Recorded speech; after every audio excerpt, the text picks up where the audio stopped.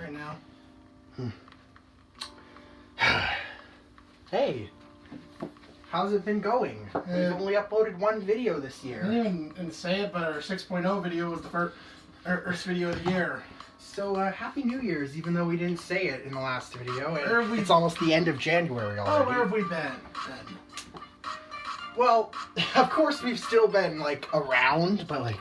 Well, we've been... we haven't made any content for a while. Sorry, yes, I know people were probably expecting another entry in the Mega Man retrospective.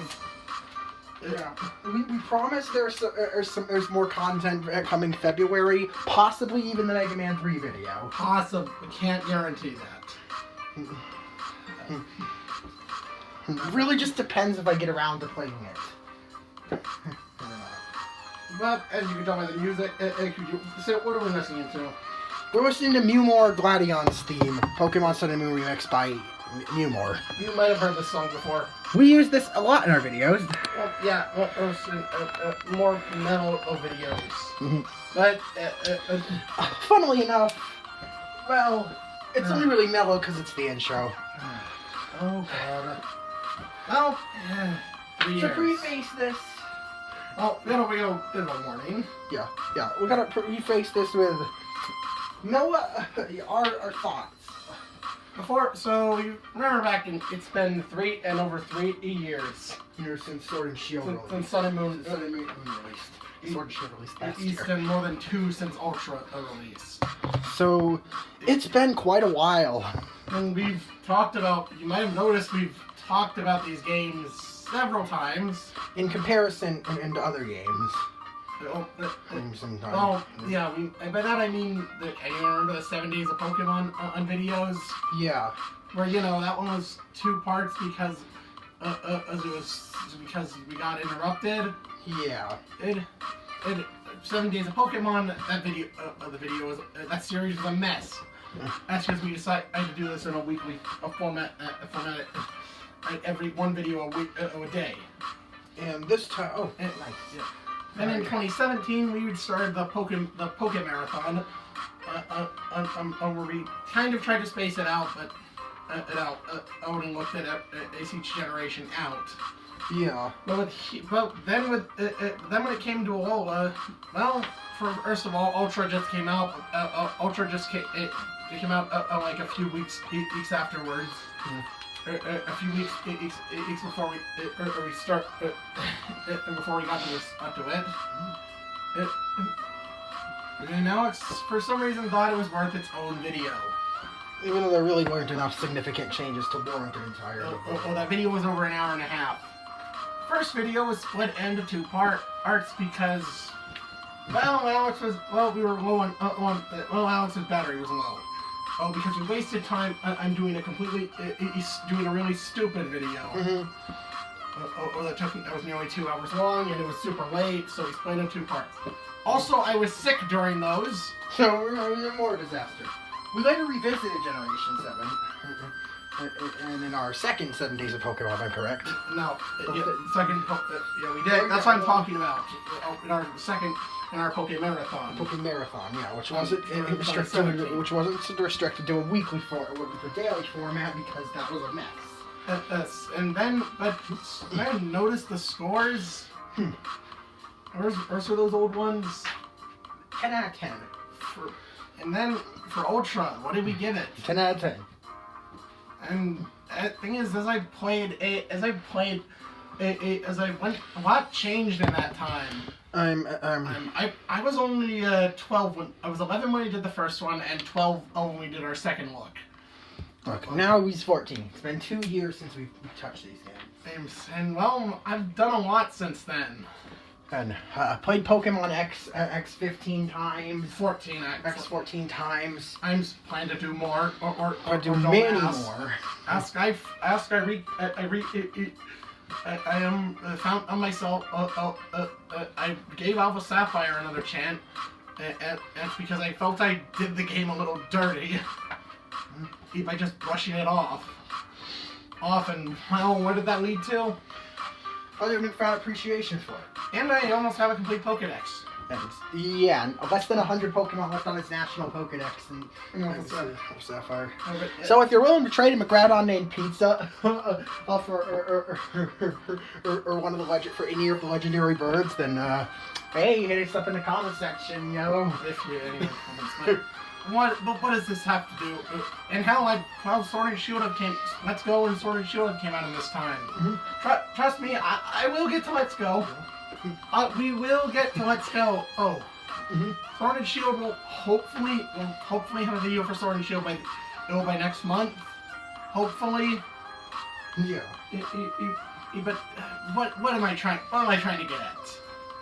It was that throughout as I was playing older games, I started questioning and started doubting myself. Because I was playing older games, I saw there was a lot wrong. And he kept finding himself comparing them to Sun and Moon. And I've heard the complaints, but tried to deflect them in the past. Yeah. But I decided, you know what? This month, I decided to play through Pokemon Moon. Originally played Sun version, so he decided to get a load of some of the Moon exclusives. Well, did I do this out of optimism? Not really. I just wanted to see if I was right to judge.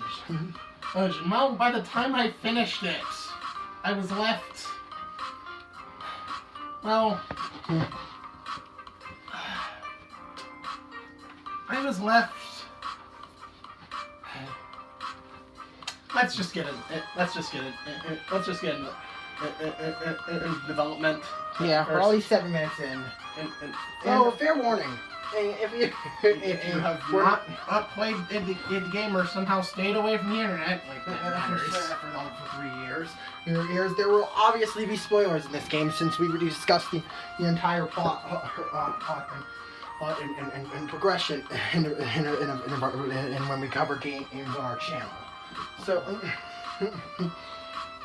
just be wary of that. And also, hey, if these are like your favorite Pokemon games, like that's cool. Or that you managed to find enjoyment in them. This video is solely our opinion, and it's not gonna be a. And I guess if you think you'd be hurt at someone like ripping the game to shreds, like, then maybe get off of the video. Yeah, we'll be spoiling this game rotten. Because yeah. I don't want to spill my beans too quickly, too fast. So let's get into development. This game,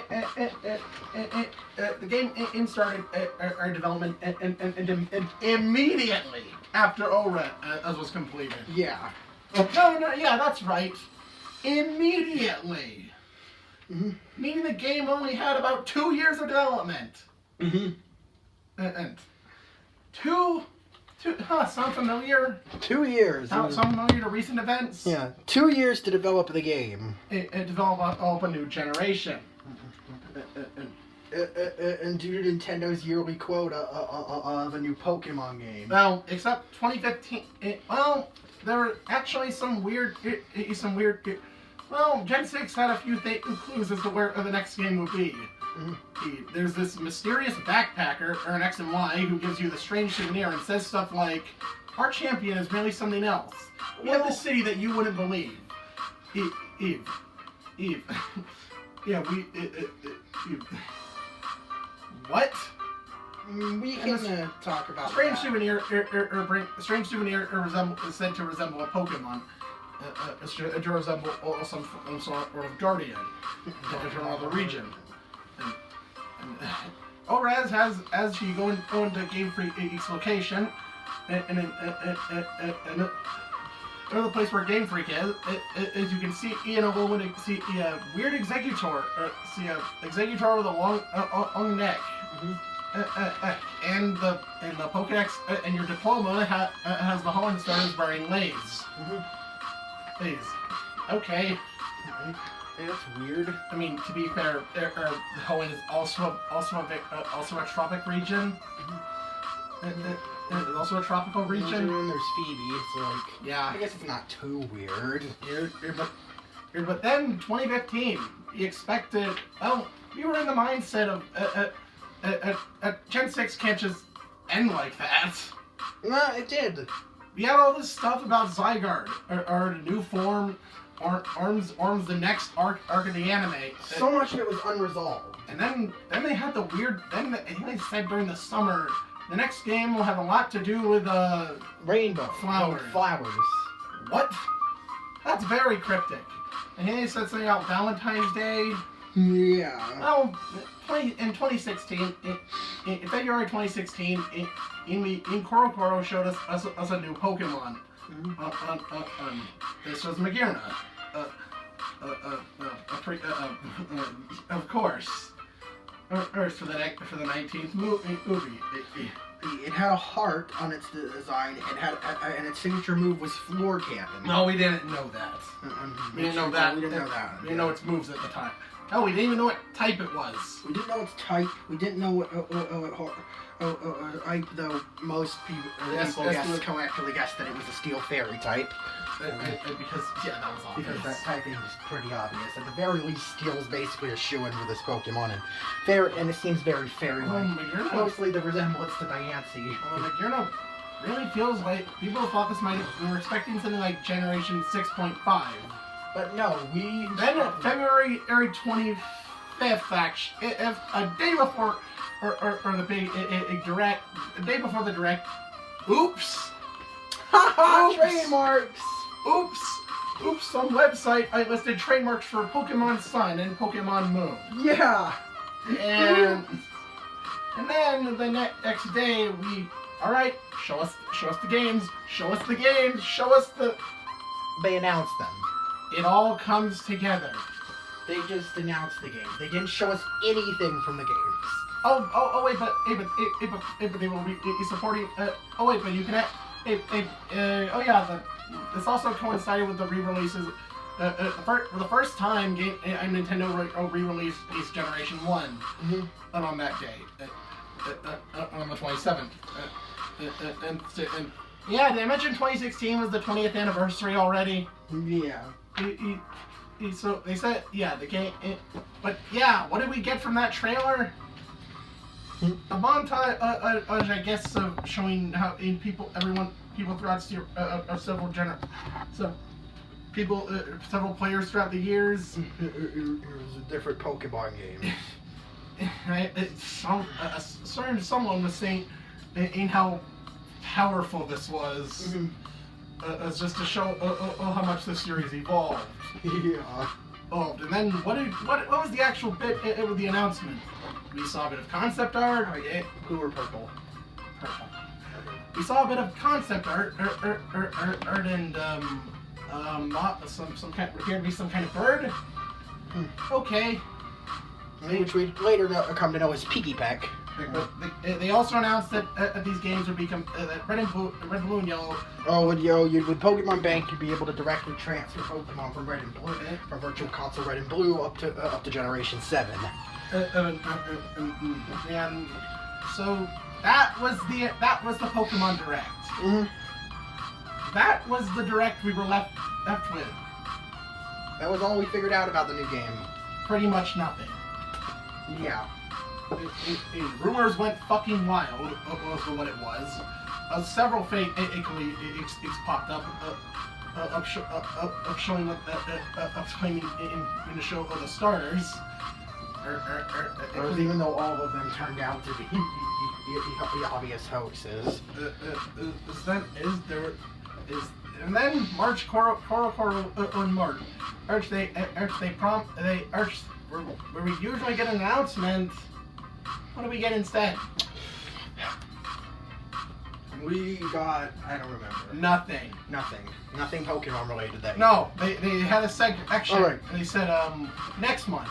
And they teased a glimpse of the box art. Yeah, they made a fake story about someone sneaking in to try to get a photograph of it, but it was super blurry because they didn't have time. Because they took a picture. I think it was the flash camera. But even though all they did was add a light effect to block out the Pokemon in the box. Yeah, it was obviously, and like I said, the story was fake. Why would they just have the box art, the boxes laying there or on the ground? Why did they just laying on a desk somewhere? Also, they apparently came in through the roof. Yeah. It was. It's totally something that legitimately happens pretty often. That legitimately happens when you're publishing for a magazine or a gaming magazine. Yeah, it's totally not something that's just a spy movie fiction. Yeah. And so then things went, and near the end of April we got name. Five trademarks. Yeah. Oh, 6. Yeah. It first started with the trademark Alola. Then we had Mokuro, Onyabi, and Ashimari. Yeah. And then Marshadow. So people I guess put together that these three trademarks were the starters. Yeah. Those 2 were the legendary, and the other 3 were legendaries. Then along came May 10th. Please don't tell me anyone remembers this part of our channel. Yeah. Comic Hype? We probably remember. We did that analysis. We finally got a look at the game. Jeez, took 3 months for that. Yup. To show us the starters. Yup. And the legendaries, when we don't get their names. Okay. Looking back, that was for a first reveal. Yeah. In the game. What? Yeah. And then on June 2nd we got another trailer with whoa, slow the fuck down. Slow the fuck down is all I could say. We got so much info just thrusted onto us. We got the legendary. We got the legendaries with no, hold on. We know the legendaries' names already, and their typings. We know the names and typings of the legendaries in the first trailer. Too. In the second trailer. The second trailer, we already know their names, typings, and abilities. We also got a few characters. The professor, the new professor, which okay, let's. The new daddy, the new himbo, the new himbo. Yeah, the internet thirsting after the professor again. And that's 3 generations in a row where the internet is thirsting after the professor. The rival. Well, your rival. Well, we'll get to you. I guess in Gen in Gen 8 they decide, I'm tired of people thirsting after the professor. Let's make the professor an old lady, so that people don't. Even though there are probably still people who are trying to thirst after Magnolia. Okay, what are we talking about? What are we talking about again?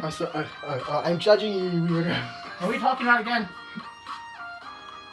The professor. Okay. In the first trailer. Then we got we'll get the rival. We'll get to you, and we'll get to you too. Yeah. Another character that they said will play a very important role. Oh, the story. Oh, they said that about the legendaries too. Oh, they did kind of. Yeah. Well, they said that. Then E3 came along the E3 where the only playable game it was Breath of the Wild. Yeah. And they still had a demonstration for Sun and Moon.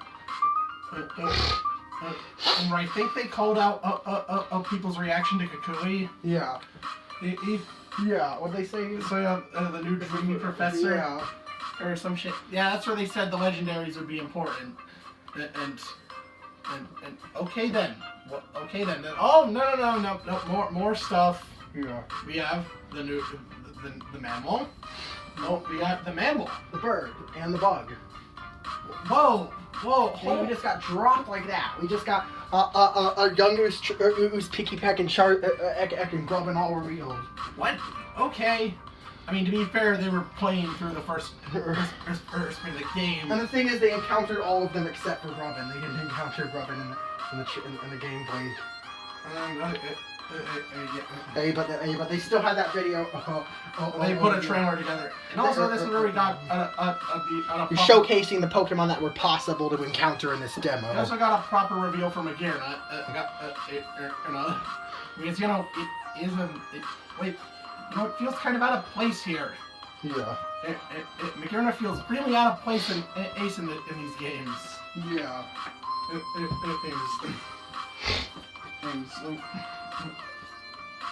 But then, it didn't stop there. But, okay. And then we got information about the Battle Royale. Oh, we'll talk about that. Then, right near the end of June, we got more! Yeah! 7 Pokemon! I'm pretty sure they were. Trampa. Alright. Charjabug and Vikavolt. Wait, hold on. Well, we got the entire bug line revealed now. Bruxish. Bruxish. Cutie Fly and Wimpod, right? No, that was the next trailer. You gotta be shitting me. And Tapu Koko. Right. Why was this revealed before pre-release? Why did they reveal the legendary we reveal this legendary, this mysterious name drop legendary? Did they really have to spoil it pre-release? Game Freak was way too trigger happy. July came along and we got more. June also gave us the reveal of Rockruff of Entomola, and they said Rockruff had a secret. No, that Koro accidentally mistranslated the. The starters had a secret. But the Rockruff, as well as the starters, have a secret. But there was a translation fail. And the translation read that they share a secret, that the 4 Pokemon share a secret. But when July came along, we got the reveal. It was of even more Pokemon. Yep. Most notable, in my opinion, being Wimpod, Wimpod, Mimikyu, Salandit, I believe. Yeah, and Beware. Also, Salandit got a separate trailer for some reason. Like this Pokemon that has no significance at all. It just got a separate trailer for some unknown reason. Okay. And then whoa, August. Yeah. August came along and we had Alolan forms. Yeah. Forms. Z moves. And in terms of Alolan forms, we got to see 3 of them up front. We got Exeggutor, Vulpix, and Sandshrew. Did we get the evolutions for them? Yeah. We got 5 of them up front. Oh my god. Alolan Exeggutor, the Alolan Vulpix line, and the Alolan Sandshrew line. Slow the fuck down.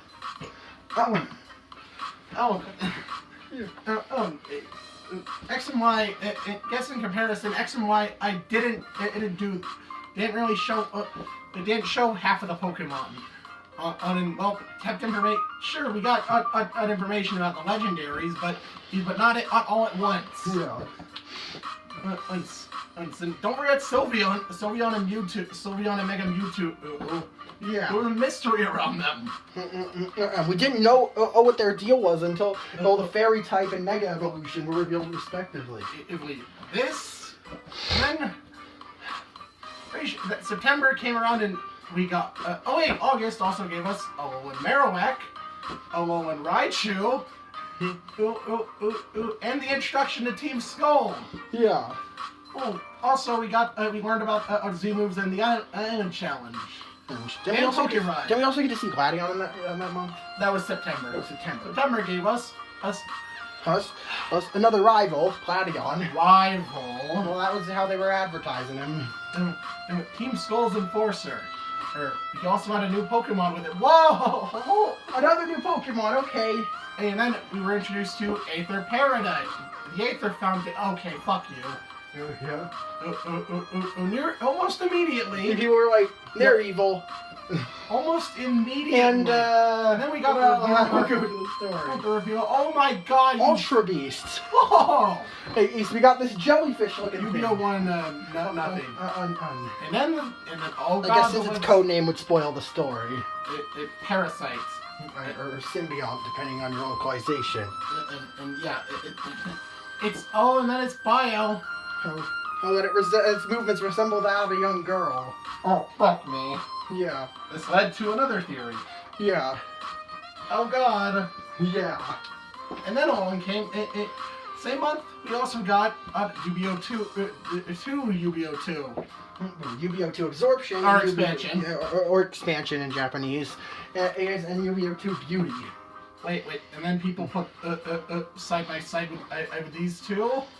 And people are like, Lily, Lusamine, and Gladion are absolutely Ultra Beasts in disguise. Look at how well the color schemes and body types match up. But how does Gladion connect to Yu-Gi-Oh! 2? They're both black and red. Oh. And I guess aggression. And then, yeah. And then, like, Gladion shakes like he's trying to hold back or something. Also, we got a turn of these reversion exclusives. Okay, spoiling the fact that you can catch them? That kind of gives away... It kind of gives away that you can catch them, because there'd be really no point in them even being version exclusive if they were just boss fights. It's because, like, it's not like in the long run you get anything after they're boss fights. And oh wait, that it didn't stop there. We also got Rockruff's Evolution. And turns out their version exclusive and have different stat spreads as in appearances depending on the version. And honestly, I don't know why they bother making Rockruff. Thinking Rockruff a 2-stage, giving Rockruff of multiple forms of its evolution. Like nobody would have batted an eye if it was just if Midday was just the only form. Then I'm pretty sure, I think that was that was it for September. October we got the Alola and Grimer line.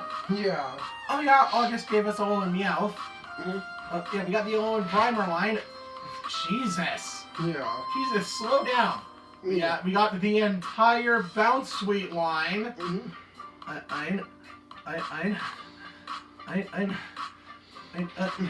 Yeah, the entire Bounce Suite line. So Valley. So Valley. We got Silvally.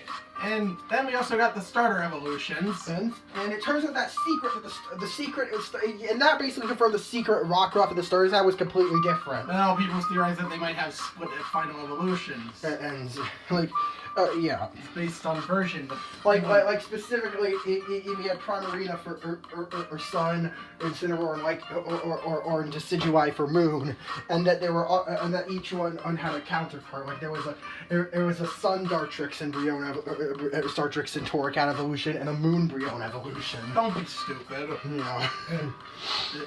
Even though that would be a really cool concept. Also, the October gave us the starter. Oh wait! Yeah. Oh wait, that was a surprise to no one. Right? Yeah. Because back in June, art of what looked like the final stage is posted online, and it quickly deleted. Yeah. And even though, by the time it was up, people were already reposting the hell out of it. People were doubting its legitimacy until the trailer revealing some of the trial captains came out, and the character Mallow looked identical to one of the characters drawn in one of the sketches for Glitten's final evolution. And which we later came to know as Incineroar. So, and, oh yeah, October also gave us the special demo. Which, what was the offering? What was the offering? You get Ash Greninja for the demo. What? Yeah. What? I kind of made a prediction that would happen. That would be the demo? No, that it would be in the game somehow. And it turns out it's what you get for playing the demo version. Also, the demo, of course. Yeah. Couldn't hide anything.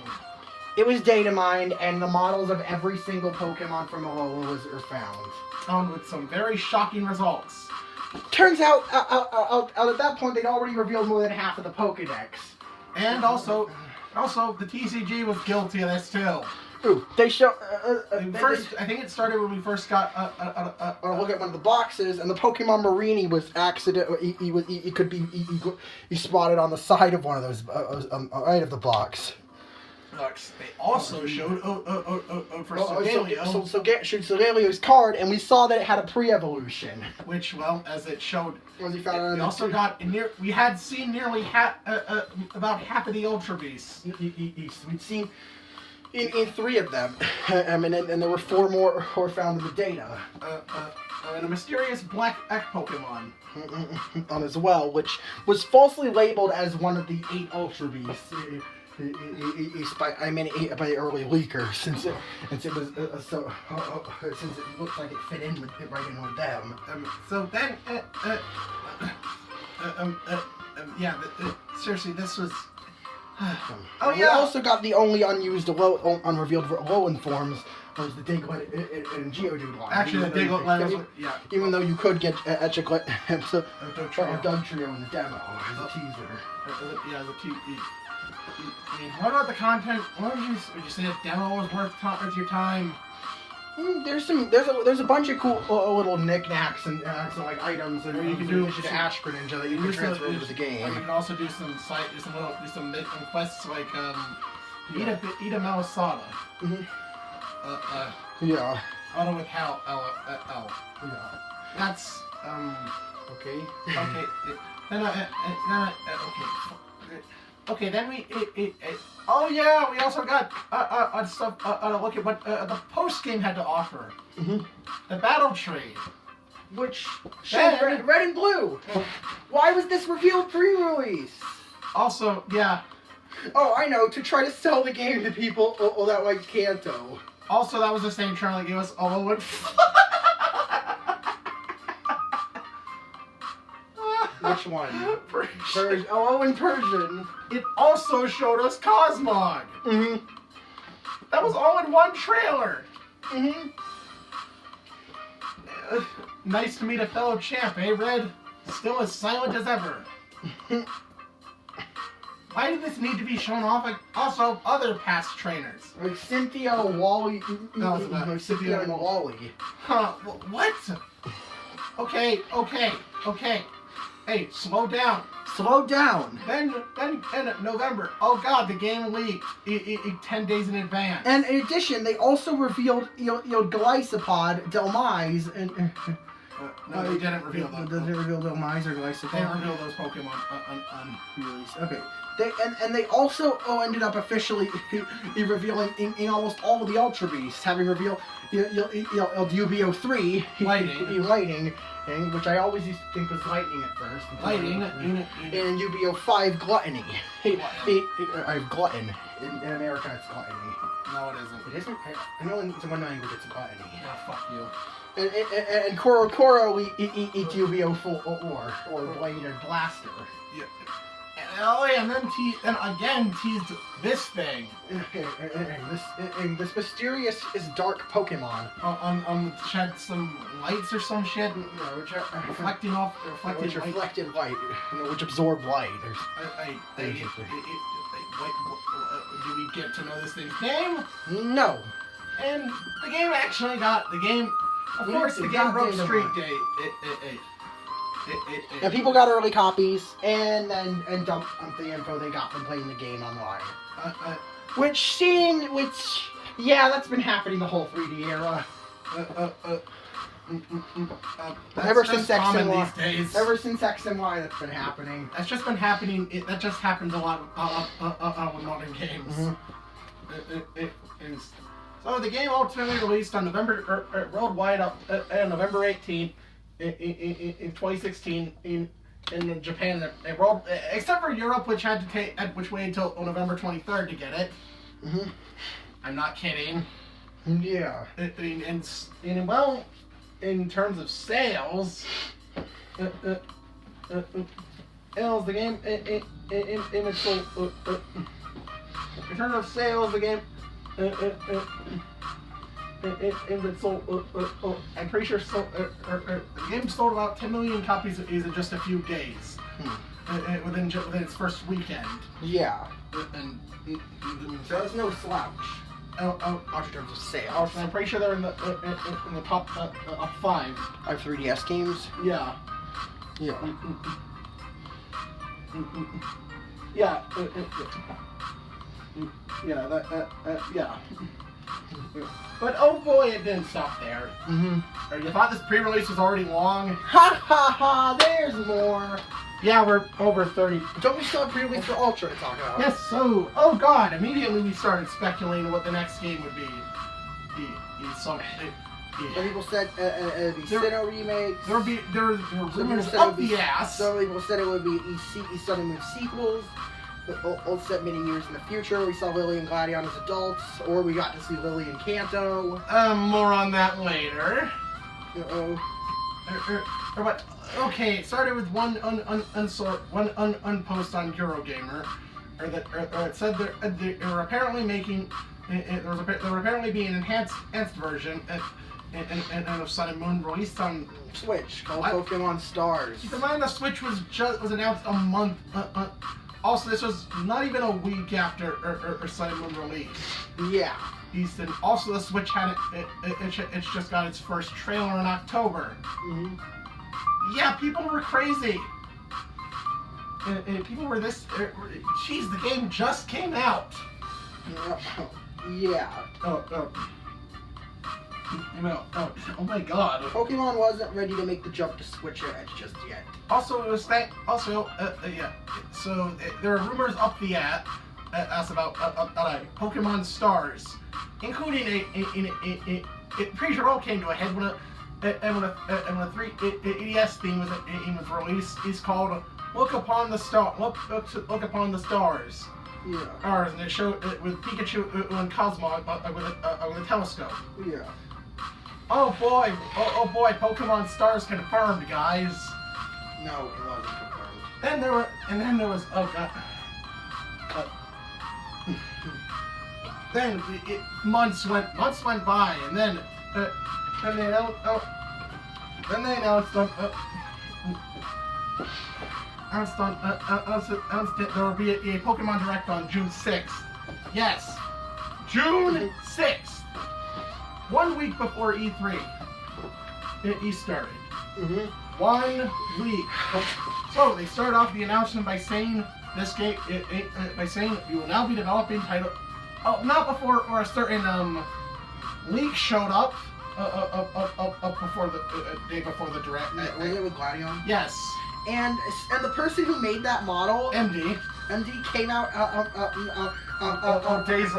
few days later, and called people stupid, and got mad at the person who posted that claiming it was a leak because, hey, you didn't even ask permission. That's not a cool thing to do. You said you saw that fan art before? Yeah, and I was like, wait a minute, I think I've seen that before.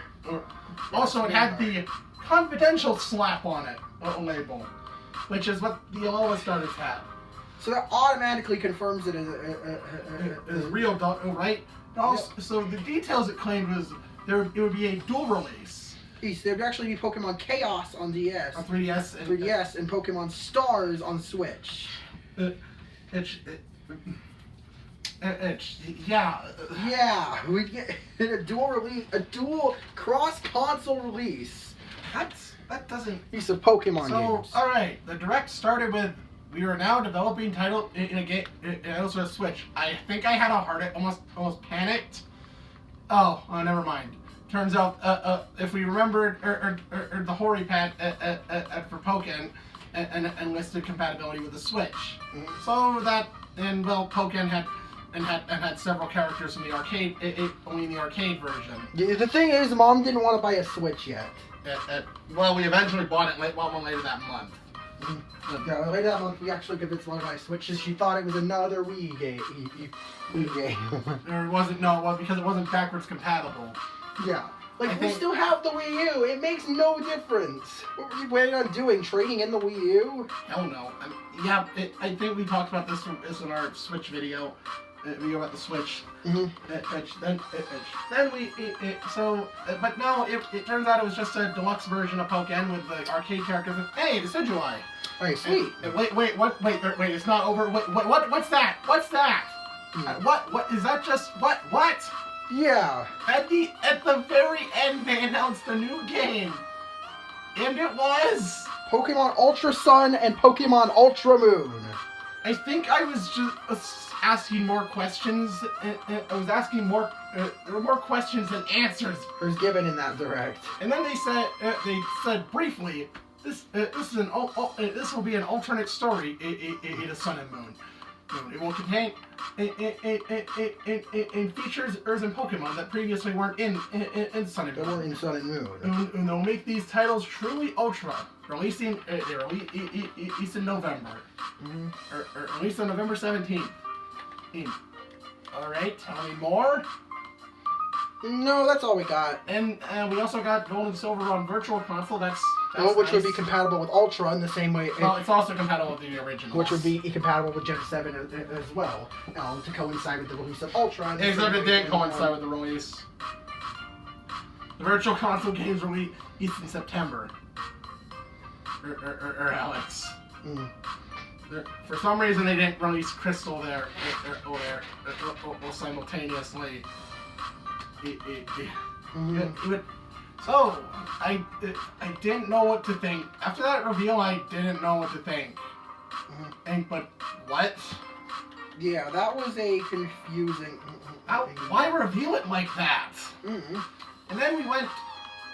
I kid you not, 2 months without any info on the games. Oh yeah, started with August where we suddenly got the anime. It gave us showed us that the anime it revealed a new form of Lycanroc. What? Why are we getting a new Lycanroc? And yeah, this was called Dusk form. Wait, so does that mean there would be a Dawn form? No. Dusk means twilight in Japan. Even though we got Dusk Mane and Dawn Wings and Necrozma. August came, later that month, later in August, we finally got our first trailer for the game, and what? Yeah. Explain! Mm-hmm. Hey, wait, was that Lieutenant Surge's gym? Yeah, what the hell is going on in this trailer? Or was that a Rockruff following you? Yeah, no, it was just something from the overworld. The trailer raised too many questions. People were still under the assumption that it was a sequel. Oh, because they didn't stress enough that it was an alternate story. I'm pretty sure they were saying things will be different. Things will be different. September we got more stuff. Mm-hmm. Including new, first taste of different new Pokemon, new Ultra Beasts. These were UB Burst and UB Assembly. No numbers. No numbers. What? Wow. And they told, and we learned also learned about Necrozma's new forms. Where it fuses with Solgaleo or Lunala. Oh no. What? Wait a minute. Wait, I swear I've heard that before. Oh, we'll get to you. We'll get to you. Yeah. So, and they also revealed that, Dusk Mane and Dawn Wings. Yup. Wait, but there's only a Dusk Lycanroc. And then, apparently depending on your version, in Ultra Sun, that special Rockruff will have a Fire Fang. In Ultra Moon, it has Thunder Fang. You looked at that as proof. Why the hell did they give it different moves? I don't know. Well, then October came along. September. This game's pre-release was wild. Ultra poster. This one. This ad right here. I can't do it. I'm not bringing boss. Oh. This poster right here. What about it? This showed something that it's clearly at the top we saw a four mysterious figure near a portal. with art of everyone else. Remember the other story characters from the first game, or Sun and Moon. This implied, currently implied a new threat. There was a new threat at this time around. Then we didn't wait. Then about a month later, we learned about the Ultra Recon Squad. Who are these guys? You're not gonna tell us who they are? They're these people from another dimension. And hey, explore Ultra Megalopolis. In the final game, it was just a straight line dungeon and with a boss fight. It was just a boss arena. With a gift Pokemon in it. Also, we got the typings of the new Ultra Beast. What? Your Fire Ghost, Ghost and Rock Steel. Even though, ironically, despite being advertised as a wall, Rock Steel's a horrible type defensively. He has 2 quad weaknesses. Okay, just... Jeez, if you're gonna tell us their types, you might as well just give us their... No, they were tight-lipped about the names for some reason. We even saw the UB Burst fucking signature move. Ooh, mind blown. My mind is blown at how they've revealed everything about these Pokemon except for their names. Oh, but that didn't stop them used by the Ultra Recon Squad. It was a new one. UB Sticky. No, Adhesive. No, Adhesive. Sticky was the Japanese one. His name. Yeah, UB Adhesive. It was a poison type. Just tell us the names, God. What was the point of that? Yeah, what's the point of any of this? Why? It's just for the. We say to tell us the types of the Ultra Beast and Sun and Moon. Because they wanted to keep it a surprise that you could catch them, even though the fact that they were version exclusive gave that away. Then, October also revealed. You're shitting me. What it revealed? The post game. Team Rainbow Rocket. First off, that's got to be that's a really stupid name. And who's gonna take Team Rainbow Rocket seriously? And second, they showed us that it consists of leaders from past teams, from alternate realities where the protagonist didn't exist. Yes, and they succeeded in what they wanted. What? Of course, led by Giovanni. Because it's got to be led by Giovanni. Right. Okay, but how will this affect the story? No, they're a post-game side quest. Yeah, they're the post-game episode. And then and they reveal really What? you can catch almost every legendary. Oh my God, this was already done on an Oh yeah, they just did this. It's not even. Did that 3 years ago. Why are they doing it again? And oh yeah, it's just a plague now, isn't it? Yup. Sword and Shield's expansion pass will us will be doing this. That's right. Yeah. I don't get it. I don't get it. They really can't keep from doing this. So they don't get why. Alright, we have plenty of games where you can catch every legendary. Why do you have to do also, this it's not game? every legendary. Also, the way they handled it was just beyond stupid. And I didn't even mention. And Tan and Raikou were version exclusives. It was, and if you got them both, you could catch Suicune. We don't need more of that bullshit. That's already annoying. And this plague started with Tornadus and Thundurus in Black and White. No, it started with Gen 4. It started with Gen 4, where we had to trade over for another legendary to catch one. Regigigas. Oh, Regigigas, right. It's the original king of that. Yeah, that was cross-generation. It was a generational bonus for transferring from Gen 3. It wasn't like you need to trade with someone with the opposite version to catch all the legendaries in your version. In addition to having them in your party, originally the Reggies were the only Pokemon that required you to have specific other Pokemon in your party. Overheads really went overboard with that. At the very least, I believe Sun Eve Ultra didn't require you having the other Pokemon in your party. No, they did. No, they did. Yeah. In more cases than one. Yeah. Such as Trio Masters. Like, Regigigas required you to have all 3 Reggies in your party, just like in Black 2 and White 2 and Platinum.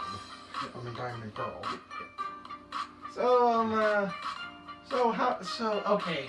That was I mean, I didn't even mention. So the game's released on November 17th worldwide. Everywhere this time. I'm not a week delay for Europe. How did the games perform? 8.5 million. Sun and Moon sold 16.1 million. Left or right?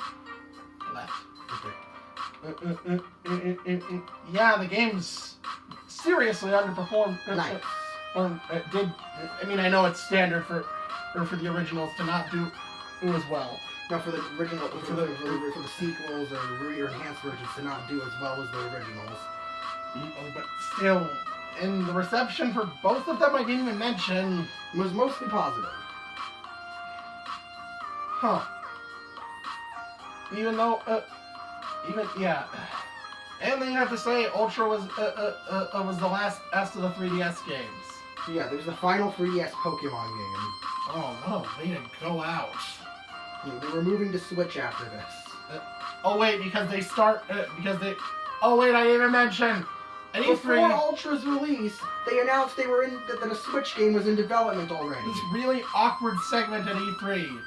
Because people were pissed that they didn't move to the Switch after Sun and Moon, and they had to reassure them that they had a game in the works for the Switch, which made people not care about Ultra because they were like, fuck the 3DS, we want to play that Switch game that you just mentioned to us.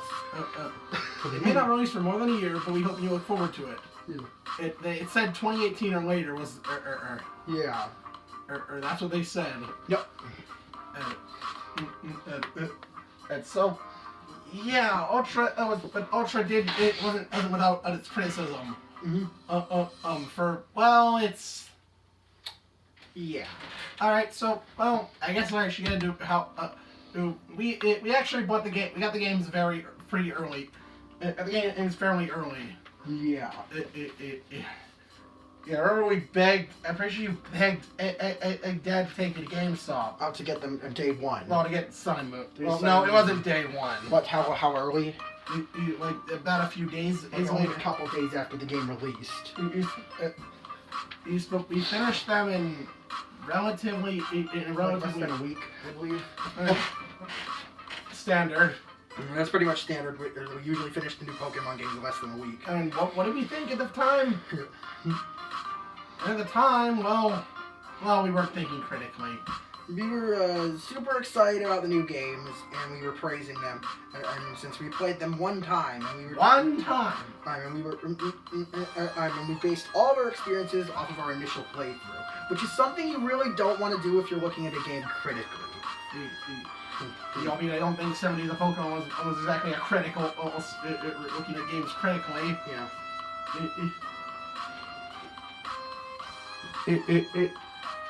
Ultra came out, and well, we also did. We got at Ultra shortly after they released. Is to finish them relatively in just a week, right? Mm-hmm. However, I'm pretty sure I was game too far ahead without Ed from Alex, and he was starting. So I took some time off, took a few days off for him to catch up, and then apparently he got too far ahead, and it finished the game before I did. That still happens. That even happened recently. Mainly because I want to see all the story stuff myself, since I'm more of a person who cares about story. I guess that's the benefit of us not having two systems to play it on. Since we don't have to worry about racing each other. Only really matters if I could probably play when he's not in the room. Yeah, okay. I know, we've spent nearly an hour on this. We're on pre-release alone. So the pre-release was a mess. It was awful. It was a really, really big headache. Sun and Moon's problem was it showed way too much. Ultra's problem was that it didn't give us enough information about what these games entailed. Or what was different. Or why we should even buy these games. Let's Go kind of had this problem too. But, like, we knew we were getting Kanto remakes. Like, that wasn't as big of a deal. Here it was more unclear what the deal with these games was. What the deal with these games? Are we finally ready? Yep. 54 minutes in and we're finally ready to start talking about the actual games. Sorry. Oh, God. Again, spoiler warning, this is our opinion. You have been warned. Click away now. All that. We good? You ready to hear some opinions? So the game starts up with... You're on a video call with the professor. Look at this. Oh, lip flapping with no voice acting. I love that. Yeah, he's pretty much saying, just pretty much the usual banter about, welcome on the road of Pokemon and shit. And are you excited to move to Alola? No. Well, we were. Well, you can choose your, you have more options for your skin tone. Yeah. 4 as opposed to X and Y's 3. We still need a customization slider in Pokemon. Yeah, we need a skin slider. We need skin tone and eye color sliders. Like, I guess maybe don't let people have neon green skin. I mean, from lightest to darkest. But like, I maybe stick with like the like have a scale of possible human skin tone. Yeah, and so okay, I guess we should talk about the protagonists. Mm-hmm. This time around, we have our protagonists are Elio and Celine.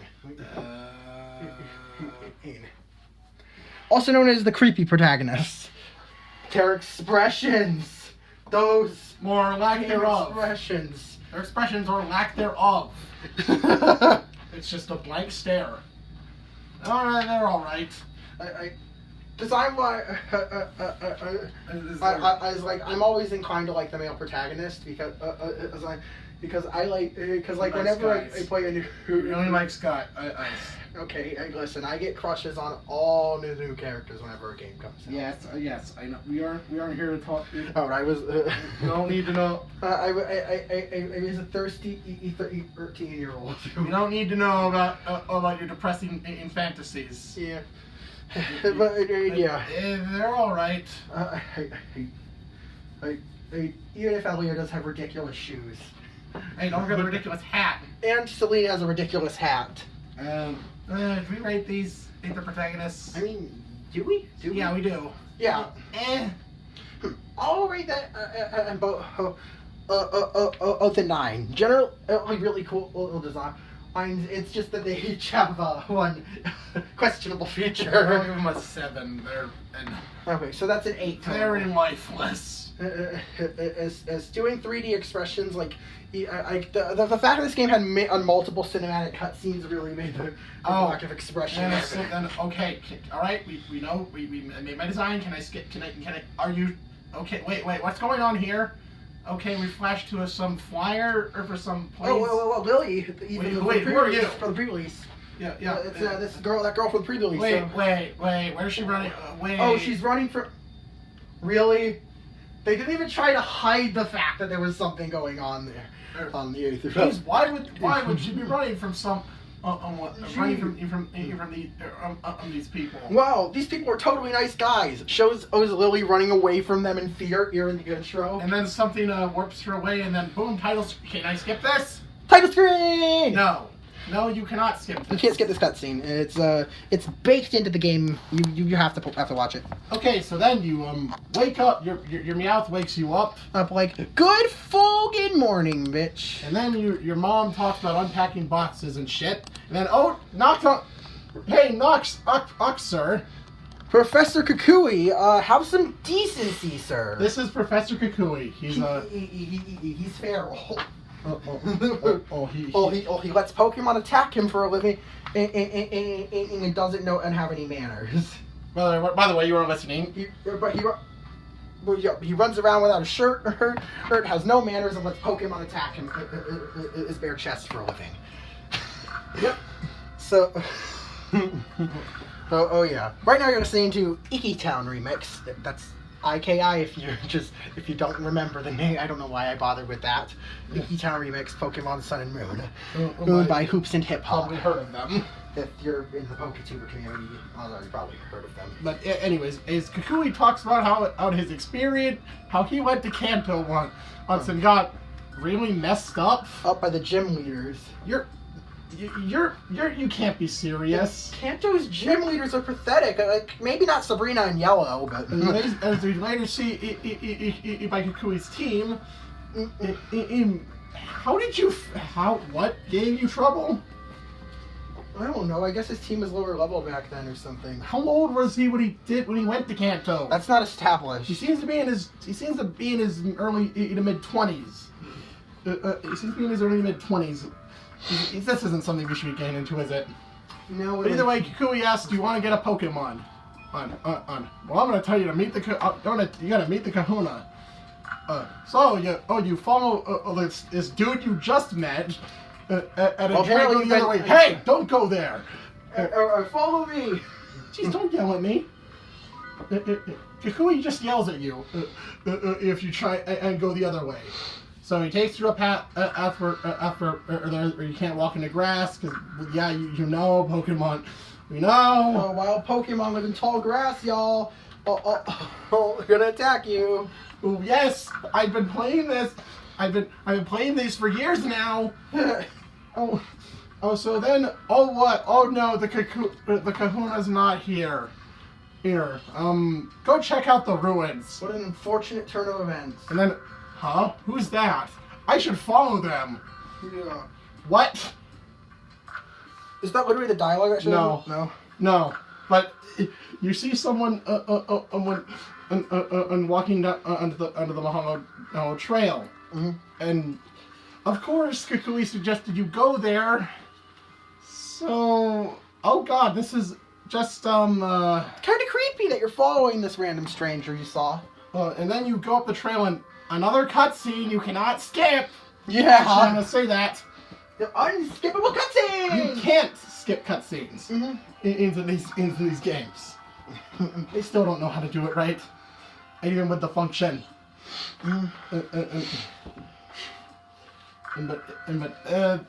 Hello, person. I just quick save my pair of testicles. Well, see, yeah. Or I'm sorry, as you call it, Nebby. Huh? Wait. I don't have a Pokemon. I don't know you. I should just. No, your character jumps in and protects it from these Spearows. And why couldn't you just grab it and run? Your character stays there blocking them from the Spearows instead of trying to get them out of the way. Oh my god, just grab the thing and run. But nope, Cosmog, this Nebby freaks. This Nebby Pokemon explodes. But oh no, you're almost dead. Oh well, there's Tapu Koko. Yeah, I'm saying this weird this tribal chicken thing. It just stares at you and leaves. Okay, and then thank you. Are you the Kahuna? No. No, I'm not gonna tell you who I am. Am just yet. But thank you. Oh jeez, really? Hold on, what? I have several questions into that entire part. Why did any of that happen? Why did you just follow that girl? And why did you have to be the one to save this Pokemon? And then when you go down the trail, never mind, the Kahuna's right here. Turns out you just had to wait for him to get back. Okay. Hey, Kahuna, I almost died. You met the Guardian? I am here. I am here. Damn it! And this is Hala. It's Kahuna Mite. I mean Hala. Yeah. This is all my Hala. Hala Mite. Fuck. Damn it! I can't. So he talks that you were saved by the AR Guardian, and also you were handed some stone that this girl you just met assumed belonged to you. Yeah. And then you're introduced to who's to the stranger, or you helped. Mm-hmm. This is Lily. Oh God. Oh God. When Noah was younger, he was obsessed with Lily. Lily was Noah's waifu. Shut up. She was my profile on Facebook for a while. Yeah. And then my dad noticed that I was a girl, and I changed it. And I promptly changed it to something else. Mm-hmm.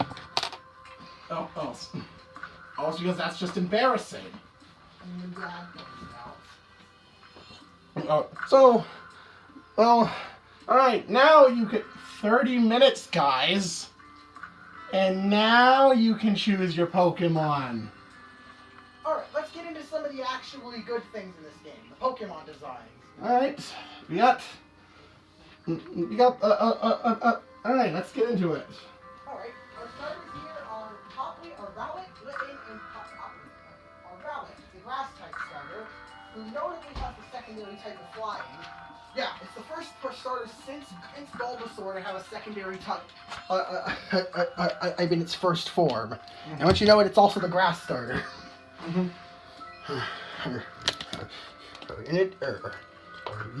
It's an owl Pokemon that likes to fire off arrows. And it can rotate its head. Of feathers, and can rotate its head at 180 degrees.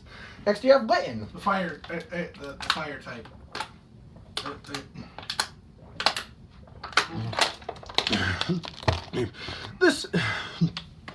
This flame-covered feline. This flame-bending feline. And has fur coated in an oil very similar to gasoline. It licks in order to effectively breathe fire. It licks up balls of its own hair, and it ignites them with a flame sack in its cheeks, which it then spits at its opponent and has a fought in the form of a fireball. Okay. And Poplio. Poplio. The water type Pokemon. This little seal eel dog. This water pupper. This water pupper. Kind of like it's supposed to. It's a seal, but it has a few dog-like aspects to it too. Who loves nothing more than to entertain people. And can often be seen in balancing in self-made water bubbles on its bright red nose. He is entertainer. Yes. So, and their evolution, as for their evolution...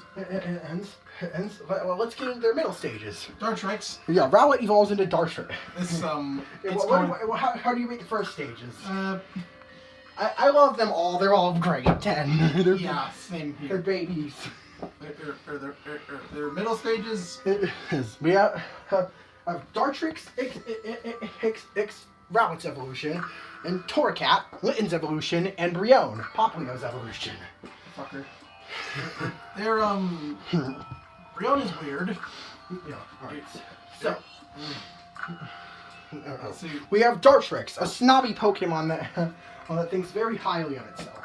Okay. It's going through a phase. Yeah, it has... regardless of its... regardless of its demeanor, it's very skilled. It has a very keen sense of accuracy. You can snipe a target with one of its feather bullets from astounding differences. Distances. For astounding distances. It's said that if a trainer that if your Rowlet shows its true feelings around you, then it truly trusts you.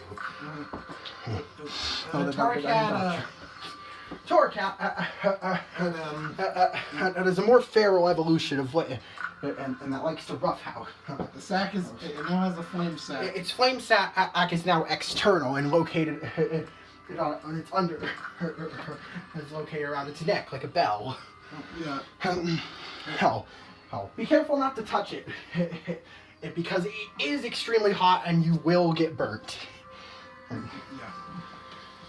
And Brion is Brion likes to sit and dance in addition to its previous antics as a Poplio.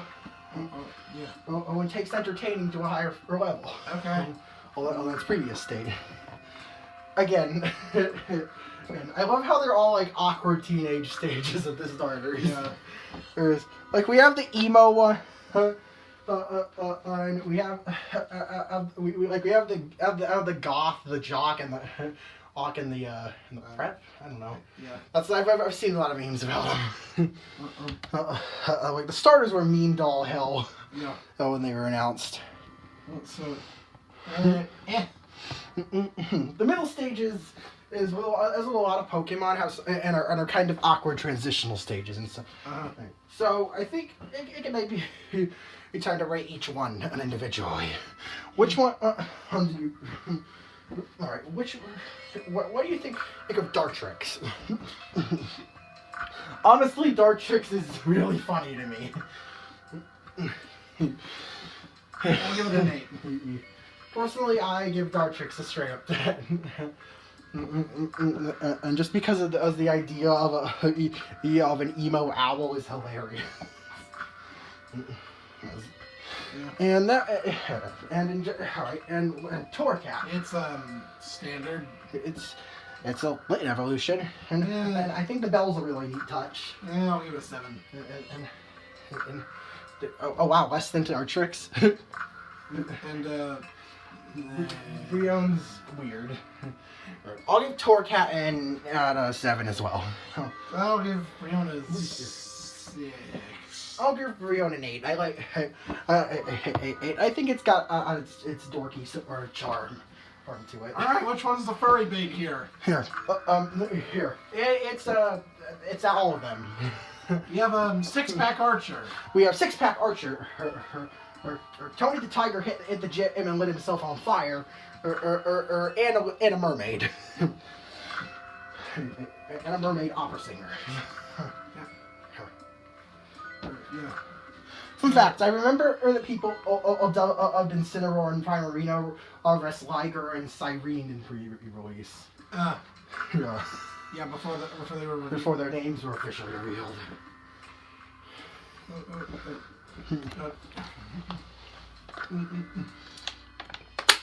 So the three of them.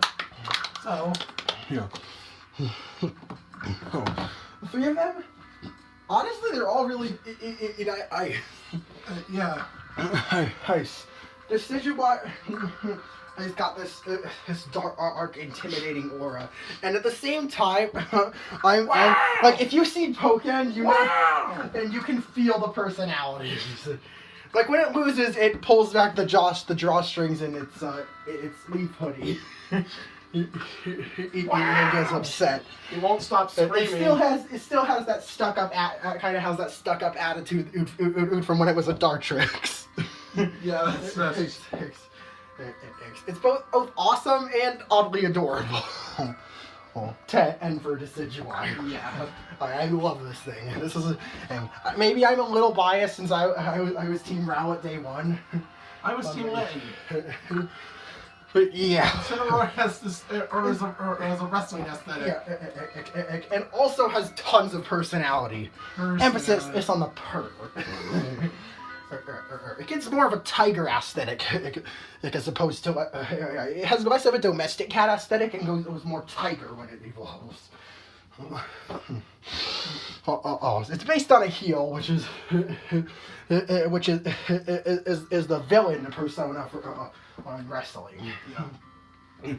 And Incineroar is known to fight dirty, and he loves when the crowd boos it. But it does genuinely like its fan base.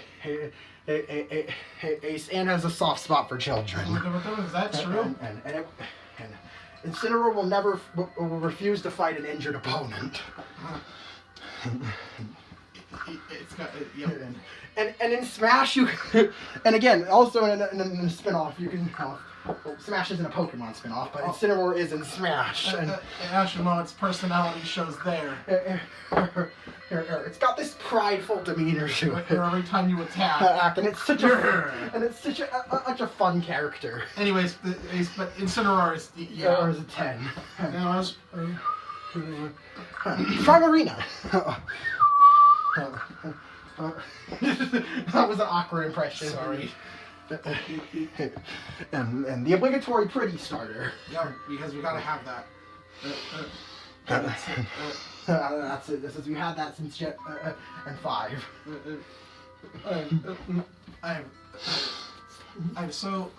Primarina is how do you describe that? Well, it's basically a seal mermaid. Yeah. Yeah. It's a lot of its lore revolves around its singing voice, and it's said that by adjusting the pitch of its voice, it can control the flow of water. Marine, is I believe there was something about it how guiding ships to shore or something. Yeah. By calling out to them, so kind of like a benevolent siren. Yeah. And it gets the attention of sailors with its voice, but instead of eating them, it helps guide them towards shore. Yeah. Yeah, Primarina has got a cool inspiration. I actually used a really nice design. Actually used a Primarina in my playthrough. In his most recent playthrough. And he was arguably one of the stars of the team. Uh-huh. Yeah, so, yeah, I'll also give Primarina a 10. Yeah. As usual, I love all of the starters. So actually, it's actually a little before this where you get your starter in Ultra. Right before or you enter the grass. Yeah. And as a result, they actually allow you to battle Spearow in Ultra. Also, in the intro cutscene, instead of 2 Aether employees, these these two weirdos. Who? It's 2 members of the squad. Oh, which squad? Oh, the Ultra Recon squad. Yeah. Oh, chasing Lily. Yeah. Isn't it the 2 from your version? Yeah. Yeah. So yeah. Okay. Is that okay? We're good. All right. Okay. Fuck me. We're an hour into this. So we haven't even left the first island. Oh, trust me. This isn't going to turn to What If X and Y had sequels. Well, we have a structure here. It's just that we have a lot of stuff to cover. Instead of starring and mumbling like dumbasses. Well, that's generally my formula. Now, this is also a bit where Ultra changes. Is you meet? Wait, hey, battle me. Yeah, Hal. Who are you? You meet Hal right here in Ultra. Well, before you actually go up to Iki Town. Oh yeah, you meet Hal before Iki Town in Ultra.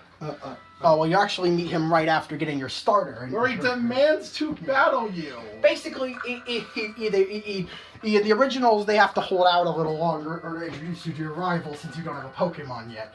But they're able to push that in sooner in Ultra. And oh my god, this is. Please tell me this isn't how you're always. Yeah, he's super excitable.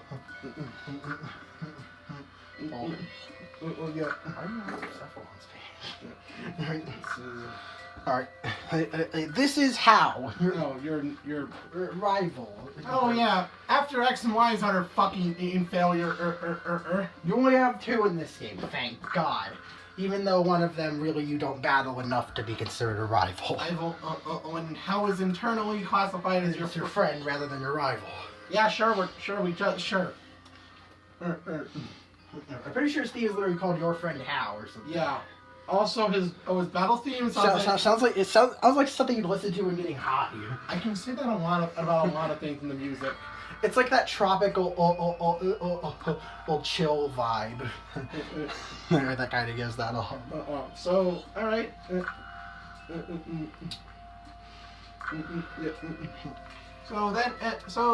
You battle Hal, and he chooses to start with a disadvantage. Edge. It talks about how intense that. Oh wait, I gotta bring up before you battle. Yeah. I don't like battle. I'm not a fan of Pokemon battles, but I'll watch. Okay. We have the most pointless is plot point in the game, which isn't even a plot point. It's just this bizarre character trait Lily has. Yep. She doesn't like Pokemon battles because she doesn't like watching Pokemon get hurt. Oh, huh. I wonder where I've heard that before. And Yeah. But she says she'll watch anyways for you. And the thing Just is, for you. But the thing is, Lily's whole character arc is about her growing as a person and becoming braver. Okay, They could have just used the excuse. Yeah, and I guess they're trying to use this to explain why she didn't try to fight off Spear herself because she didn't want to hurt them. But they could have easily just said she was, and she's too scared to battle. Which would fit more with her character. Instead of this plot point, they do literally nothing with. They do nothing with. So, anyways, Hal thought that was intense. And so even though you just kicked his ass. Yeah. Yes. Oh boy. Yeah. So the next day, well, in Ultra, this is where you would get your Island Challenge amulet. Yeah. Well, the next day, Mm-hmm. So the next day, Kukui's Jesus. Ah! He bars in your house again. And it says, hey, we're gonna take you to the you come to the festival. Oh, like Jesus, chill out, Professor. Or I just got here. This guy needs to calm the hell down. I just got Also, here. we need to rate the Professor. Himbo. He is a... Kukui's a well-natured dude. He means well, but like he doesn't have manners, and like honestly, Kukui's an icon. He's not really the brightest. I give Kukui a 10. This guy is great. He's like the most chaotic professor. Like he gives off he's like chaotic, but like in a different way from Professor Elm or Professor Perch. Yeah. So alright, so Kukui then and again yells at you to go this way. He's also kind of pushy. So and shows you, oh my god, I've been playing this. Yeah, what does he show you again? I've been playing these games for years now. Well, he shows you how to catch a Pokemon again. Oh my god. Listen, he should just ask you if you know how to catch a Pokemon. We don't need to see this. And like, I swear. I get that this is that obviously any Pokemon game is gonna be someone's introduction to the franchise, but at least give at least for the veterans, give the option to skip the tutorials. Sword and Shield got this right. There's minimal. You caught one Pokemon on the catch. If you catch a Pokemon before or the catching tutorial, they automatically skip the catching tutorial. Besides, who wants to see someone throw a Pokeball at full health? I swear. Or so. Doesn't Leon even send out a Pokemon? No, he doesn't. Yeah. Does he? Yeah, he does. Leon, literally, Leon sends out a Pokemon and doesn't even have it do anything. He just throws a Pokeball at the start of the battle. Okay, anyways, this is where you meet some more new Pokemon. Yeah.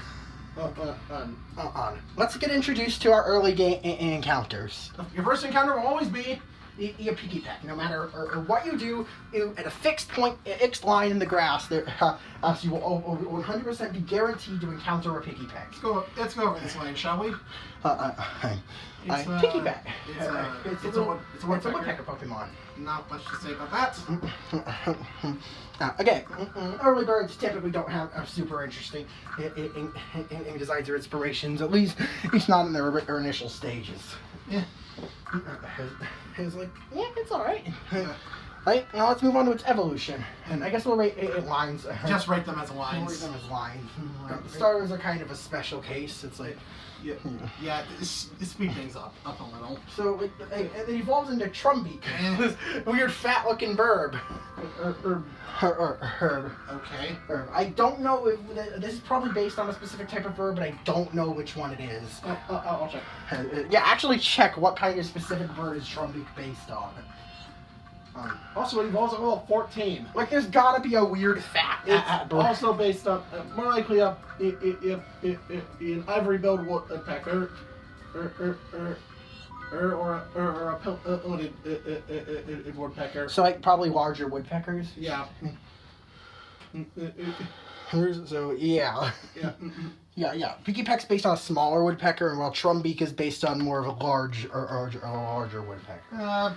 They should completely drop the woodpecker inspiration in the final evolution. 28. Yeah, these birds evolve really fast. At level 28, you get toucanon. And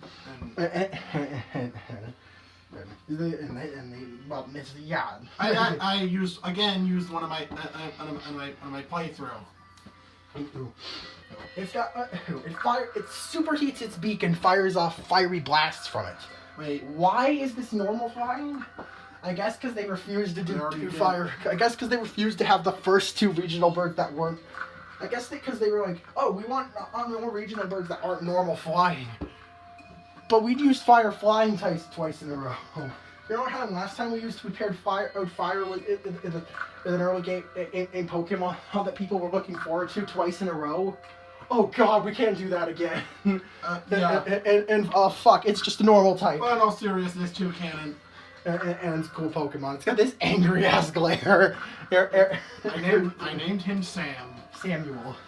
Because, Toucan Sam. Follow your nose for the fruity taste that shows. Follow your nose. Oh god, his nose is gonna blow! Oh, yeah, it has a move called Beak Blast, which charges up at the start of the turn. First turn. And if your opponent makes contact with you during the turn, they get burnt. At the end of the turn, you fire off the move.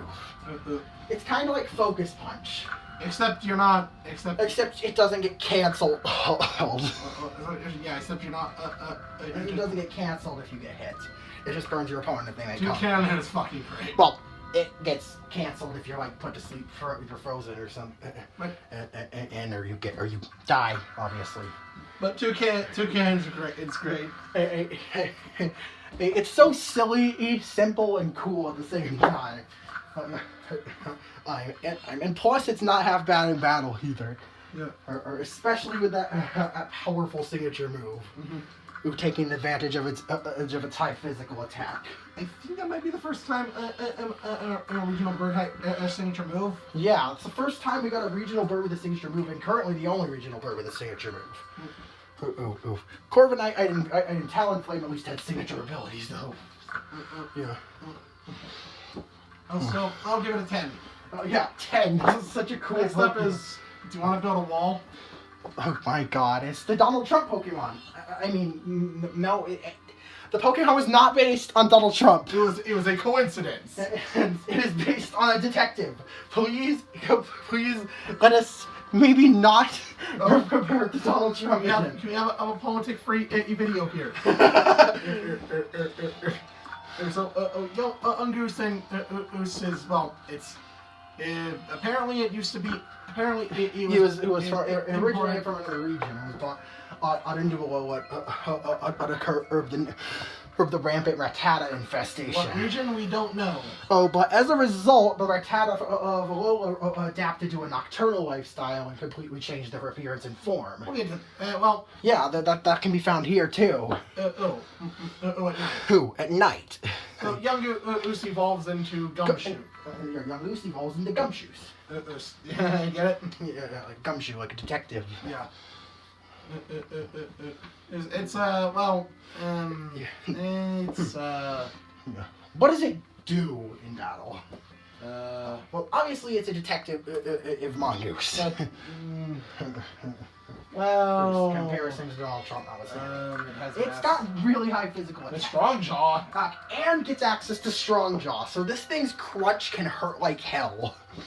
I guess this was the time where they tried to actually make animals kind of better. But again, they were kind of limited in how high the stats could go, so most of his other stats are pretty trash. Almost 20 during the day. At the very least, it's got a cool design, and they at least tried to make it usable. So, unlike Diggersby, which was practically useless without a ability. It was useless unless you got one with its hidden ability. Jesus. So would you rate it? I think it's a really neat Pokemon. Obviously, not one of my favorites, but Like it's got a neat design, cool inspiration, and I like the detective. I like the hardened detective versus the mob, the gangster mob boss. Us counterpart deal it's got going on with Alola and Raticate. So, yeah, I'll give this one a 9. Yeah. It's not perfect, but it's still a really cool Pokemon. Let's talk about the other the said regional variant. This was something new. Alola and Rattata and Raticate. Well, Alola and Rattata is this. why? Why? No, stop with Waluigi jokes.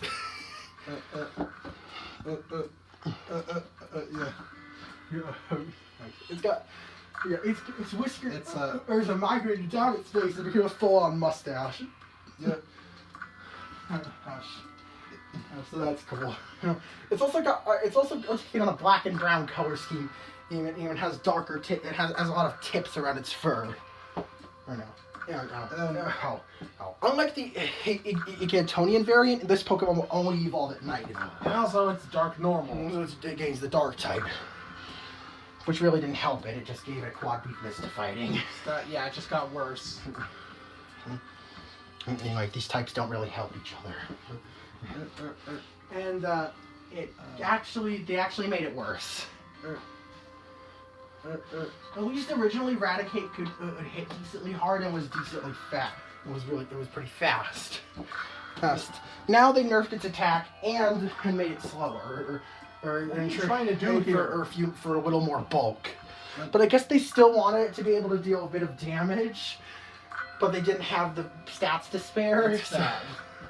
So they just kind of ended up with a really average Pokemon. Fat is its hidden ability. One that has notably bad special attack. Yeah, it gains weakness, a 4 times weakness to fighting, weakness to fairy and bug. Yeah. In terms of in battle, this is actively worse than the original Raticate. But in terms of design, I love it. It's silly looking. Fat. It's the fat rat, guys. Yeah. Nice. So when's he gonna start composing in music for me? Where'd you rate it? 10, and it's so goofy looking. I'll give it an 8. So that's a 9.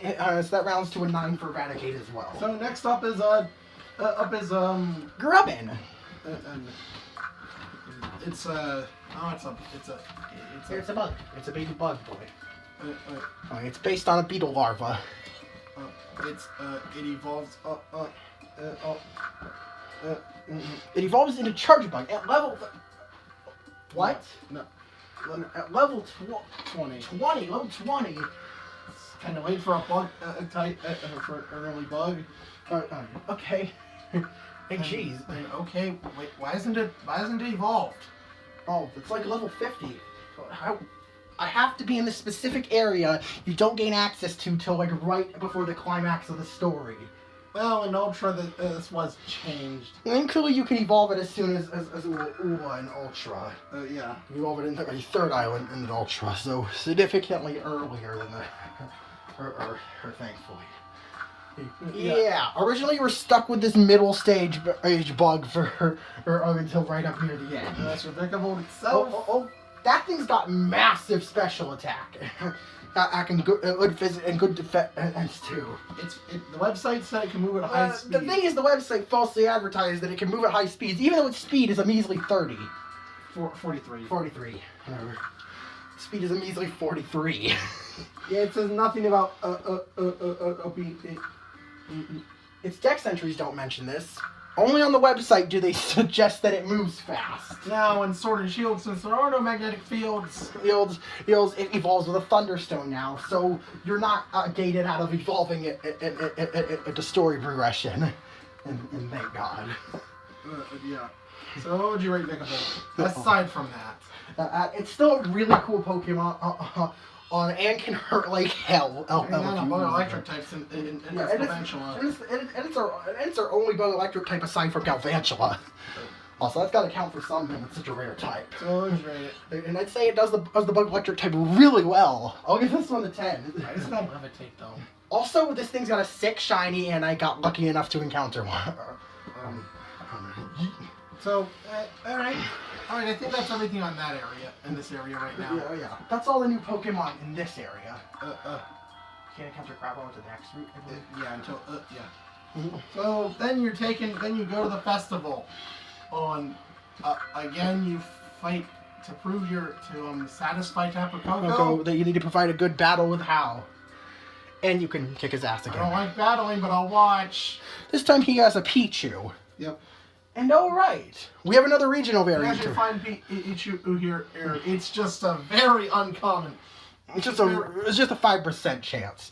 And only in the patch of grass closest to Iki Town. Also, of course, the mascot had to get something.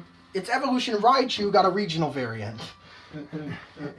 And no special conditions to evolve at this time. Just give it a Thunderstone. As long as it's in Alola, it'll evolve into Alolan Raichu regardless. Yep. Interestingly enough, there doesn't seem to be any sort of logical explanation as to why Raichu evolved like this in Alola. It's a surfer. Psychic powers. They just referenced it's the Pikahuna, right? Yes. That's what it was called. Amber Puka.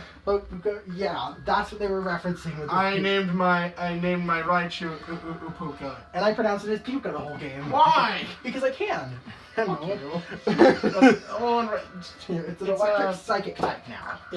Don't worry, it learns psychic upon evolution. Yeah. And it has basically the same stat spread as Raichu. Except more emphasis on trades a bit of its special attack for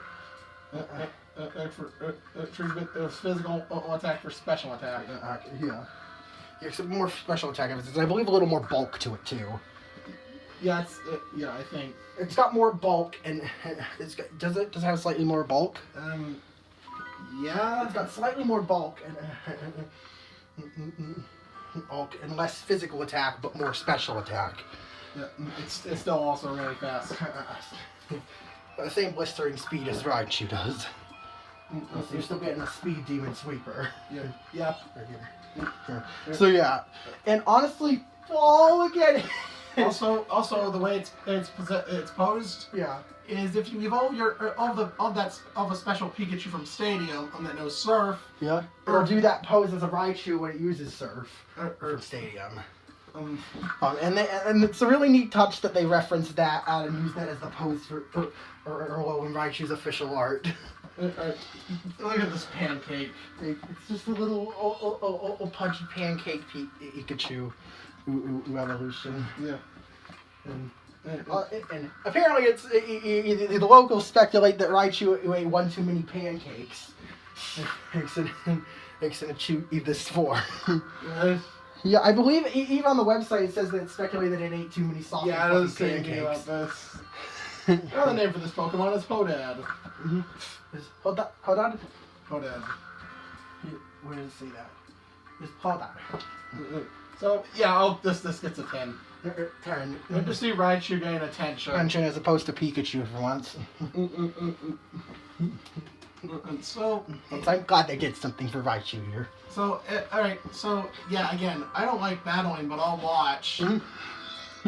Willie, stop it already. And then you pleased the Lord. Oh yeah, you gave Hala that sparkling stone, and it turns out it was you made it into a Z-ring. Yeah. And in Ultra, this is where you get you're explained what the island challenges by Kukui is.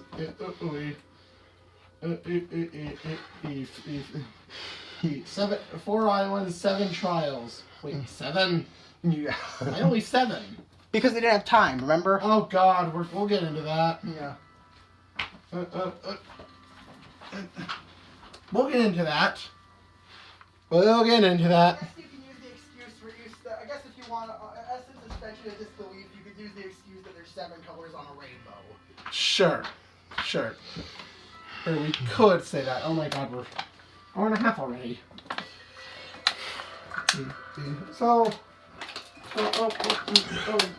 So, yeah, and this is how you. Yeah, you get the Z ring here regardless. So you get to move on. But the next day, you have to go to school. Wait, no. Someone. No. Someone goes. Except, oh no, they don't barge in the. They door, knocked. So it's not Kukui. No. Your mom insists it's Kukui, but no, it's not Kukui. It's Lily. Oh, hey. Your mom compliments her. Her calls her cute. And she talks about what. Oh, what a nice mom you have. What the fuck is that about? Okay. Okay. That was an odd comment. And the professor called me to take you to the lab.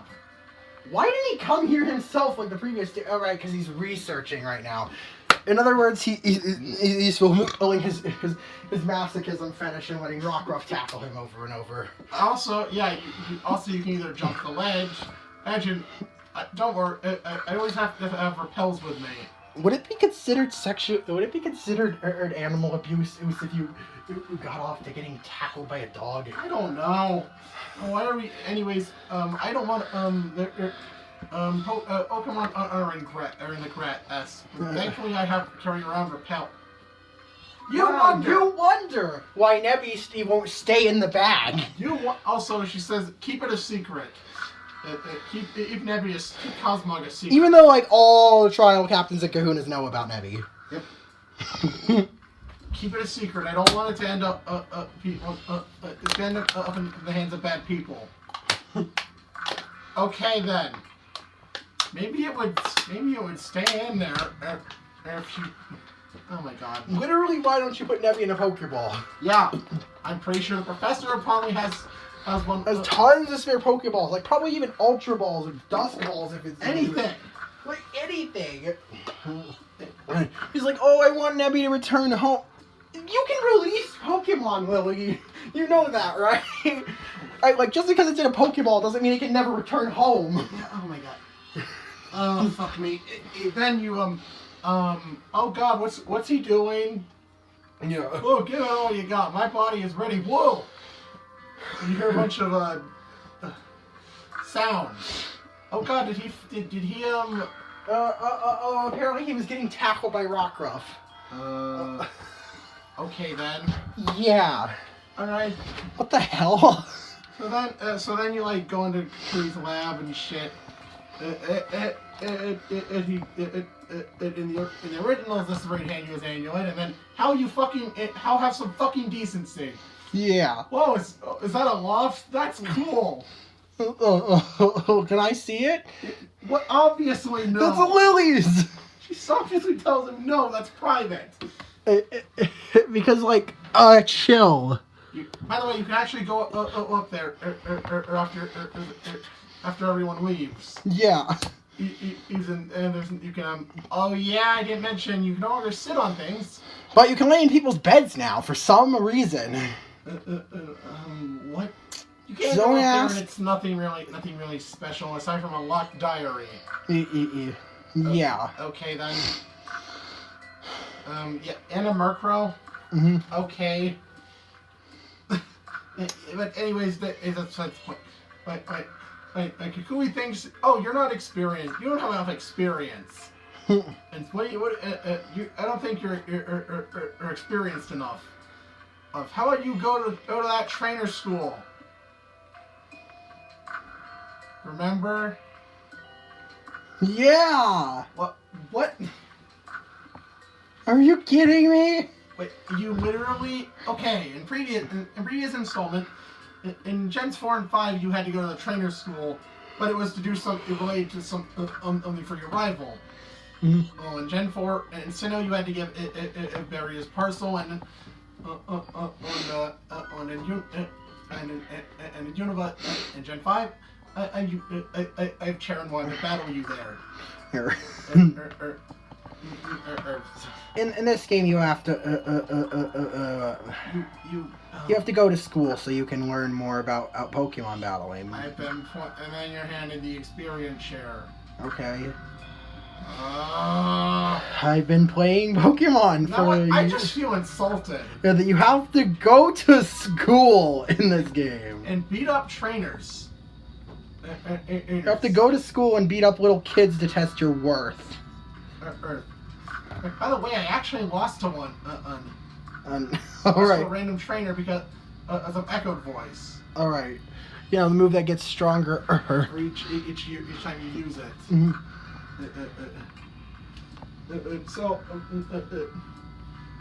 So then you gotta battle. Oh wait, you can actually find another Pokemon here.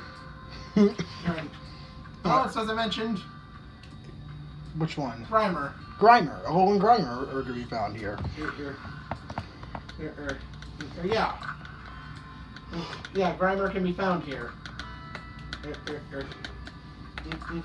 Oh, it's now a dark type. Yeah. And,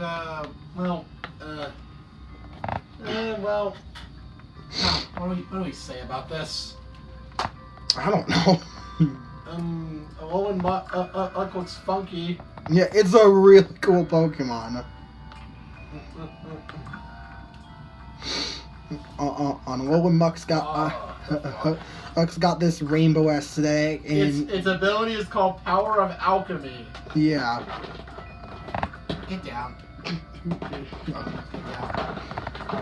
Oh, come on, Axel, get down. Axel. Okay, no, scratch the doorway instead. Bad boy. Wait, we're doing a video. Oh, scratch the closet or doorway. Anyway. I prefer the closet because that's farther away from the iPad. Yeah, Alolan Muck is... well, it's stat-wise, it's exactly the same as Common Muck and doesn't really get many more moves. But the design is super cool, and the fact that it can stab on Crunch now was also really neat. I mean, it actually has fucking teeth. Yeah. Yeah, it has those little fangs. Which are adorable, but apparently deadly too. Yeah, it has these crystals everywhere. Or these calcified crystals are actually concentrated toxins from the garbage it eats. No, Axel, do not go near the iPad. Get down. No. Do not go near the iPad. That is not good. Sorry. Excuse me.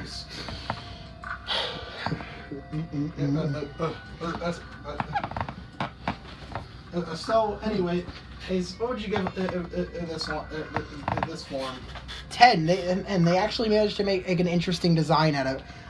They actually managed to make the Grimer line interesting. Yeah. Sure. Because the original Grimer Muck line. It was just. Yeah. Like visually speaking, there's not really much to look at here. It's just there's not much to say there. I mean, it's literally feces. Yep, it's literal shit. I mean, it has an awful smell. Interestingly, apparently Alolan Grimer gives off no stench. And it straight up eats it literally eats shit. It's like Alola's a natural recycler. So let's go. After you beat all the trainers, they ask you to come to the teacher, or ask for you. I don't go here. Yeah. Or is this even legal? Well, I don't go to this school. Well, why do you want me up here? So they're impressed by how you act. I can't believe you defeated all my students. It's congratulations. Fight me instead. Fight me now. Okay. Yeah, that's prepare. Don't worry. You can say no if you're not ready. You can go heal. Also, you're explained to what a fucking Pokemon Center is. You have what a Pokemon Center is explained to you. Grammar, Noah. Sorry. Yeah. You're told what a Pokemon Center is. Oh my god, I know. I fucking know. Was it that hard to program in the option, do you know what a Pokemon Center is? Yeah. Because, that's so easy to... I'm pretty sure Ursula and Shield also did this. Yeah. You're given the option on whether or you want Hop to take you inside the Pokemon Center or not. Yeah. So, Anyway, then you meet one of the students here is also a captain, also one of the trial captains. And Ilma. This is Ilma. Why was it the deep breathing? I love Ilma so much. Also, yeah. So once you yeah also you couldn't move because there was a Tauros in the way. Yeah. Yeah. Hollows Tauros was in the way. Hey, so that eventually moves, and it was another change made in Ultra. Another change made in Ultra. You now fight. You run into these bad boys. Team Skull, right? Yeah. Yeah. They're kind of a joke. Is this a fucking? Yeah. Don't worry, no one takes them seriously. Because except for Hal. Oh my God, are you? Oh. Hal's the only one that's intimidated by them. Oh, we'll get into this. This won't we? Yeah. Look at this. So Team Skull is. Oh my God.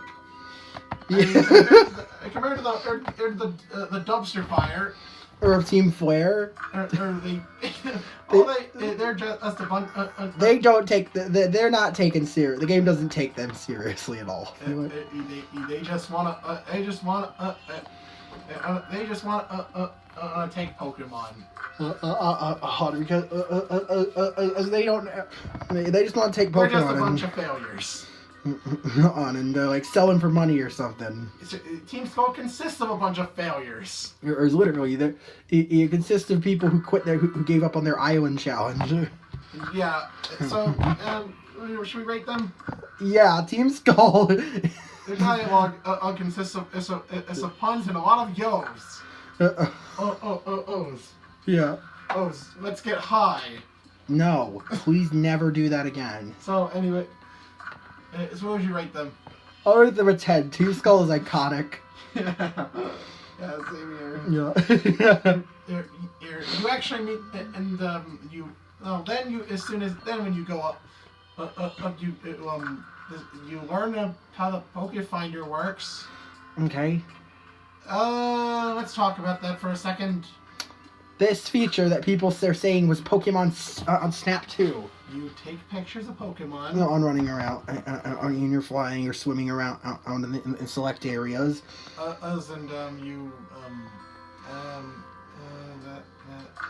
don't interact with them.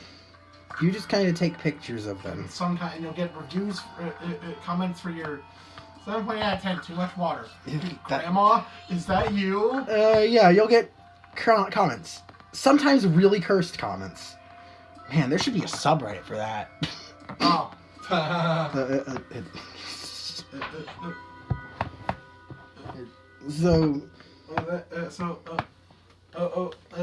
Yeah, this feature is very pointless. It's like there's no reason for it. There's only one time it's actually used. Mm-hmm. Also, there are multiple versions of it. Mm-hmm. It was the highest level, requiring 1.5 million points. Yeah. No. You have to grind for hours on this mode. I don't know why you'd bother though. Or unless you want a stamp. Because there's like really no tangible incentive to doing that. And yeah. And in Ultra, this is also when you head up this, you're introduced. You can find these stickers everywhere. Yeah. These are totem stickers. There's 100 of them. And throughout Alola. Means certain milestones gives you. And allows you to claim a totem-sized Pokemon. There's nothing different about these Pokemon. They don't have perfect IVs. They don't have a hidden ability. They're just big. Their models are big. And also they're shiny locked. point of this? I don't know. Because they wanted a random fetch quest. Oh, she's coming down. Yeah. All right. So anyway, oh, here he comes. Hey, baby. Oh, sorry, We got a new puppy. Yep. Sorry for interrupting, but like. We got a new. We got a new boy. We got a new puppy. Alright. Yeah. He went pee. He just peed. Hi, Enzo. This is Enzo. He's really clingy. Watch him though. Okay. He'll be Fine. The old focus. The camera won't focus on him. He whines. Trust me. He's a pug. He's a pug. He's a black pug. So. She'll be right back. Okay. Okay, he'll probably just sit. He whines a lot. He's so clingy. You're okay. Anyways. Hey, Mom, we'll be back. Please ignore him. He sounds like a broken squeaky toy. Please ignore him. Anyways. Okay, so. Oh my God, Enzo! Oh my God, ignore him. Ignore him. We were trying to. Okay. Ignore. So what happens next? Okay. Okay, we were talking. Not even gonna bother talking whether it should. Don't really. I didn't actually collect all the totem stickers. Yeah. It was because, well, I just didn't see a point into them. I mean, I guess Ultra needed a replacement for. No, we'll get into that later. Oh wait, a little before that, you outside the code store, outside the code store, where you're stopped, where the lady asks you a weird question. Yeah. Do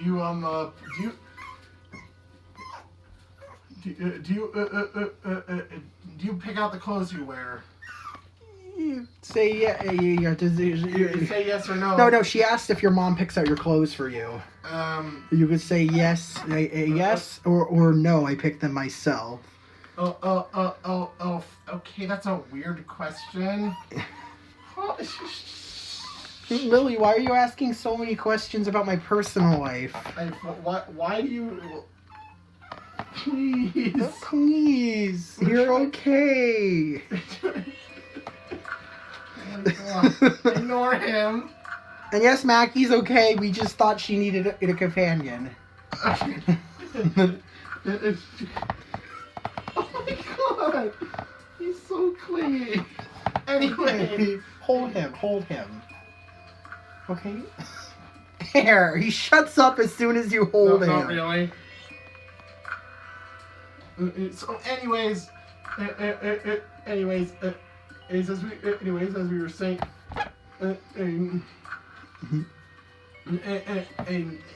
okay, that's a weird fucking question. So it's just thinking about buying some new clothes, but turns it down. Okay. Yeah. Oh yeah, let's talk about trainer customization, and well, it was already pretty limited in X and Y. In this game, there's a lot more different varieties of clothes to choose. Take off your hat and actually wear the glasses. Thank you. But 1 step forward, 2 steps back. Colors are version exclusive. Lighter colors are exclusive to Sun. Darker colors are exclusive to Moon. Why did they do that? It's so pointless. But if you use this game in social mode, you can you can interact with other people. And like you can buy their clothes. So if you encounter someone wearing something from the opposite version, and your game just happens to randomly select that specific clothing item to mention, and you can purchase it. Or you can open a dye shop up and use your berries to dye your clothes, to dye white clothes different colors. Yeah. Oh my God. Yeah. Okay, so anyways, we were saying, and yeah, one step forward, two step back. Why did they do this? I don't. Nobody knows except for Game Freak, and I really, really want to ask them because what the hell was this? Yeah. What was this decision made to accomplish? So, anyways, you take a Rotom shows up and you take a selfie. So yeah, that's cool, I guess. And anyways, you go down. Make sure you go down on the harbor. And talk and meet Alola.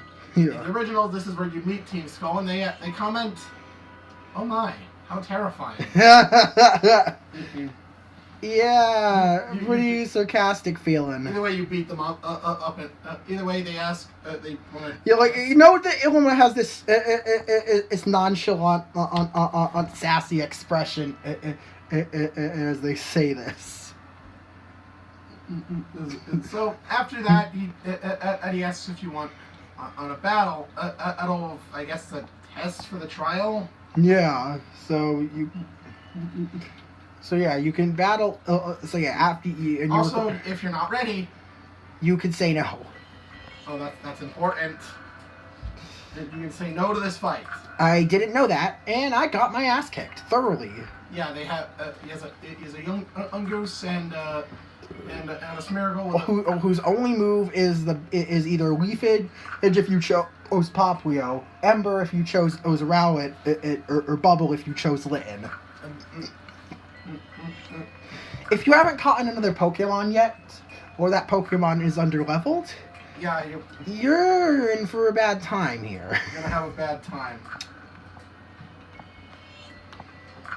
And that was my case. So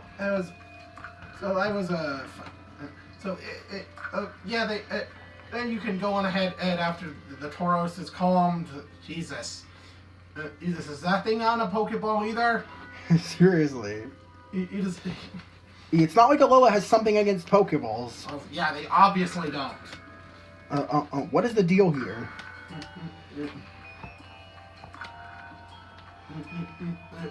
So, Route 2 is where it was where in the originals you you find as you go to this the berry field, it was in Team Skull was harassing this dude. Yeah. And this guy, I just roasted them. So, as of course not. And come on, man, I already got low self-esteem issues. Mood. Calm down. So yeah, Team Skull continues to be a huge mood. You know, the players like the Big Wave Beach. I didn't make that up. That's what it's called. It's called Big Wave Beach. Crab Roller, or where the second battle against Team Skull happens. And I guess they're harassing. I'm pretty sure they were harassing some surfer. Mm-hmm. Because they wanted to claim the place as their own. Yeah. I don't fucking know. Why they did it. They just did. So yeah. Oh yeah, we'll get into that later. Mm-hmm. We'll get into that element and talk more about the beach later. So you go on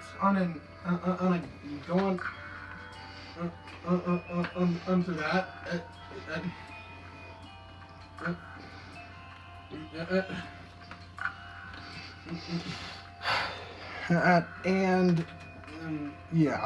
Yeah, you're sent to the cavern. There's a Pokemon Center right outside. Hey, that's a good inclusion. You don't have to backtrack all the way to the previous town before your trial, since, you know, it's good to have Pokemon Center outside of trials, and since, you know, they made a change where you can't leave the trial or the game. Oh boy, let's talk about trials, shall we? They're like gyms, but with the stipulation that you can't leave Eve or else you fail the trial. You would have to restart it. Yeah. Yeah.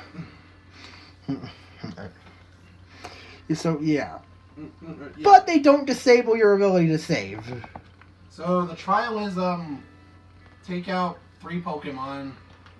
Team Skull shows up. Uh-huh. And then you take on the Totem Pokemon. which, depending on your version, it's Gumshoos in Sun and Eradicate in Moon. What? This is the only point in the game where there's version exclusive Totem Pokemon. It's so out of place. Snow.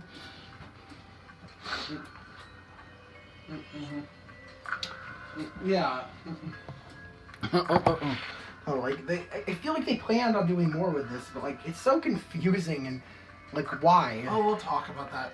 Also, in Sun and Moon, there's this awkward construction site in Hawaii City. Huh? Well, We'll talk more of that later. we're just gonna mention it. Where the construction site was in Ultra, though, It becomes the Pokemon Photo Alola Club. Photo Club. What was the you can take pictures? You can pose with your Pokemon and take photos of them. Uh-huh. So like so kind of like the kind of like the PR videos. It's easier to figure out, I guess. What's the point? I don't know. Feel closer to your Pokemon. Used it like a few times. I know. It's so pointless. Yeah, it's like completely pointless. Also, right here you can also access it from the menu. Mm-hmm. Do it from the menu. Oh my god. What did you give this trial?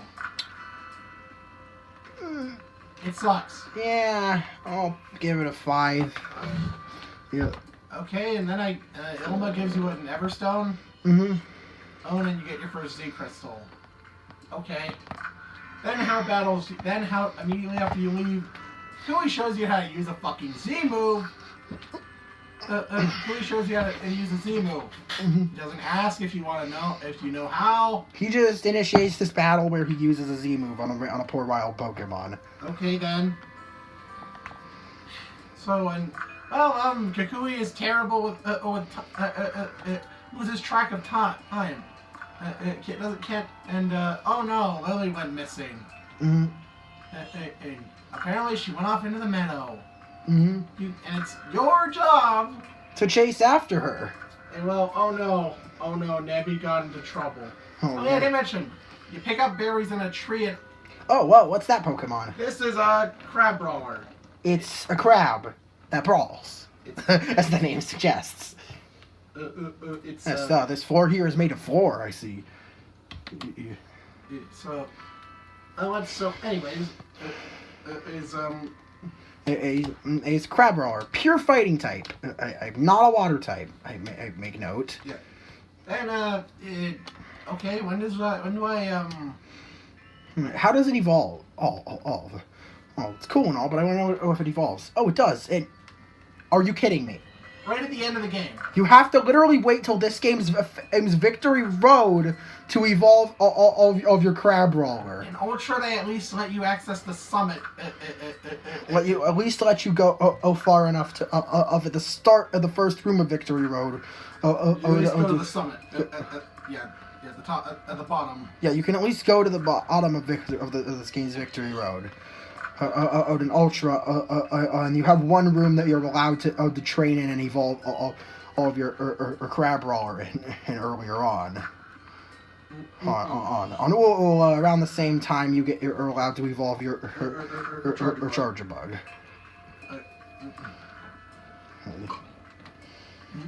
Okay then. So yeah. Then you you can also find and 2 other Pokemon here. Here. Which are Oricorio. Yeah, Oricorio and Cutiefly. Oricorio. First, let's go over Oricorio. Oricorio is really interesting in that it has multiple forms.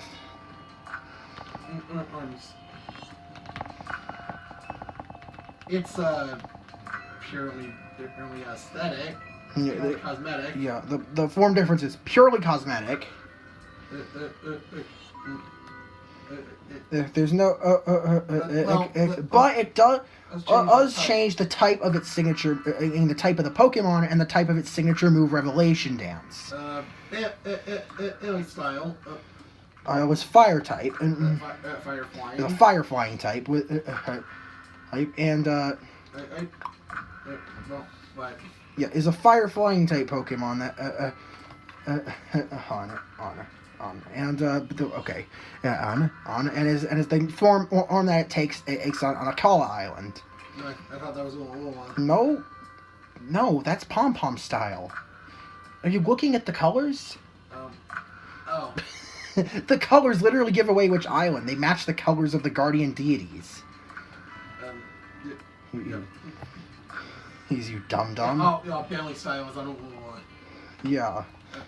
Billy style is the Ula form. Pom Pom becomes electric flying. Is electric flying, and yeah, Bailey style is the Alola form. Pom Pom is electric flying with electric Revelation Dance. It's Pow style. Pow style for Ula Island. Is Bailey Alola? Yeah, red. Yeah. No, Ula's red. Yes. Akala's pink. Yes. Yes, Alola is Pow. And for Pony, Which is pink and is psychic flying. And on Pony, you have the ghost flying Sensu style. You know, people thought this is actually it was supposed to be it was supposed to be an imitator. Yeah, they thought it was impersonating the Tapu. But it's actually not. Not. Yeah, it's just like it has the color scheme of each one. They have the same color scheme as Tapu, but the thing half is, of them, apparently the islands are named after colors. So like the color actually is supposed to match the islands. In red, yellow, purple, and pink. Yeah. It's a special sweeper. Yeah. What would you rate it? I'll rate it a 10. It's a really cool design. It's kind of gimmicky. It's a gimmicky Pokemon, but it's got a really cool design. But I kind of just forget it exists. Then speaking another special sweeper, Alex. Cutie Fly. Right. And it is cute as fuck. Have you seen it? Yeah. The name does not lie. Yeah. What an angel. So it's a bug fairy type. Isn't that new?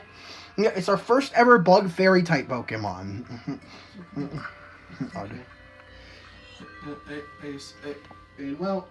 Yeah, it's a bug fairy type. I've been well at Yeah, that's it. Yeah. Yeah, okay, it's based on a bee fly. Yeah. Which aren't actually found in Hawaii. Yeah. So that's false advertising. At the very least, that type of bee fly is not Hawaiian. They absolutely hate getting any wet or rained on. On. It hates rain. Yeah. Yeah, to be fair, most bugs do. Why isn't bug weak to water aside from trying to avoid giving it more weaknesses? Yeah. And Alex is one of his first playthrough. Ooh, I named Intercurati. I don't know where that name came from. Yeah, where did the name Curati come from? No clue, honestly. Sorry. So, what'd you rate it? I'll rate it a 10, baby. I'll give it an 8. It's a 9. I'm total then. So you save again. And save Nebby. Jesus. After or it gets lost and runs to the back of the field. in Ultra, it runs into Seabird Cave. Yeah. Haven, I think, is confronted by these. The Ultra Recon Squad, where you have to battle them. Where they have. Don't remember why they battle you. Where you either battle Dulce or Zossi. Dulce or Soliera. Dulce or Soliera, depending on the version. Oh, you can God, battle man. Dulce in Ultra Moon and Soliera. Oh God, he summoned a Gilgaros. Oh. I didn't mention in this, but you ran into them in before you went to Iki Town. When they had a conversation with you, mentioned something about the blinding one, and then left. Mm-hmm. Okay then. Here they what do they do here again? They just kind of they're trying to catch Cosmog. Why? Because it's dangerous a bit early. They have a Furfro.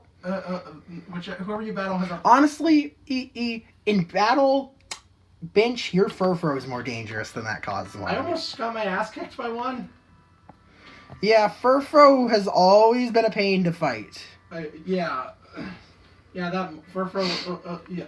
Oh, why do they have a Furfro when you first fight them? No idea why they even have one, but Literally the next two battles you have. I guess because they didn't want to introduce you to Poipole yet. Okay. Oh, sorry, UB adhesive. No, that name is not said. It's Poipole. It's You called. won't fucking call it that. Doesn't the game even reveal its name? Yes. Yeah, it's literally in the battle with them. And like, there's no point in trying to keep this a secret. It's just stupid. Yeah.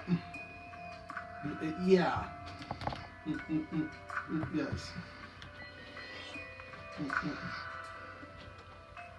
Yeah, seriously. Should we talk about these guys yet? Should we? These guys are just kind of just like minorities or something. They're just kind of there. They don't add anything to the story.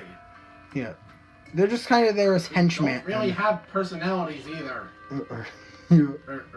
No, really, They're all like deadpan serious. No, really, what was the point of these guys? I don't know. Why? I do. They exist. That is the question. Also, they aren't actually. Also, as you learn, they aren't actually the antagonists. Yeah, they're actually trying to protect this. And to confront Necrozma. So, I'm sorry. The blinding one. As they'll keep calling it till the halfway point. We'll get to it. They're trying to actually confront and defeat the blinding one, because they're worried that it will try to steal, devour the sun from your world, and plunge it into an eternal ice age. Okay then. So either way. Well, I mean, I assume that's what they mean by stealing the light. I don't know how that's dangerous. Stole light from their home. Apparently, their world is now in eternal darkness, only illuminated artificially, because Necrozma ate their sun. Yeah. Okay then. Okay, so either way, regardless of what you, regardless of the version, you either grab Nebby. You grab Nebby after beating in your versions and Recon Squad member. Or in the original, you just grab them and and go back. Okay. So yeah. That happened. And so afterwards, how motherfucker! You battle Hal again. Yeah, you battle him again, and his Pichu evolved. Yeah, he has a Pikachu now. Well, but Bench's starter's not even evolved. Oh, yeah. So you can take on your Grand Trial. Yeah. Also, if you beat every trainer, or you can battle this the Ace Trainer here. Battle an Ace Trainer. I love him. Alex, stop. Stop. The Ace Trainers are really nice in this game. Okay. Anyways, this is a coach trainer. If you've beaten all the other trainers Actually, that's the only one in the original. Yeah, if you beat all the other trainers on the route, you can battle it. Hold on. And wait, really? There was only one in Sun and Moon? Yeah. Yeah, if I'm correct. Hey, like, go to one of the future routes, like the one outside of Seafolk Village. I know that one has a coach trainer. 20 it wilds. Or are they called something else?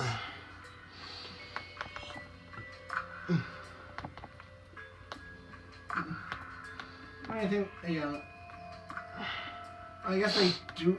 They are a thing. Yeah, they're a thing. They just don't have a name. They didn't get a term till Let's Go.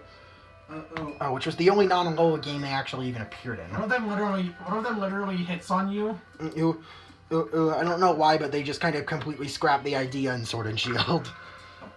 Yes. It didn't really add much anyways. Because you just like got an item afterwards. So yeah.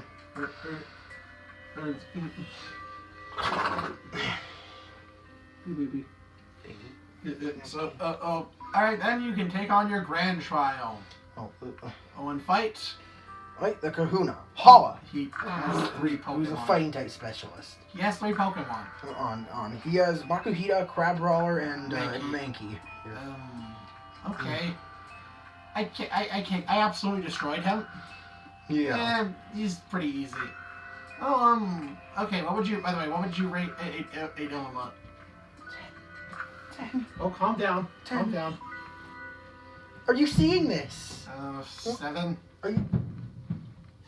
What? I said 7. I said a 7. What? I said a 7. That makes the score 8.5. What? You meanie? You really? I think you're just sad and lonely. You scared him. Sorry, baby. So anyway, is how would you rate Adol Home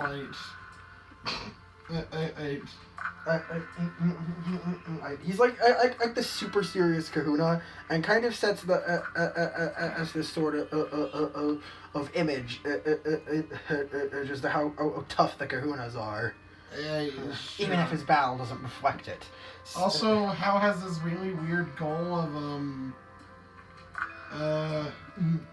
Hal has a motive here. He wants to beat his.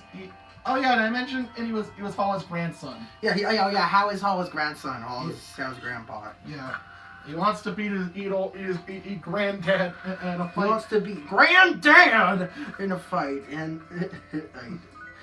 apparently his grand trial didn't count because he didn't go all out. Okay, what the fuck, dude? What?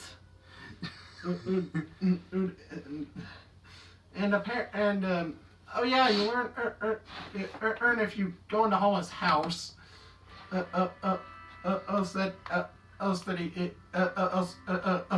you go into his house, some guy will tell you that he's a little too soft on Hal. Mm-hmm.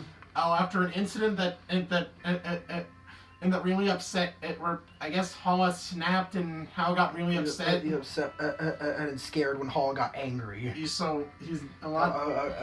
So Hala felt really bad about that incident. Huh. And doesn't really express himself as his strong emotions. He holds back around Hal. Just okay, it doesn't add any. This doesn't really add anything. This is just kind of random backstory that we're told rather than being shown it. By some random stranger. Yeah. No, Hal doesn't tell you this himself. No, Hala doesn't tell you this. Some random stranger tells you this. Some random stranger in his house tells you this. Yeah. Is what? Anyways, what would you rate Hala? I'll give him a 10. He sets the. I stand for justice. He sets this example over the kind of trainers you can expect the Kahunas to be. Sure.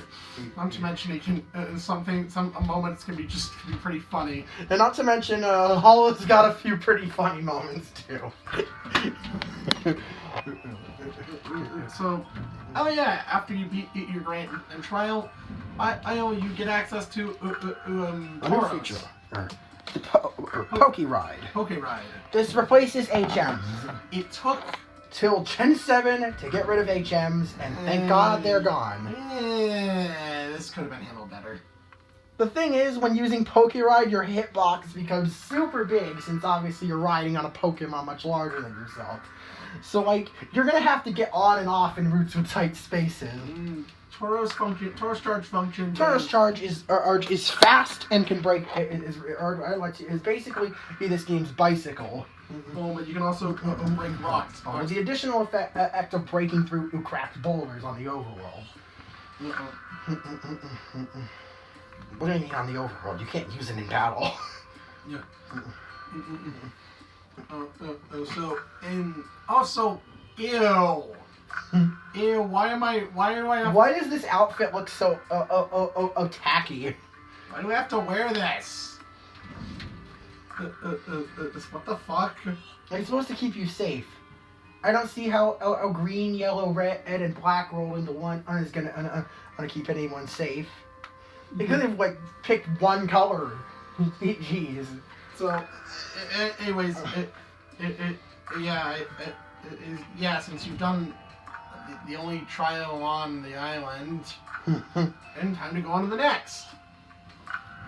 And the original, you just take a Kukui's old boat. Oh, and in Ultra, you have a new mechanic. Like Mantine surfing. Oh yeah, should we rate the Poké Rides? Oh yes. Tauros Charge. Or gets a 10. It's an effective bike replacement, and it also works as Rock Smash. Now, oh yeah, since you have access to that, you can find a new Pokemon. Known as... Going into 10 Carat Hill, you can, in the farthest depth, then encounter a Pokemon known as Rockruff. Oh boy. Oh boy. Oh man. Oh man. Rockruff. Oh man. So, alright. Rockruff, depending on your version... And will either evolve into midday like a rock or midnight like a rock. Wait, like they're because it's influenced by the legendary Pokemon. What? Even though the other can't or does exist, it can be found in the wild later on. That's bullshit. That is just bullshit right there. Like, fine, I'll accept it if you... It's not mentioned in its Pokedex, it's mentioned on the website. So, anyways... Come get your son! Okay. So, yeah, he's being good. Okay. Okay, so, like, midday is a physical sweeper. It's got high physical attack and high speed. But it's pretty frail. But it's kind of frail, and it's got, and it can't really do much specially. Yeah. Midnight is is also a physical attacker, but isn't into sweeper. Instead, it trades some of that speed for decent defenses. Yeah, that's about it. In my opinion, in going the more specialized route out that midday takes is better. Also, I probably should mention this, but Sun and Moon take place are set 12 hours apart. Yeah. So play during the it makes a difference with Moon. Say if you're playing during the day, it'll actually be nighttime, and play at night, it'll be daytime. So, yeah, the time I'm a reversed Erst. So, Erst and Moon. At level 25, daytime in Sun or Ultra Sun, or daytime, nighttime in Moon or Ultra Moon. So basically playing during the day. If your system clock is accurate. Seriously, you could have just made it day or night. But then, be an event. And if you evolve, and in Ultra, you can evolve it into Dusk Lycanroc. Between 5 to 6 a.m. or p.m. 5 to 6 a.m. and 5 to 6 p.m. Wait, it is a.m.? Can you actually evolve during the day, during the morning? Yeah, I think that's listed in changes.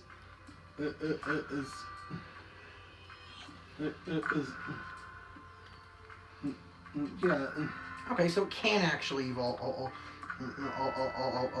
morning or evening. Huh. Yeah. Yeah.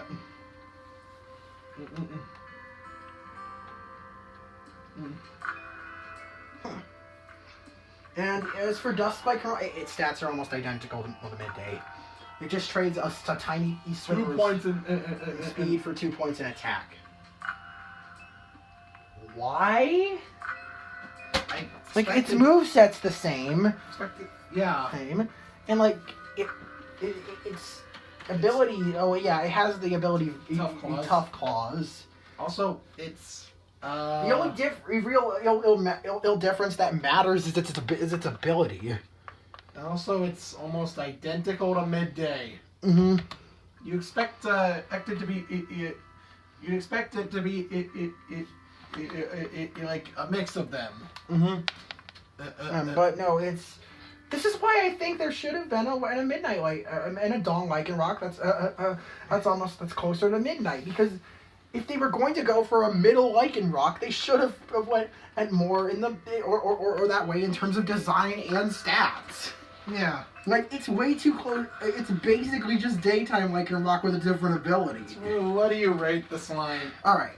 We have to rate each form of Lycanroc individually because they're different from each other. Midday. Midday, a 10. It's very true to the original Lycan, to the original Rockruff. Midnight. Midnight. Well, it deviates a lot more from the design. It's still really cool. And Dusk. In terms of design... Right, Midnight. Midnight. 10, I said. So, and Dusk... in terms of design, I really like it. It's my favorite form. It's fantastic. It just frustrates me the way they handle it of the Pokemon. It's near identical. Right? It's so pointless. I'm giving it a 10 based on design, but like stat and implementation wise, they could have done way better with it. I'll give it a 7. That's an 8.5 for Dusk Lycanroc and 10 for the others. So now, there was a new mini game introduced. Mantine surfing.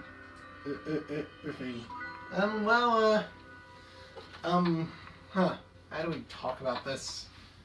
Well, you can input. You can do several inputs. You only use the circle pad for this. Yes, there's inputs you could use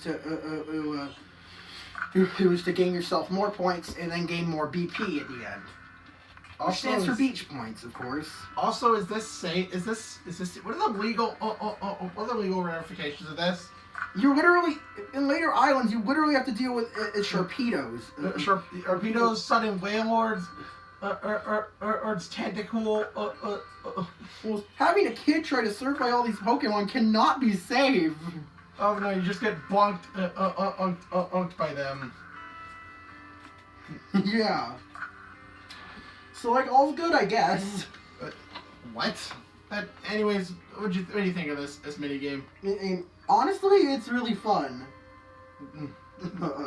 So, yeah, I'm gonna give the minigame a 10. This one time I just spent like an hour playing Mantine, or going Mantine surfing over and over. I guess because I didn't want to get too far ahead. And so he was like, you know what, this is the best use of my time. I'm going to play this minigame a ton. Yeah, it can be pretty addicting. Also, it's a more efficient way of earning BP. It's a more fun way of earning BP than the bullshit battle tower. Bullshit battle tree. We'll get into that. But then you move on to Colin after another unskippable cutscene in the original. Yeah, I don't know what it is with this game and having unskippable cutscenes up the ass. I get it. I fucking get it, guys. I you don't need it as yet. Story is emphasized here. All right. Damn, we're 2.5 hours in, and we're finally getting to the second island.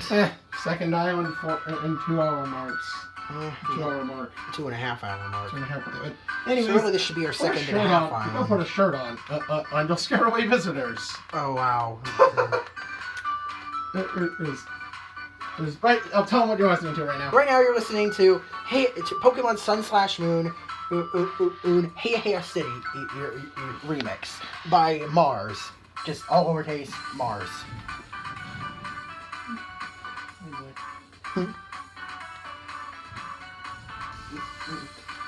So you meet the Kahuna here. Here. This is Olivia. She's single. Oh, and she constantly mentions the fact that she's looking for love. And next to her, with her is Mello, the grass type trial captain. And then your final trial, Alola. But yeah, and also, also, how makes a stupid joke? Can you ask if that was supposed to be funny? Yeah. This gives you this, dude, not cool, man expression. He's like, I thought it took me 5 minutes to think of that joke. And how and then Kukui laughs at it,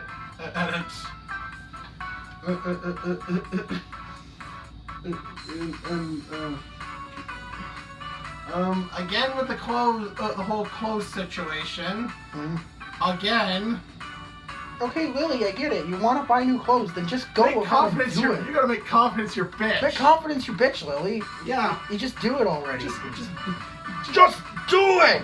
You probably have money, a lot of money. But oh my god. But what was the point of that scene again? No, I don't. But then she said she has to meet someone at the hotel. You don't actually find out who that person is. Apparently, Lily didn't end up meeting her. Then because Lily didn't actually end up meeting them because they got stalled. They saw Team Skull. Because they saw Team Skull, so she went inside. So Lily went inside. I didn't miss them. Alright.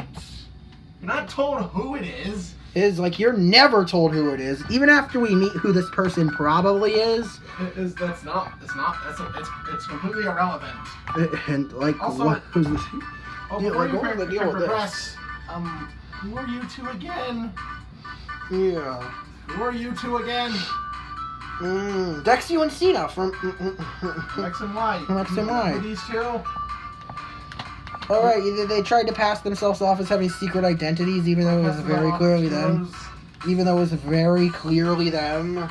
Also, they did like nothing. No, and also they did nothing. They contributed absolutely nothing to the story. Yeah. And so, yeah, they're here. Depending on your version, in Sun, you'll fight Dexio, who uses psychic types, and Cena, who uses ice types. Yeah.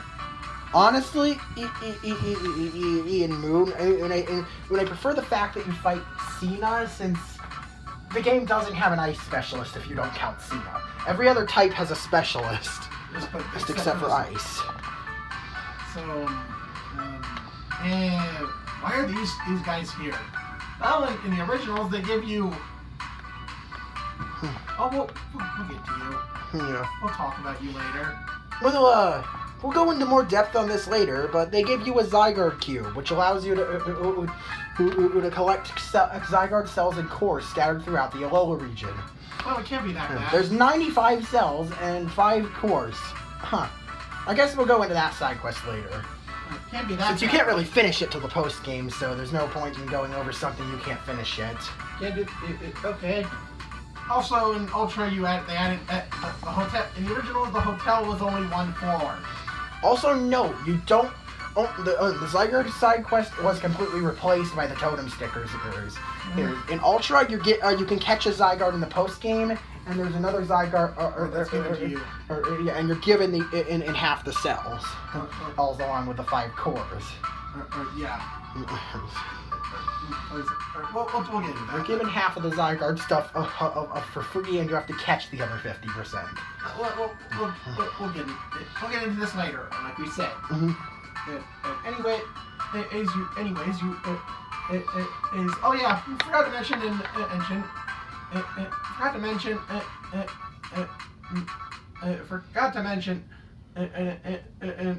the originals, the Tide Song Hotel only had 1 floor. Yeah. But there's more that you can actually go to the upper floor or go inside some rooms, and you'll find. Yep. What's the deal again? In one of the rooms, you'll see a weird man and monologuing to himself. Yeah. What's he monologuing about again? It's chorus. All right, you meet Chorus. He has a hotel room here. Okay. Here, and he's just kind of monologuing to himself of him being crazy. I'm pretty sure if someone comments, Yeah. there's this weird guy, apparently weird guy, talking about Pokemon potential. Yeah. But you don't actually meet. This is actually before you meet Chorus. You're supposed. Yeah. Spoiler: you meet Chorus, but it's shortly after. You could actually talk to him a little early, even though nothing comes of it. Also, this is the same hotel where if you have certain Pokemon, you can just get their exclusive Z crystals. Those were them. We talked about Z moves. Oh yeah, we did. Z moves are basically the Z. The same way as Mega Evolution in the past. In the previous generation, Iron Max and Infinite. Future, so every Pokemon can you, assuming you have a move of that type, you can unleash a stronger attack. Yeah, once per battle, you can unleash each superpower. Yeah. You see, the power of this move goes like up anywhere from 90 power, at least 100 or 150 power. Yeah. Yeah. 100 to 200. I think only certain exclusive units. Or unless you do give them explosion. What? Well, I'm pretty sure Z Explosion is actually weaker than regular Explosion. Oh. So anyways, Z moves aren't actually that hard to explain. There's a physical or special version of them in each The one. animation's the same, it just does different depending on the But some moves have other effects. type-based, Pokemon-specific Z moves sometimes have special effects. What? Well, is he okay? Yes. Yeah. We're doing a video. Okay, so.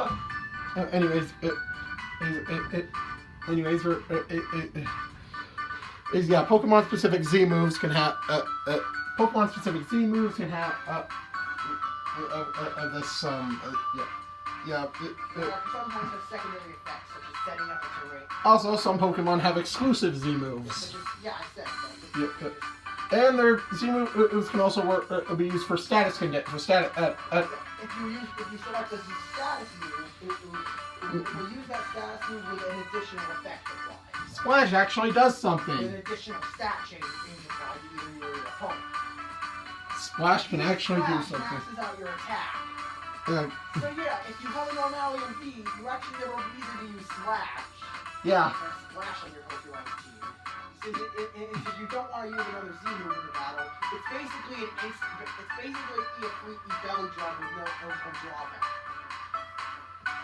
Yeah, it's basically belly drum without the HP problem. So that's pretty awesome. So yeah. Yeah, it is.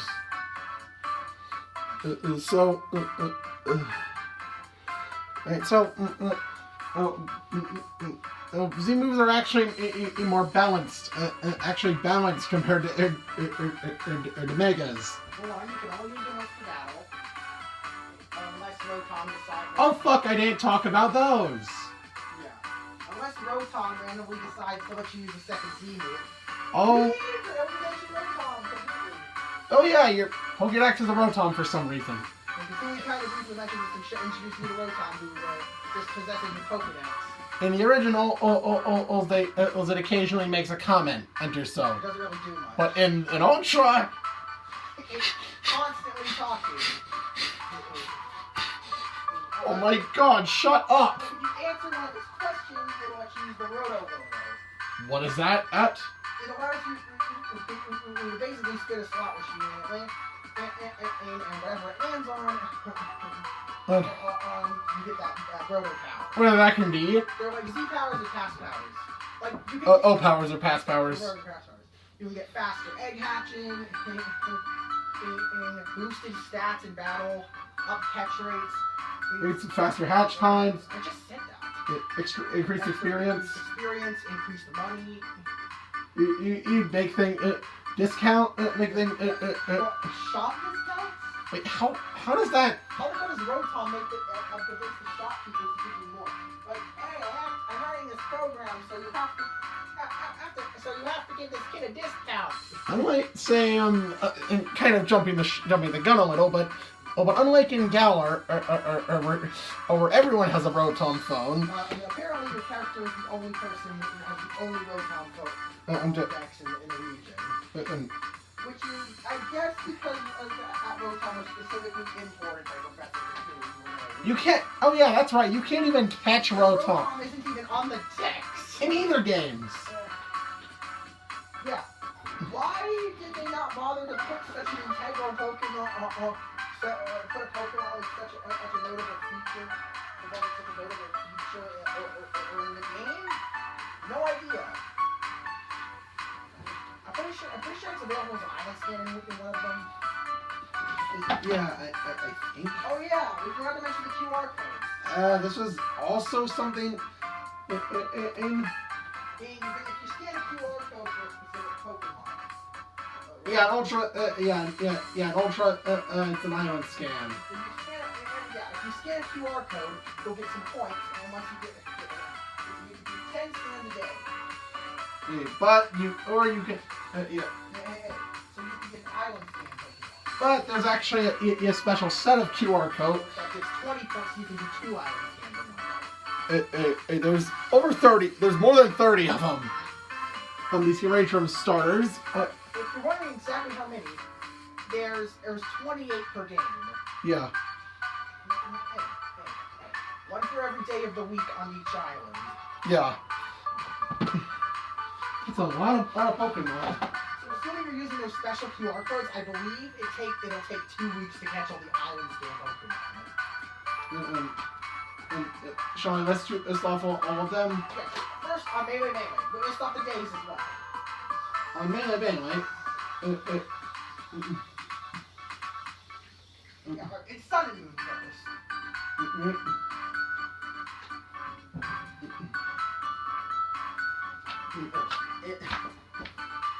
First, okay. Does Serenity not have a list? I'll go off our island scan. Oh, he's coming towards the edge of the bed. I think he hears you. Ew, did somebody puke or something? No, I pooped. I just flushed. Oh, it stinks. Yeah, my ass has been burning. We're recording a video. I just said that on video. Why? Want to? You being a good boy? Yes. No, you need to empty the garbage can. I know. Or just take the garbage out. So, on Monday, Watch it, I'm gonna get the cat litter. Okay. On Sundays? Are we starting Sunday? yeah, on Monday, Are we starting with Sunday? okay, on Sunday, on Route 3, you can find Cyndaquil. Route 2 on Friday, you can find Chikorita. Holloway Cemetery, on Saturday, you can find Litwick. Thursday, in Holloway City, you can find Clink. Calais Bay, on Wednesday, you can find Horsey. Tuesday, in Grankyard Hill, you can find Dino. Hey, Noah! On Monday, in Seward Cave, you can find Totodile. What? Put him down, put the pad down. and he's got I think he might have to pee. Okay. And put him down on it. Alright. You don't poop? Baby. Alright, you gotta use the bathroom or? No, he doesn't. He's just trying to come over to you. He wants you. Okay. Here he comes. Okay. So, He yeah, those wants are, you. So yeah, see, so those are the ones for Melee and Sun and Moon. yeah. Okay, wait, in Sun and Moon. We're going for Sun and Moon first. Yeah. And I meant list. I'm starting with Sunday since it's the first day of the usual week. Not list Sunday. Not going in reverse order. Okay, oh yeah, the details are right here. Yeah. Sure. Yeah. Alright, come on. Okay. Alright. So, what did you close that for? Okay. Oh my god.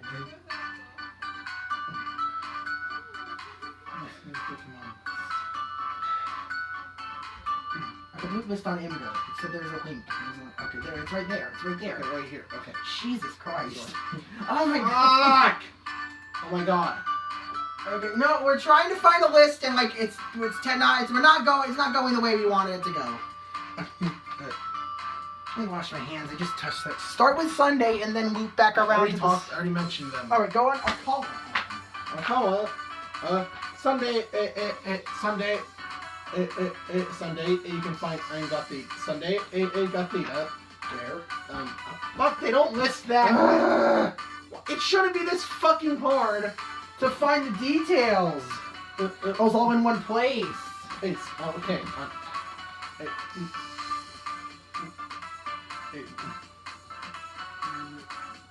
damn it, I was, What order is this? this is Ultra's, version, allowance scans. Page. This is a pain. I know, we're wasting time on this. I'm sorry, man. Allowance scan.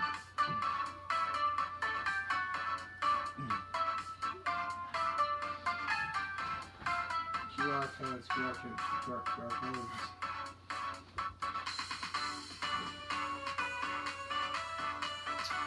We don't need the areas, okay? The game Alright. tells you the area. Alright. Okay, let's start from the beginning.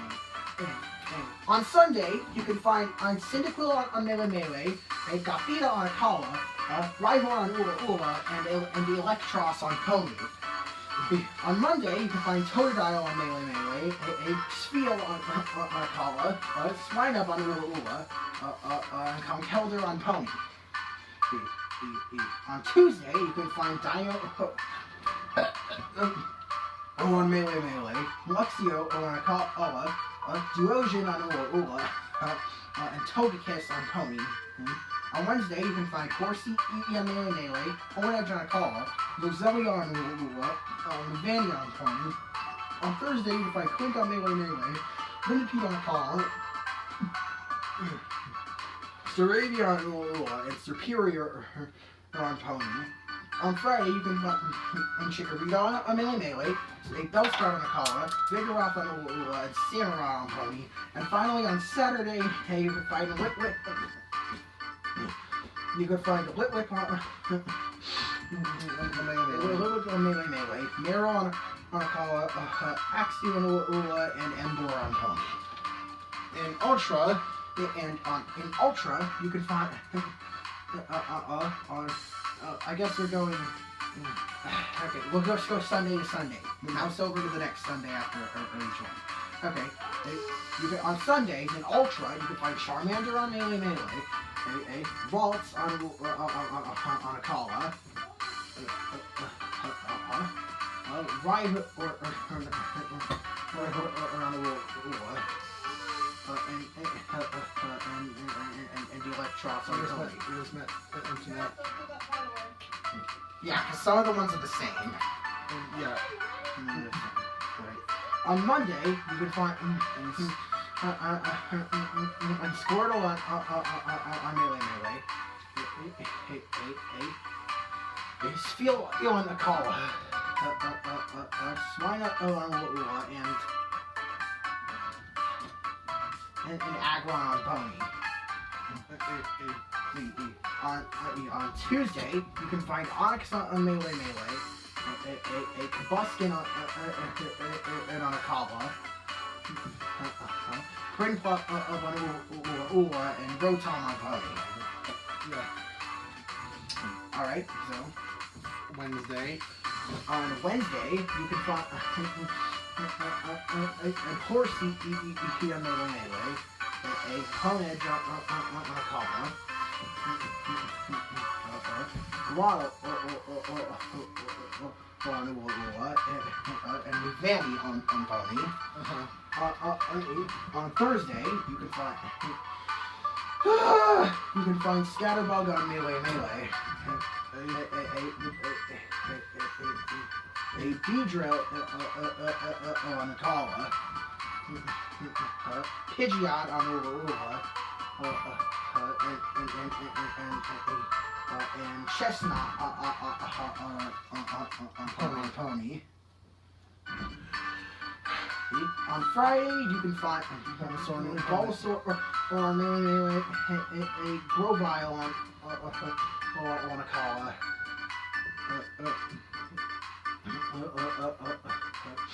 Axie, Medicham, and Inferno on and Greninja on Pony. And Finally, on Saturday, you can find on Melee, a Marshtomp on Alola. Axie and Delphox on Pony. why do we tell you all of this? No clue! We just wasted like 15 minutes describing all that. Oh, Jesus. Yeah, I think it's almost at the 3-hour mark. Okay, so, I guess this is the only thing is they pointed out the QR code function, the QR scanner in pre-release. He said if there was some purpose to it. But there really isn't. Oh, you can catch Pokemon. Weirdly enough, these Pokemon are not on the decks. Good. You catch off a portion in an off-dex Pokemon. And so combined, that's nearly 50. Combined, that's nearly 50, right? They just, I think the only ones they really changed were the starters. Yeah, they only, And each island had a set of starters. Yeah, and some other miscellaneous ones. Yeah, so I'd say it's roughly about 40 island scan Pokemon on between both groups. I mean, some of them, well, it's the only way you can catch starters in the wild. Mm-hmm. So yeah. So yeah, sorry for wasting your time. I just thought it was necessary to bring up. Because you're talking about Rotom. Yeah. Roto powers were a mistake. Also, you can hoard them. They can buff buff you. And you. pass powers, which are hard to come by if you don't have friends. And Rotom will give you one basically every time you turn the game on. It never shuts up. It's always asking you questions. Like, Dad, I just want to look at my map. Sometimes you can't even do that out of the original. Because it's gotta remind you where you're going. You have to tap on the center of Rotom's screen to look at the map, to the shortcut to the map. Oh, yeah. Yes, you could go into your menu, but... Oh, wait, or you could just go, use one of your back. You just try and fly somewhere and look at your map. Or go into your Pokedex. But it's annoying when they take your map shortcut away to tell you something pointless. It's like, hey, you should go over here. Even though you were clearly just told where to go. Okay, so you go over to Canola Town. You fight Hal and he just puts on this dumb accent. He puts on this dumb cowboy accent for some reason. Then get it? It's the Western Town. And then it's time. And then really. Battles you again. Okay. Kick his ass, and now it's time to move on to the next. Well, you go to the ranch. Go to Canola Ranch. Does anything actually happen? Oh, you meet Mallow. Oh, right, you meet Mallow there. And she talks about how Miltank's milk is so rich and creamy, especially when you use it in white sauces. What were the translators What were they on? thinking? You know, what were the original Japanese writers on? I'm sure it was just as weird in Japan. This milk is so good, it'll make your mother wish you were a Miltank. What? You said that wrong. It'll make your mother wish you were a Miltank? It'll make you wish your mother... It'll make your mother wish... it'll make you wish your mother were a Miltank. Why did you even bring the fight up? Sorry, I'm not... Sorry, this isn't... And they're like, this milk's good. I wish you were a Miltank! Stop. Okay, stop. I worded it badly. No, you didn't just word it badly, you said it wrong. You get the Shoutling search. You will never use this. It can hunt for hidden items. You will never use this. If you hold your You will never use this. It moves pretty fast normally, but if you hold the button, you slow down and like start sniffing around the It's area. the replacement for the dowsing machine. Yeah. So it's less convenient. Yeah, you have to sacrifice your hitbox. You have to get a larger hitbox and you move a lot slower. Or when you want to look for items. Yeah. So what would you rate this one? 7. It's technically practical, but like, honestly, you're better just mashing the A button whenever you walk around. Oh no, the path is blocked by a Sudowoodo. Or blocked by some Sudowoodo. Yeah. Yeah, that's literally the reason you can't progress. That's the other way. It's blocked by a Wow. Alright, so you need to go to Brooklyn Hill for your second try. Hal gets beat up by some dude. Okay, who's this? He just strikes a pose, and then asks you who you are. My name is Gladion. And if you he asks you if you're player name, and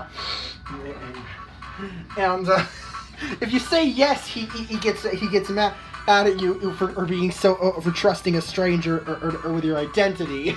And if you it's not wrong. I mean, yeah, not wrong. Why this person you don't know is looking for you, or somehow knows who you are? Why would you confirm that? You enjoy battle. You enjoy Pokemon battle. You put everything you have into it. But clearly you haven't.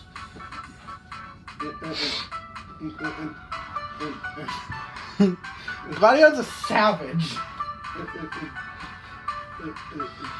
And he talks about how, and he roasts Hal for being, We're not taking anything seriously. And, yeah, okay, Edgelord. Also, yeah, so he, has this one, as a Zubat, and, what the hell's that? What the hell is that thing? It's type no. It's, by the way, did you know? Have we been introducing any of the Pokemon in the Kala? Oh, in a Kala, you can. This is the. Alright. I guess we'll wait till after we get the trial. After the trial. Mm-hmm. Well, you find Mudbray at Route 4. So, well, let's finish talking about Gladion first. but okay, so this is type no. He is suffering. It's a normal type, and apparently a legendary Pokemon. This thing has 95 in every stat except for speed, which is 40. Yeah. This is your first battle! But with Gladion, he has a Pokemon with a higher than 500 stat total. Also, he apparently takes... he has a Pokemon with a 515 stat total. Yeah, that's What the hell? Okay, then you, we'll talk about type no later. Mm-hmm. Right? Mm-hmm. Yeah, this thing, Gladion just has a legendary. Okay. And, well, you mentioned that he's a part of Team Skull. Mm-hmm. Sort of. Or if he, takes jobs... He takes on odd jobs for them. And the grunts hate him. Because he just needs to pay his rent. Yeah, and he needs a place to stay, too. Even the grunts don't let him stay at their base. So he has to get rent for a motel. I really don't get why the grunts hate Gladion so much. Is he too scary? I don't know. Like, it's said that the boss is just chill with it. The boss Likes Gladion, but like, for some unexplained reason, the grunts just despise him. Why? And they're just really big dicks to Gladion. Either way, yeah, Gladion's only part of Team Skull to pay rent. Mm-hmm. Wow, that's kind of fucked up.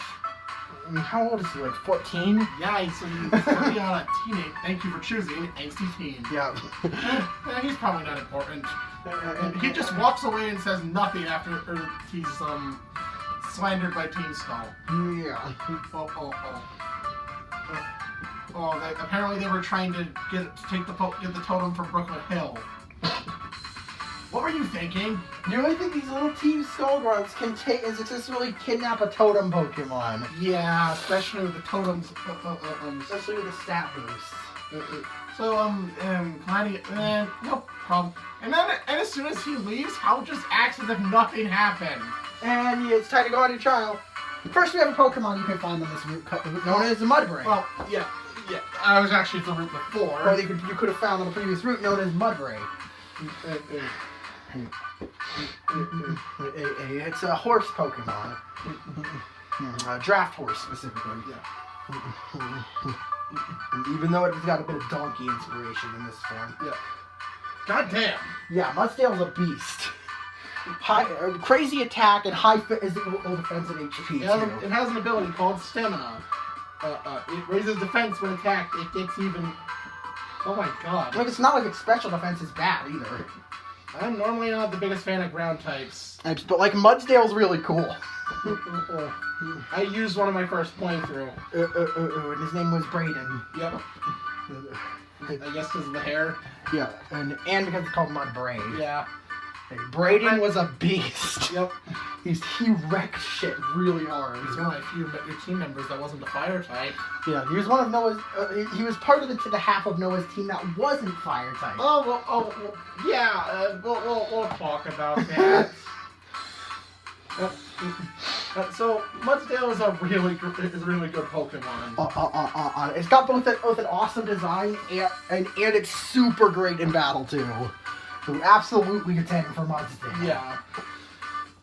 So literally its only handicap is its special attack and it being slow. On going into Brooklyn Hill, you meet the water captain.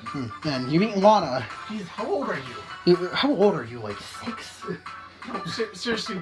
Apparently there's a rule that you can't be over 20. You'd be a trial captain. And I guess so that they're constantly giving more people the chance to be a trial captain or something. Jesus, what's the lower limit? You can't just have... It looks like this looks like a fucking first grader. So anyway, Lana just jokes around with you. Yeah. This really just... Oh, hey, you're the challenger. So you go through and well, you get a new poker ride. A Lapras paddle. It's well, you get access to surfing. You get access to surfing. And before you complete your second trial. Okay. Yeah. Where'd you get this one? Lapras paddle? I mean, yeah, it's like basically one of the fastest surfers in game. Albeit there's only 2 of them. In the series, like you move across the water super fast. Yeah. It's funny, Lapras isn't very fast. Speed-wise, is only rivaled by the other water Pokemon, which you get later. It does have its drawbacks. And Tauros' land speed. So, anyways, solid. Wait, another Kanto Pokemon? Yeah. Okay. So, alright, you, battle the Pokemon. You battle the either Dewpider or Wishy-Washy. Yeah. Depending on, the version. Depending on if you're playing the original or Ultra. And then you, alright, you get a, Okay, you fight some trainers along the way. Wait, are you sure this is a trial? Oh! When you get to the end of all this, then you're at the trial game. Wait, you're telling me... That wasn't the trial. There is no trial. There is. The boss, it's just... The totem is the trial. After you pass the trial game... Oh yeah, I did mention the Pokemon Get Away. Hey, the Pokemon run off. Yeah, so in the original... Well, you see Totem Wishy-Washy jump out of the water. And then it challenges you a battle. Or it tries to capsize your Lapras. This is Wishy-Washy normally. They cannot see. Wishy-Washy normally is absolutely pathetic. It has a stat total of 175. 175. That's lower than Sunkern, by the way. In its scored form, level 20 and up, up with more than half HP, it has a 620 stat total. Yeah, That's higher than a pseudo-legendary. You're fighting this thing. You're fighting a 620 stat total Pokemon with a stat boost in the rain, and as your second totem. However, it comes with a drawback. There is a drawback. Once it gets below half health, it reverts back to its solar form. Also, I recommend just bringing an electric type with you. Just make sure it can hit it with a thunderbolt. I brought. Hopefully you can and get it below half. Use its citrus berry, and then lower it back below half before it can destroy all your team. So what would you rate what would you rate Wishy-Washy? It's a weird gimmick. Take on the regional fish. Instead of evolving into a much stronger form, it has a form change, which is basically sort of like an evolution, and it's triggered by based on level. But it's a huge gamble. Oh, since if your opponent manages to get you down too low, you're basically useless. So what would you rate it? Honestly, I'll give Wishy-Washy an 8. It's a neat Pokemon. Just not practical. It's just there's too many counters to it that you can use to avoid its you can use to avoid its form. Yeah. And on the contrary, but in Ultra, as the totem Wishy-Washy's jumping at you, a rock winded jumps out and pounces on the totem Wishy-Washy. That's right. Making it scatter and stealing its totem aura. That's right, a water spider. Yeah. Our first actual water bug type that actually keeps the type into its evolution. It's a wall. All with decent physical attack as well. It has the ability Water Bubble. It halves damage from fire type moves and doubles water moves. Mm-hmm. Yeah, half damage from fire type moves. It doubles the damage it does when it's on water moves. More deadly. That's actually a lot more deadly. So its stab moves, I believe its stacks effectively become triple damage. Its stab water moves effectively become triple damage. So, well, this thing impacts a punch, which even if its offensive stats don't look that impressive. Yeah. So, what would you rate this one? 10. Araquanid is a really cool Pokemon with a use and design. Also, its Pokedex entry is kind of messed up. One of its entries, which one is it? That's the first one. It's Sun entry. Sun entry says it delivers headbutts, and small Pokemon get sucked into the water bubble where they drown. Oh. But in Moon, it's as despite what its appearance, it's rather vulnerable. It definitely brings Pokemon to its front. Yeah, it brings Pokemon to its water bubble to protect them. And Moon. Yeah. I feel like these entries were probably written by different people. So, what would you rate this? Yeah, I'll give it an 8. 8? Okay, that's a 9 for Araquanid. But as for the trial, it's literally just the totem. That sucks. No. 3. Not looking too good for trials. We're only on the second one. Mm-hmm. Let's see. So, I guess after you eat the totem, you get the water Yumsy and finally a rot. A fishing rot. You can only fish in spots marked by in dark spots in water. So there's a rock underneath. Where there's rocks around. And there's a chance that there will be a rippling spot. If you fish without the rippling spot, you're usually not going to get anything. Trying to get Magikarp or water or Wishy-Washy. And Magikarp or Wishy-Washy. You'll only actually ever get anything good from fishing if you refresh the room over and over until a rippling spot appears. This is terrible. Well, they neutered fishing in this game. I was worried that's how it would work in Sword and Shield, but thank God the rippling spot, it kind of does, but the rippling spots respawn after a few seconds rather than requiring a room refresh. And also they aren't essential for getting good Pokemon. I believe the rippling spots affect like the Pokemon's level or like guarantee a catch. Yeah. The only thing that's what the rippling spots are. I believe the encounters are mostly the same. Oh my God! What did they do to? Also, there's no longer levels of fishing rods. There's one fishing rod. There's just. Yep. I mean, to be fair, Gen 5, I've only had the Super Rod, then X and Y brought back the normal War and Eras, and then in Sun and Moon they went back to better this way. I mean, it's less confusing. Yeah, than having different. I mean, of course, they don't want you to fish up something really strong on the So, beginning. like, now the fishing levels just scale with the route.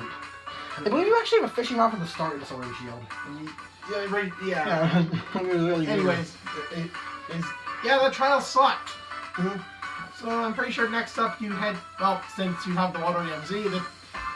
You can the Sudowoodo see it and get scared and run off. Oh, actually, at this point, in an Ultra, you run into these guys again. Who do you fight?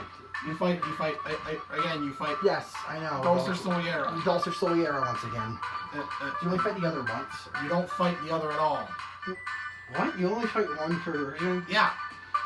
What the hell? Yeah. Oh, you never fight Fyco or Zossie? Yeah. That's so weird.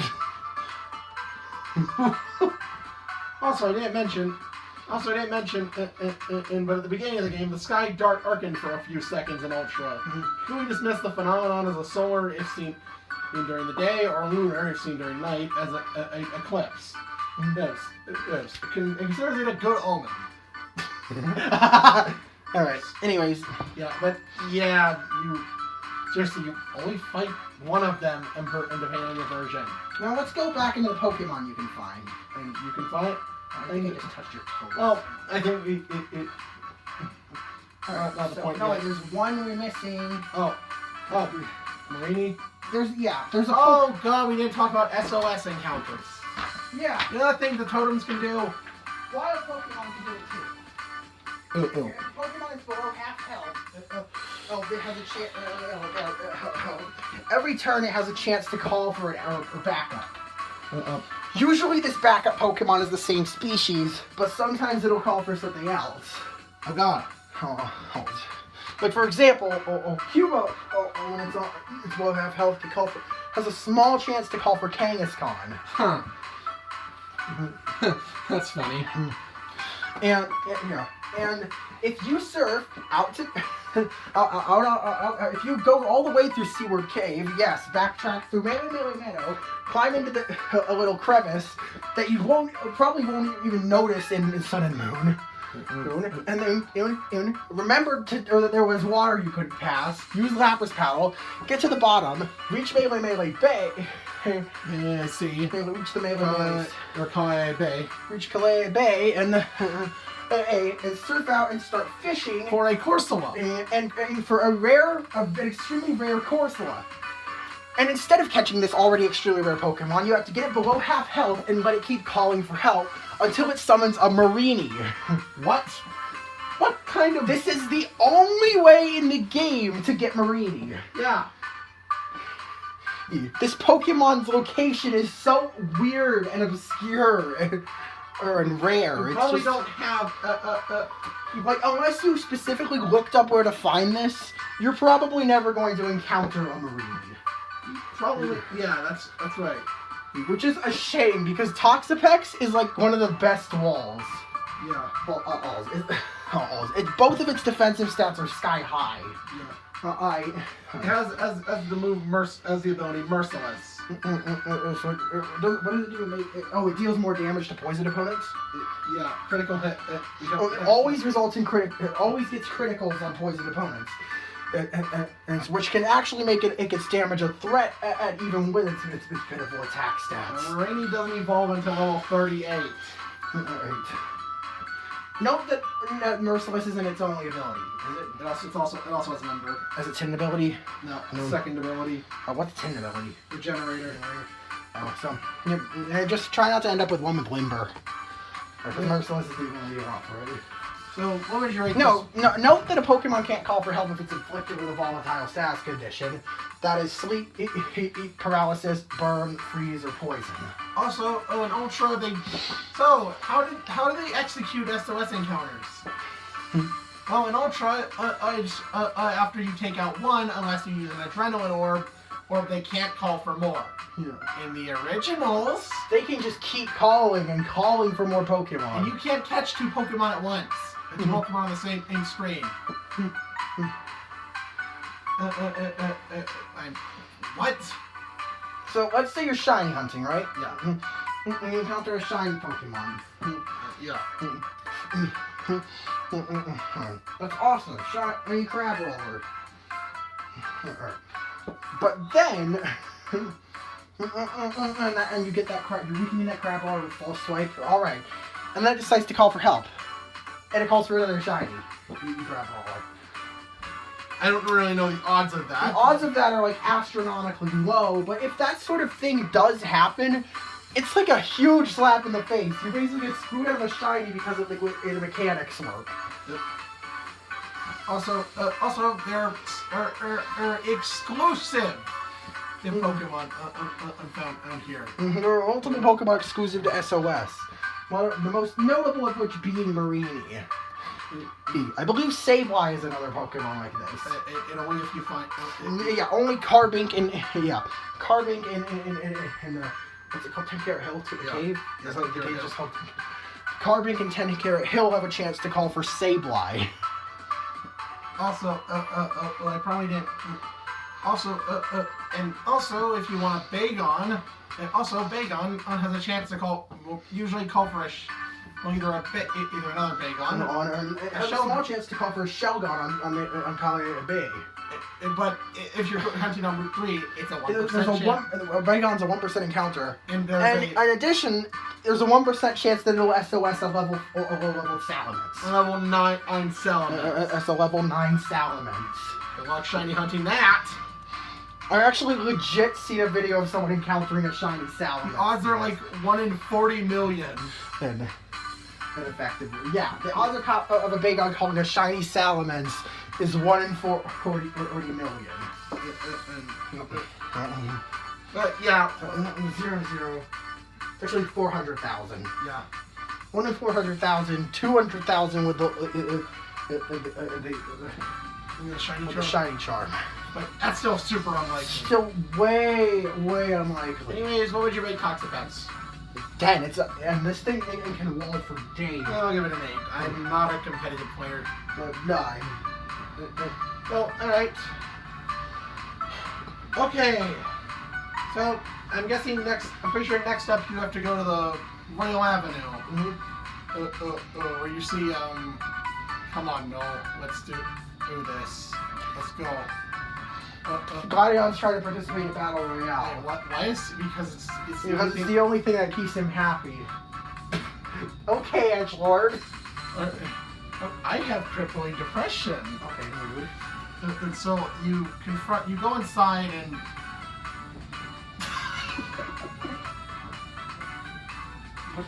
you're going to bed. What? Well, don't expect us to be quiet.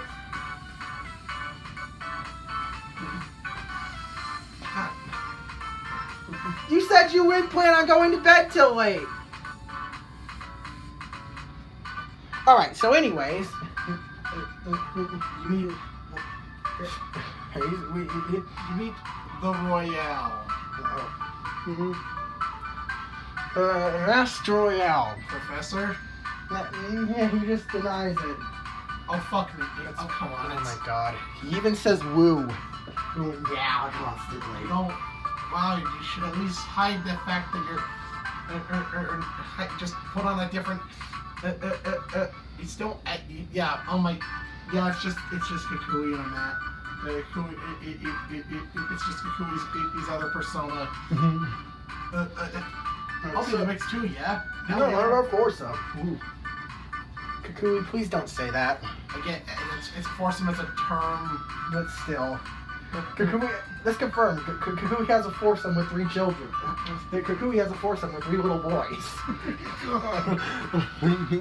Oh god, and so how do battle royales work? How would you think they work? Like, maybe there's 4 Pokemon, there's a bunch of Pokemon, and the last one standing wins. No.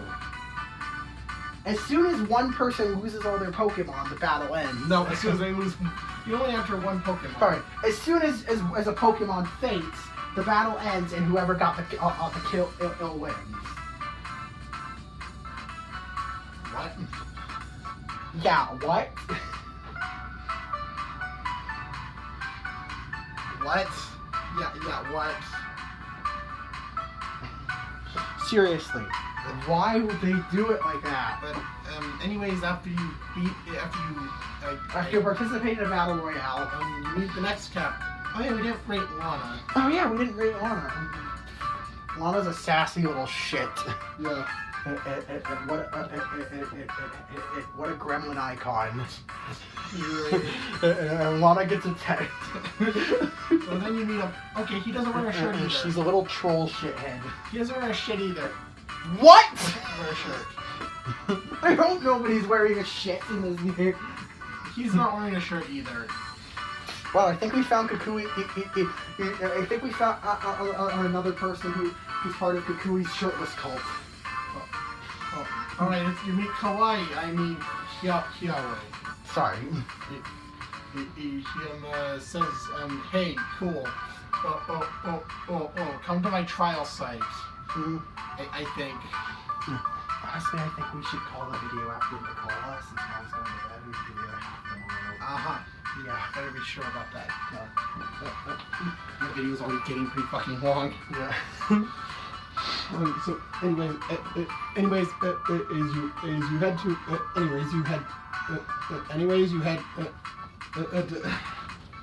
you're gonna head on to Route 7, which takes you to Alola Volcano Park, where you can ride with another Pokemon. And it's Salandit.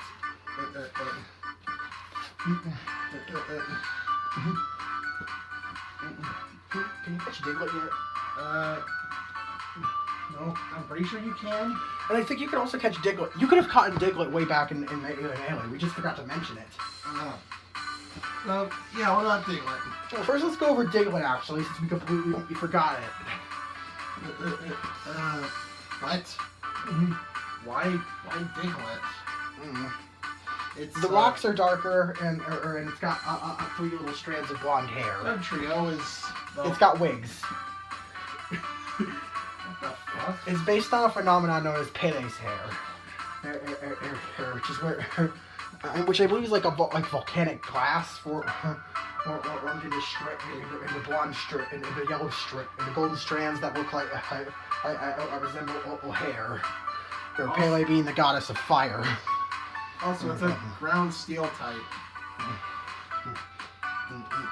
If it were me, I probably would have given it the fire type instead of the steel type, but okay. I'm so sorry.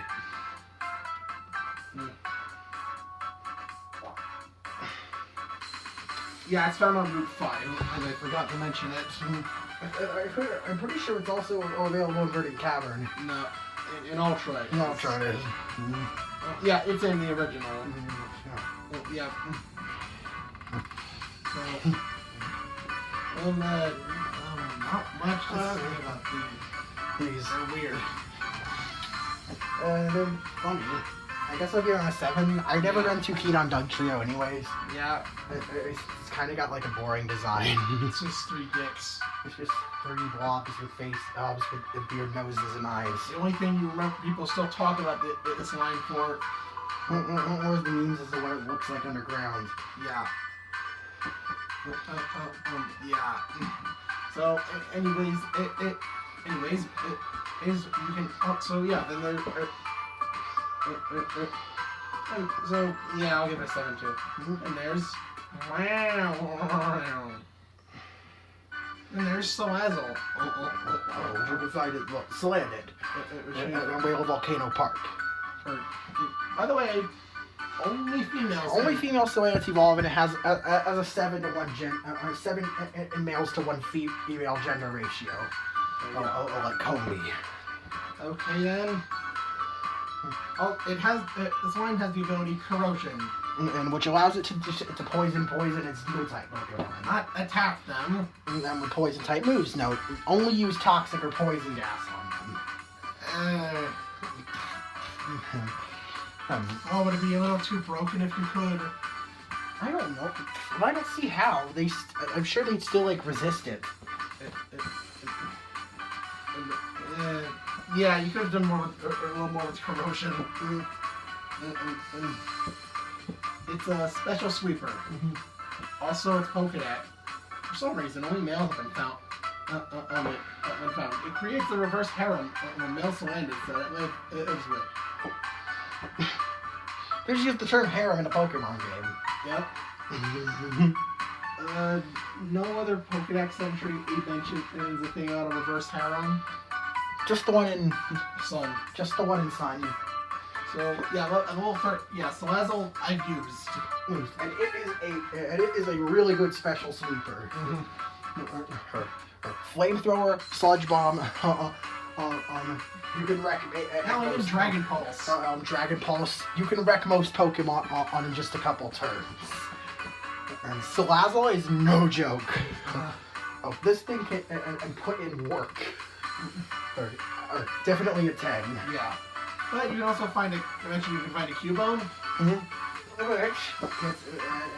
And you can evolve it into Marowak. Marowak, the evolution is no different, method is no different, but in Alola, it evolves into a fire ghost type Marowak. And it's the exact same. Stat-wise. That's terrible. And arguably its type is worse too, so it has more weaknesses. And also, there are like no physical ghost or fire moves. At least in the ground type, it got physical ground options. Well, it can get Fire Punch. Okay. And then its signature move, Shadow Bone. What's that? What's the deal with that one? It's physical. 85, you said? Yeah, 85. Alright, what? Okay, does it have a secondary effect? It could have secondary effect. It may also lower defense. Actually, Shadow Bone is a better move than I expected.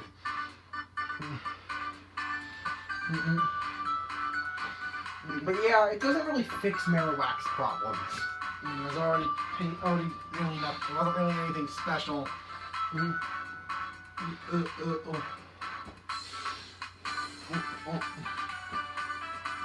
Yeah, it still gets other ground moves by level up.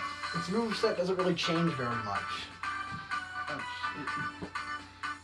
Seriously, there aren't a lot of strong physical fire moves. And that's Shadow Bone is about the best it gets for. And Shadow Bone's literally the best physical ghost move it gets. Yeah. What would you rate it? In terms of design, it's really cool. Yeah. So that alone nets it at 8.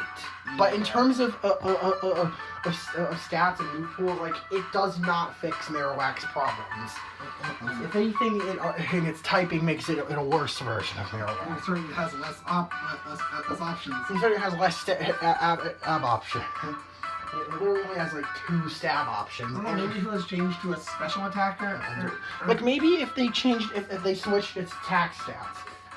If they switched its attack stats, so it didn't have piss poor for the special attack,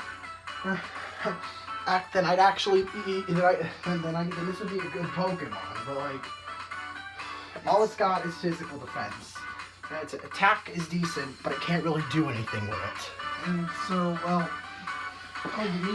So yeah, 8 for design. Yeah. It would get a 10 if it was actually good in battle too. So, what's your rating for it? Same here. All right. I used this on my first playthrough. Yeah. That was 2 fire types I used. We'll get into another one on the next time. So all right. So as for the trial, it's spot the difference. Yes. It's really the first one's kind of tricky, but then the next one, a hiker appears out of nowhere, and the third one, the totem Pokemon's there. The second one, you actually fight the hiker Dave. There's actually a side quest where Kiawe insists that hiker Dave takes his place as trial captain. Actually, that's in the last trial. In the last trial, in Ultra. Yeah. So we'll yeah. I guess I mentioned that too. Come, my fine hiker.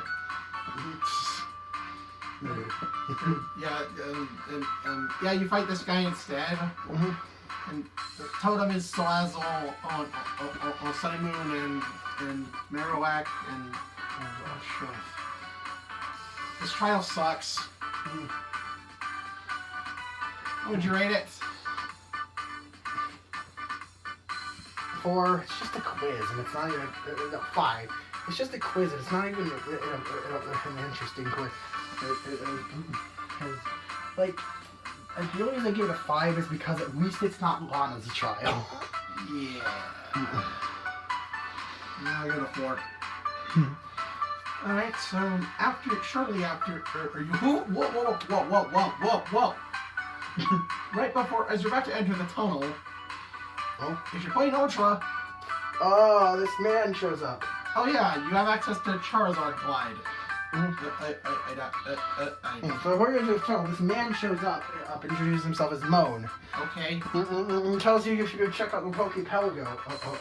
Well, since you would fly there with your Charizard. Charizard, should we even rate Charizard Glide?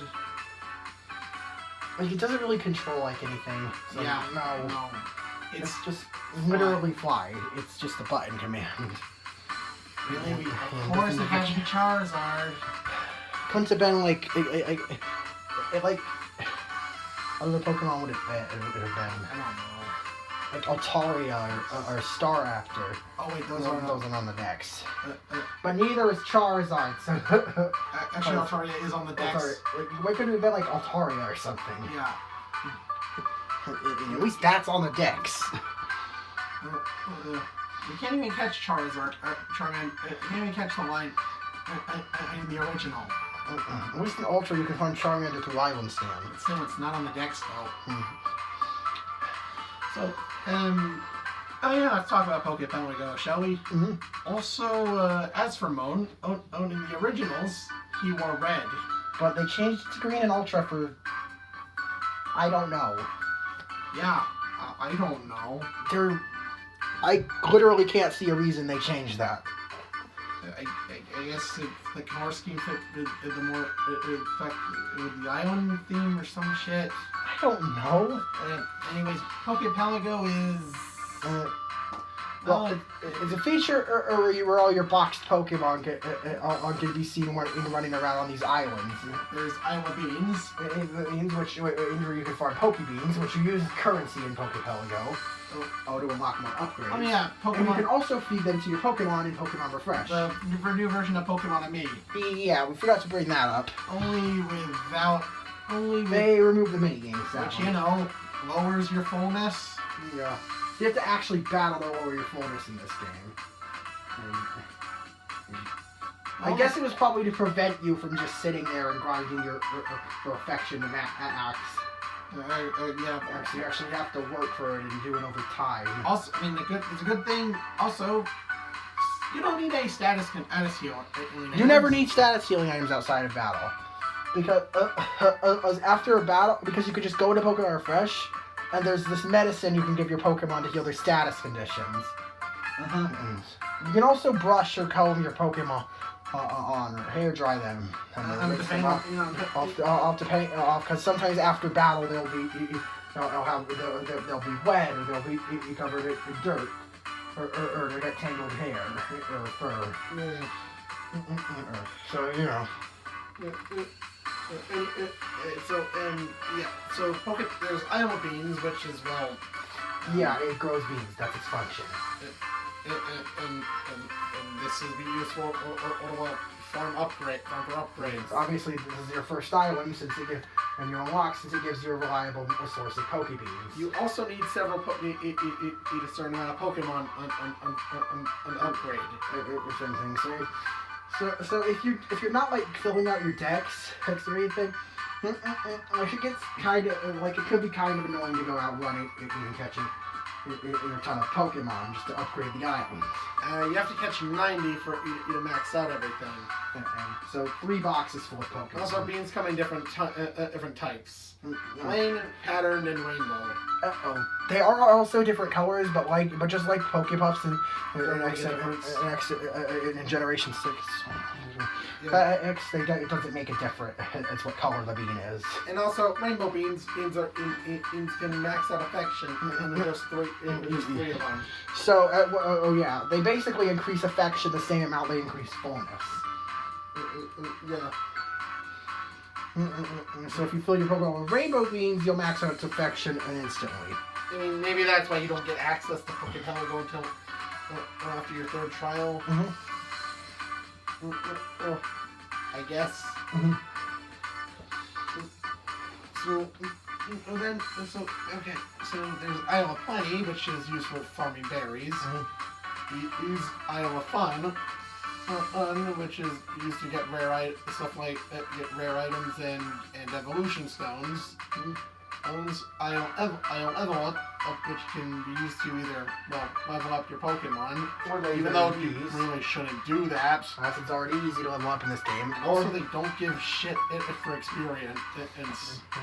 And you get like maybe like a 300 experience a day. Yeah.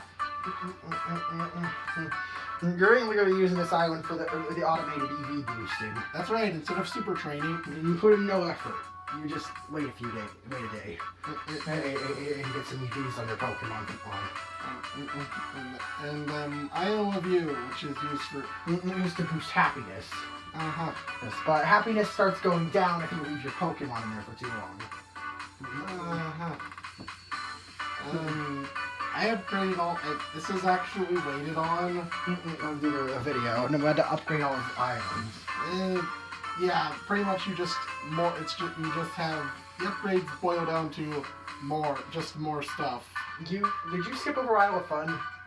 Isle of Fun on as well, where I did mention it. If you can just get a bunch of shit. Yeah, send your Pokemon out to search for stuff. And you might get evolution stones. Bottle caps and pearls and nuggets or stuff. Yeah, like that. Treasures or evolution stones or bottle caps. Yeah. Which should be used to hyper train if your Pokemon's level 100. Yeah. Technically, you can do that right now, but I doubt you're gonna have a level 100 Pokemon on until like the post game. So. Also, hyper train is only effective during battles. Yeah. It's not permanent.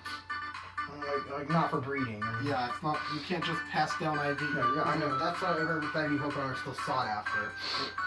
Because you can't breed more perfect IV Pokemon. I mean, yeah, you didn't really work for that. Sort of. Yeah.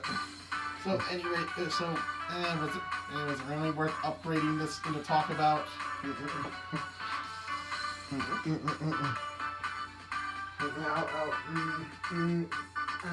Not really. Oh great, I wasted several days of my life. For nothing. Me. So okay. Pokepelago, like... I guess it's a feature, so we should probably rate it. There's a lot of different things you can do, and it's actually pretty useful. At the very least, the first 4 islands, like Isle of Fun, Isle of Beans, and Isle of Plenty. The first 3 are the ones you're going to want to use casually. And for competitive. You have Isle of View. Isle of View is for Isle of Luck. But Isle of View is you can raise friendship. Albeit you're better off just running around in that case. There is a soup though in Melee. Or you can always use a luxury bolt. Catching a Pokemon. Is how much it gains. So yeah, Pokemon is actually really useful. Each island serves a valuable function, even if Isle of View isn't really effective. Isn't really particularly effective for much. So I'll give Pokepelago a 10 though. Yeah. It's like not a super fun feature because like it's not really interactive, but it is extremely useful. Let's not forget this Pokemon. It seems that your mom was interested. Very interesting. If you need to stuff like that, you can get some weird text. It's maybe if you named your Pokemon something funny. There is. You can get text saying your Pokemon's using its own fertilizer. Which basically means it's using its own shit to grow the berries. Yeah, that's... Oh my god, that's... Oh my god, that's gross. Anyways, so how would that work with a Pokemon like Magnemite? I don't fucking know. Well, anyways, it's just is you either walk straight to the Route 8 in the original, or walk through a tunnel after being jump scared by some weirdo. Wait, okay then. And in Ultra you meet the recon squad, and they seem freaked out by that. Freaked out by the weird aura that Moon left on you. Okay then. So probably not important. Anyways, you move on, and it's time for Lush Jungle. Your trial of Lush Jungle. There, you can find a few Pokemon here. There's a lot of Pokemon here. Well, on Route 8 you can find Stuffle.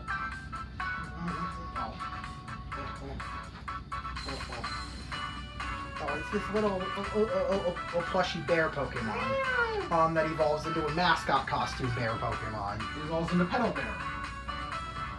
Beware. Yeah, it can kill you. It has really high attack and HP. The standard stuff for a bear Pokemon.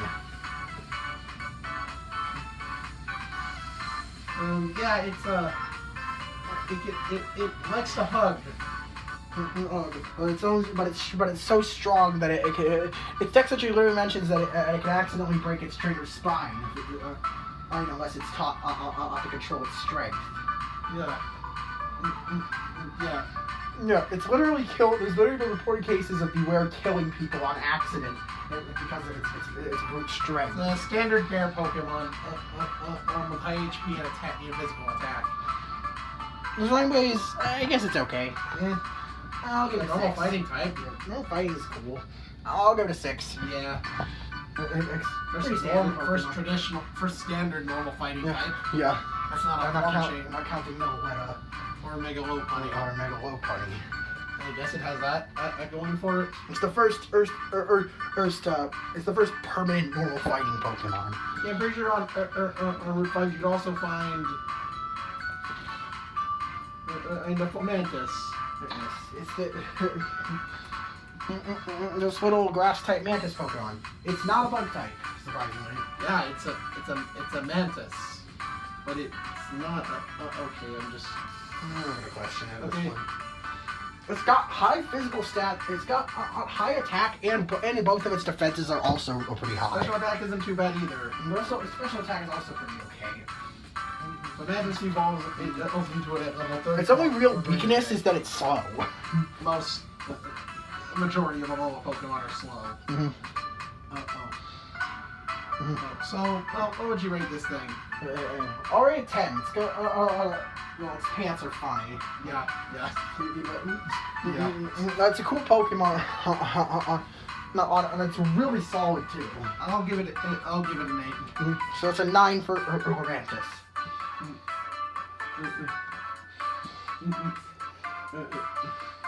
There's also a trainer who does a good job of caring for it, but will apparently have a difficult time growing closer to a lazy trainer.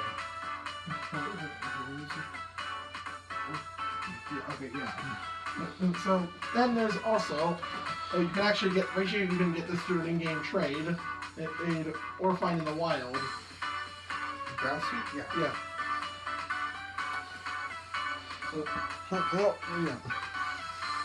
Bouncy, which then evolves into Steamy and Zarina. After I learn Stomp.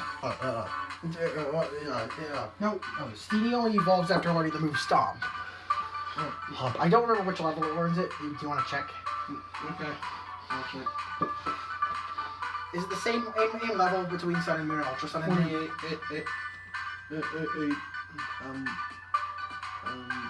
29 and an Ultra. Yeah, 28 and Sun. 29 and an Ultra. 29 and Ultra. 29 in both. Oh, 29 in both. Okay. Someone should have changed it. Okay, so I believe I don't know if it reduced it to one level. So it either evolves at level 29 or 30, effectively. Yeah. You just make sure you actually replace something with Stomp. I don't know if it'll evolve the battle after or immediately after when you stop at level 29. I don't believe it counts since it already leveled up before learning it though. Oh, so I'm pretty sure it has to level up again. So at minimum, you can evolve it at level 30.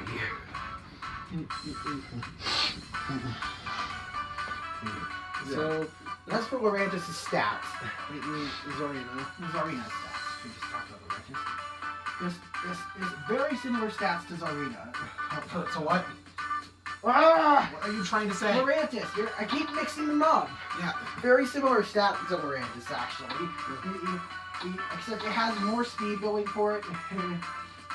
It's a little faster, not as slow, and it sacrifices a lot of its special attack for even higher physical attack. Also, it has a signature move called Drop Kick. Earliest priority? Yeah. Yeah. What does it do again? It always lowers the target's attack by 1 stage. No, I'm thinking of its ability Queenly Majesty, which gives kicking moves priority, I believe. Prevents use of them. Oh, prevents your opponents from using priority moves. It was like quick attack, or extreme speed. No, like quick attack, aqua jet, etc.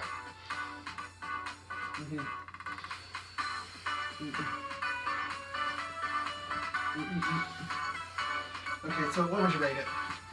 Already 10. It's another cool Pokemon on a really solid in battle as well. Yeah. Well, and there's a. We're also talking. On the topic of grass type Pokemon, we have effectively Lurantis. What are you talking about? Shiinotic. Oh yeah. You skipped it. Oh shit. We have effectively Lurantis' nighttime counterpart. Yeah. Shiinotic. It's really slow and has no special or physical attack. But its special attack is a solid 90, and it has a really high special defense at 100. Actually, it evolves at level 24. It actually evolves earlier. Yeah. Right. What did you say for Mantis evolved? 30. About 30. So it actually evolves faster. But the thing is, Fomantis can only be found during the day, and Moral can only be found at night. You know, it doesn't evolve only at night. I know. Oh, wait, Fomantis can only evolve during the day, though? Yeah. They're like sort of counterparts. And this one's also part fairy. Yeah, Grass Fairy. I believe our first Grass Fairy Pokemon. No. Gen 6 had one. What one was it? Oh, Cottony. Cottony, right. Gen 5, I forgot Cottony was retyped to Ice. So I've always considered them counterparts. If it were up to me, I would have made the Grass Trial version exclusive. I would have had Lurantis and Sun and Shiinotic and Moon. I don't know why they didn't do that. Yeah. So, anyway, Shiinotic scares me. Yeah. It's got this this lifeless stare. Well, But it's like Toad. Also, it's only 3 feet tall. Mood. Okay, not so scary anymore. What would you rate it? It's like a little gremlin. What would you rate it? At 10. I personally love this Pokemon. I'll give it a 7. So that's an 8.5 for Shiinotic. And there's another Pokemon you can find it in the West Jungle. A fairy type Pokemon known as Comfey. Well, Oh, it's a wall. Oh, that's fast. yeah. It's got a high special, it's high set special defense followed by speed and then physical defense. Each of the 10-point difference. Its physical attack and HP are pretty bad. At both around 50, but it has decent special attack.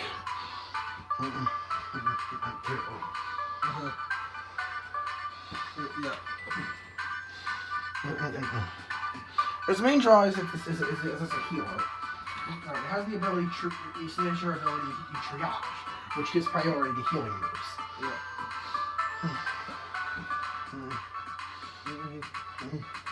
Get laid.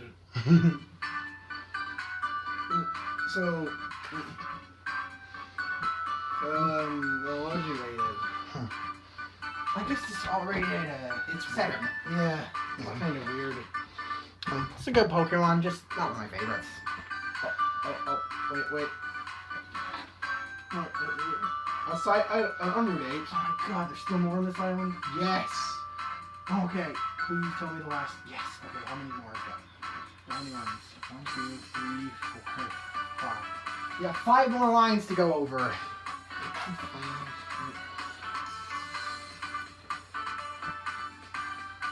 Let's see if this can Yeah. What? Yeah, they can. Okay, so. What can you what? The monkeys. Oh. And if they can be found what? Like all Yeah, they can. They're in the, they can only be found in Lush Jungle. Alright. Got. Persimmon and Durangaroo. Oh. Persimmon and is a physically bulky Pokemon with high on a really good physical attack as well. It has crippling little, it has really low special attack. It's a little on the frailer side, especially as well. And it also has decent speed. Its ability is Receiver.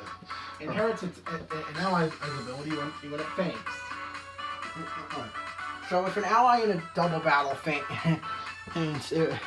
Persimmon will gain that ability. What would you rate this one?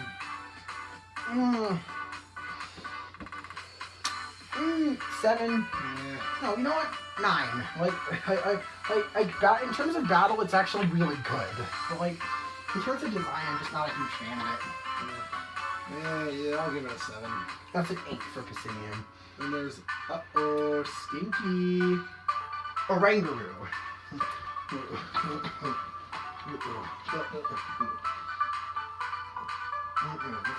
The moon counterpart.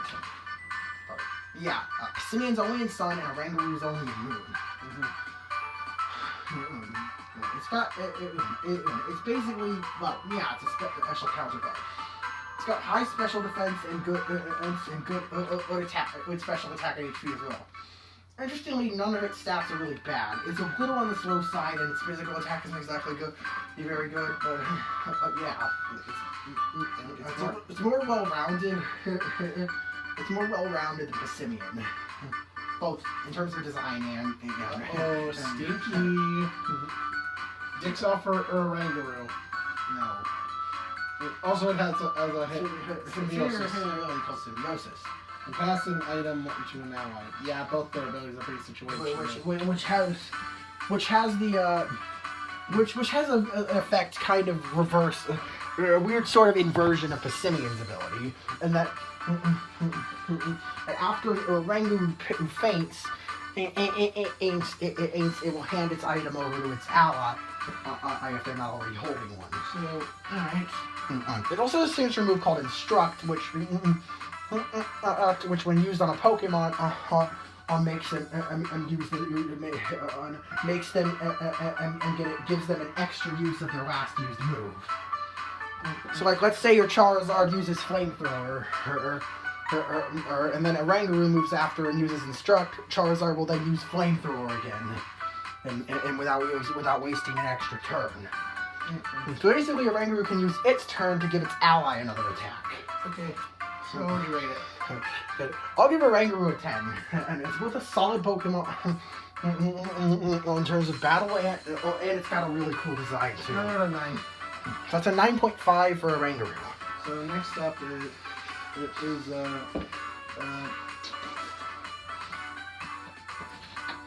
Next up is Pyukumuku. That's Shuckle. It's basically we're Shuckle. I think it actually has passable or attack. And what does it use it for? Nothing. It learns 0 attacking moves. Every single move it knows is a status move. Yep. Okay, yeah. Your opponent counter. Notwithstanding, since those do fixed damage based on what your opponent did. Ignore the 60 attack stat, that's never going to do anything. Yeah. Unless your opponent uses Foul Play on you. Its ability is Enters Out. And when the Pokemon faints, it deals damage to the Pokemon that KO'd it, equal to the amount of damage to the amount of health. Yeah, double the amount of health it was health that it had on the last hit before its death. Jesus Christ, you could have just made Alolan Shuckle in this case. Yeah, so like if Pyukumuku had 30 health before it faints, and the opponent uses like karate chop, like Mankey uses karate chop on it and takes it out, Pyukumuku will do 60 damage back to Mankey because of its ability, which is double the 30 that Mankey had to use to take it out. Okay, so I don't know how this works with multi-hit moves, so I'm not going to try to explain that. so what would you rate it? It's got an interesting design. It's weirdly, it's an oddly adorable. They're considered unappealing into Taurus. His part-time work or chucking them back in the sea is available. No matter how far they're thrown, they will always return to the same spot. Mhm. Also, that thing can can punch you with its organs. That's basically how it uses counter. When it's if you attack it, it punches back with twice the force. Whilst using it against intestines. Yeah. How would you rate it?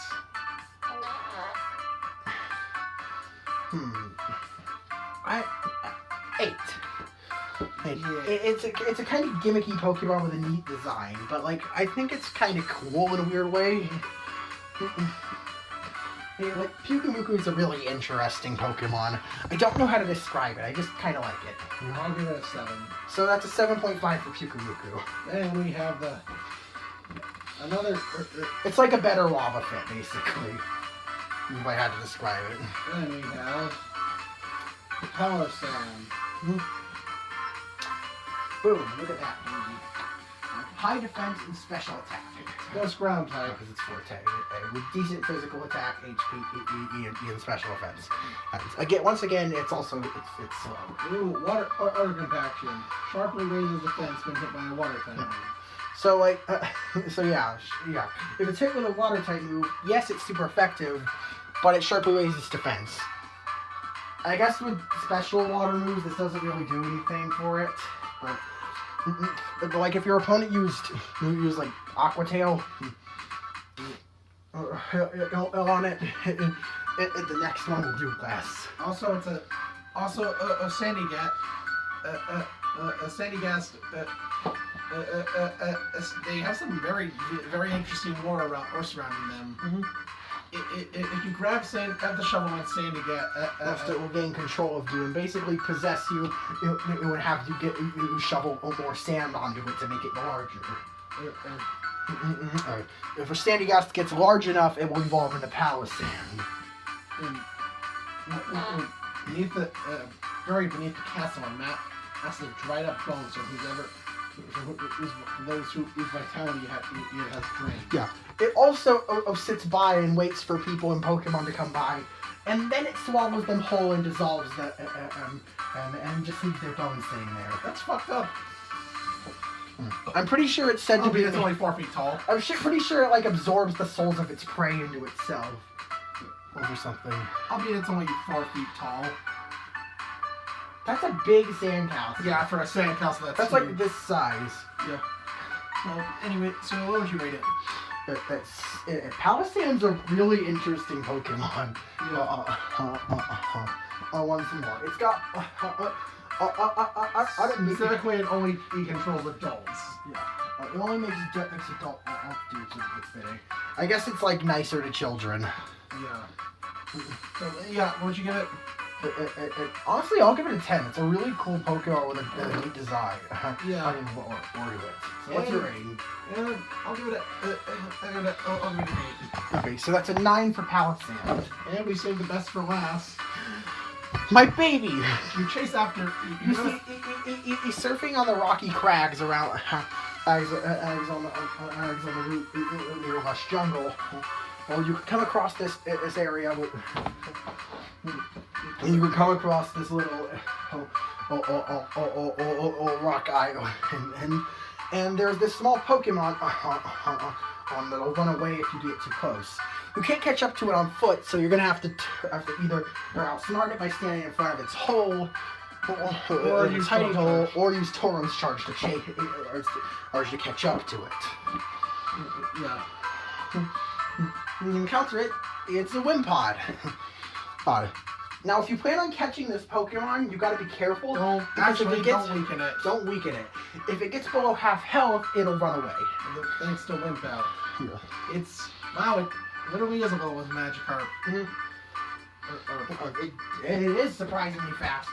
It is pretty fast. It is really fast for an unevolved Pokemon, though. But then it already evolves into this beast. It's the Golisopod. Arguably my second favorite Generation 7 Pokemon. It's an Isopod. I've always wanted a giant Isopod Pokemon. And you got it. And I got it. Look at all those arms. Yeah, it's like a samurai Isopod. Yeah. Yeah. Oh, this thing is so cool. It's massive. Yeah, its physical stats are massive, and its special defense is no slouch either. Once again, it's slow. It's held back by... But the catch to this beast of a Pokemon is its ability. It retains its ability from when it was a Wimpod, and then it switches out or runs away. Hey, if you can't really encounter it in the wild, but if you encounter one in the wild, it would run away. Basically, it forces you to choose another Pokemon to switch to if it gets below half health. The ability doesn't activate if you have a citrus berry on it, and it eats that and it recovers above half. But yeah. Yeah. My advice personally, if you're using a Golisopod on your team, is to save it as your favorite for your last Pokemon, so its ability doesn't get in the way. Yeah. Okay, since you'll have nothing to switch to.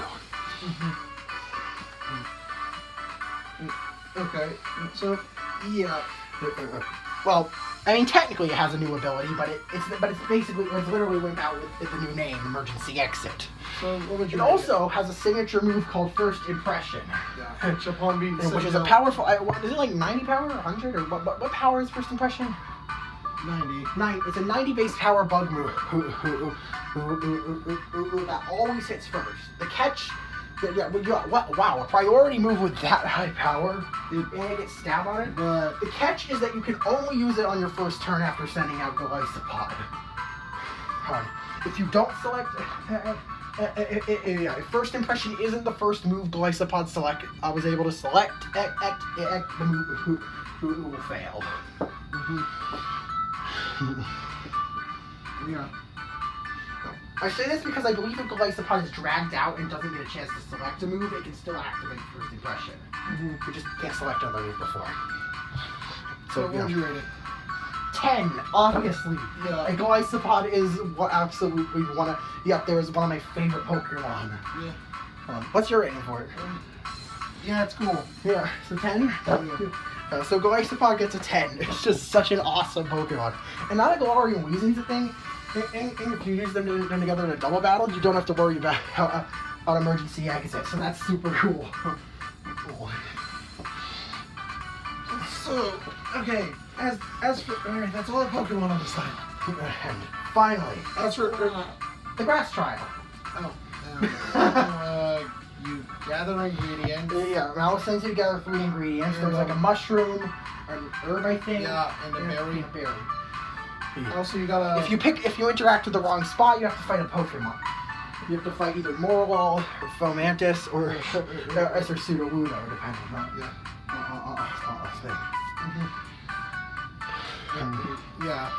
And also depending on how well you did it, if you didn't guess right on the first try, on any of the challenges, is you'll have to fight that Pokemon right before the totem. Yeah, that could be. If you failed all 3, for example, if you failed all 3, don't get the first try with all 3, then you're gonna have to fight 3 Pokemon in a row before the totem. And no, you don't get a chance to save. So, yeah, you're gonna want to get those on your first try. Press A to pound. Yeah, there's also a little weird mini game. You just press A. He ate a mix up of this soup. Crush it, grind it, turn it into goo. Stop. Why is it? Stop! It's so why? Why? What? This. But also, these items are hidden. Yeah. Except that would be hard. Except you the fact that they literally give you. Let's start one search. Yep. Eliminating all challenge. Haha. This blows. This trial blows. You give it. I'll give it a 6. It's actually a competent trial, even if the point is defeated by someone. Oh yeah, with that you've done all your trials. Okay, you fight Totem Lorantis, so like And, oh my god, it's actually super annoying. Yeah, it can use synthesis. It's the heal on a itself. cast form. Or Sun that can use Sighting, and therefore synthesis heals all its health. And it's saying it should use Solar Blade, which is a physical version of Solar Beam. It charges and what it doesn't need to charge. It's This thing is disgusting. It's the hardest thing you'll face. This is literally going to be probably your hardest trial. Yeah. Unless you brought a fire type that can take a Solar Blade or two. I brought a Salandit with me. And yeah, obviously that was an unevolved Salandit, so it didn't really fare well. Yeah. Even against Solar Blade. But either way, 4 trials in. And Yeah, still not good. Come on, there's gotta be. They gotta get better, right? We'll see. So okay, so then you gotta go over to Coney. Also, you were gathering ingredients and also after you fight Lorantis, Mallow has Kiawe and Lana try some of the food. and it's so And they can't I handle can feel the bone under my mouth. Please don't say that. That's pretty much. Basically, it's way too spicy for them and they run off. I do find it kind of funny how the fire trial captain. You don't have. We didn't rank Kiawe! Kelly. 10. He's actually kind of got a character. He has Yeah, like this motivation. Like he wants to travel the world or to become a famous dancer. But he feels held back by his position as trial captain. And that he has the tapu appointed duty of staying on Alola until he reaches age 20. Oh my god. He's basically like the tapu is like probably gonna fucking kill him if he doesn't stick around on Alola until he served his duty as a trial captain. I'll give him an 8. Okay, so that's a 9 for Kiawe.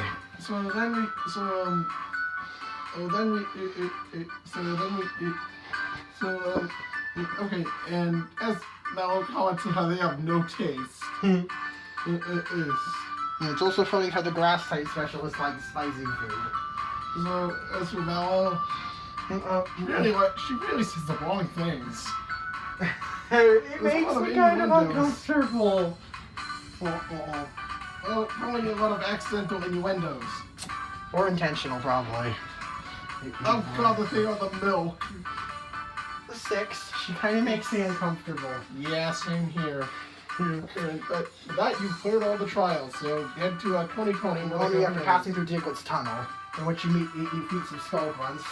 And then that's an Aether employees show up. Yeah, these people show up. Up and shoo off Team Skull after you already beat them. Okay then. And then they just kind of escort you out of the cave. What?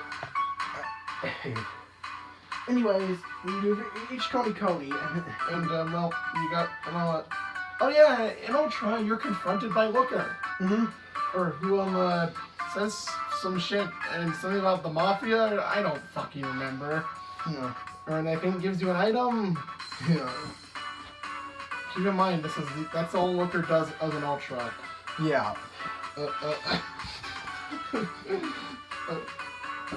Okay. So Coney, you can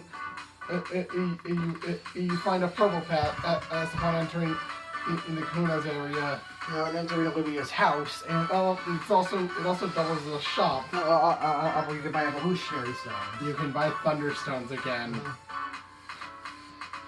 And Sadly, you can only buy Fire, Water, Leaf, and Thunderstones. yeah. That's something. So anyway, is you Promo Pass has a letter for you to deliver. And apparently Olivia's like at the cemetery. She's at the ruins or something. You have to go through the cemetery. Yeah, but also go into her bedroom. It's one of those stuffle toys. They're really popular among single women that move. Oh, they're really popular among single women. Okay, what the hell are you doing, writers? Okay, so pretty sure when you reach the cemetery, I swear the writers were entirely too horny when they wrote the portion of a call when they wrote a call and shit. Oh my god. And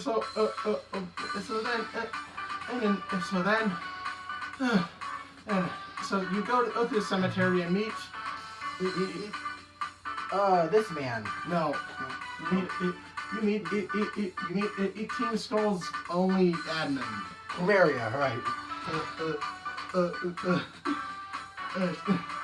Or You battle for yet? yes.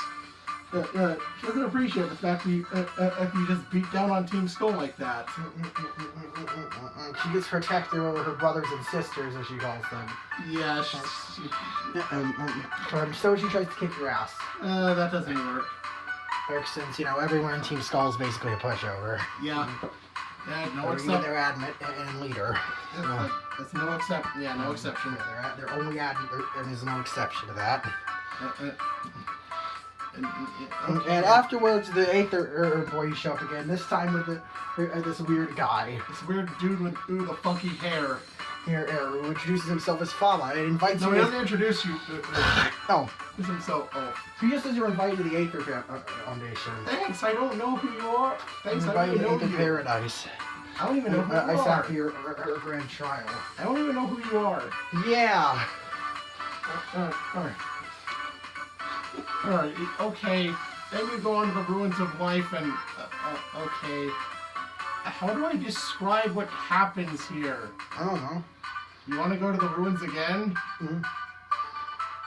Debbie wants to go to the ruins, and they meet Olivia. And We got her on trial there. Okay. And afterwards, she demonstrates. Yeah, and afterwards she demonstrates its tectonic rage. And then it just...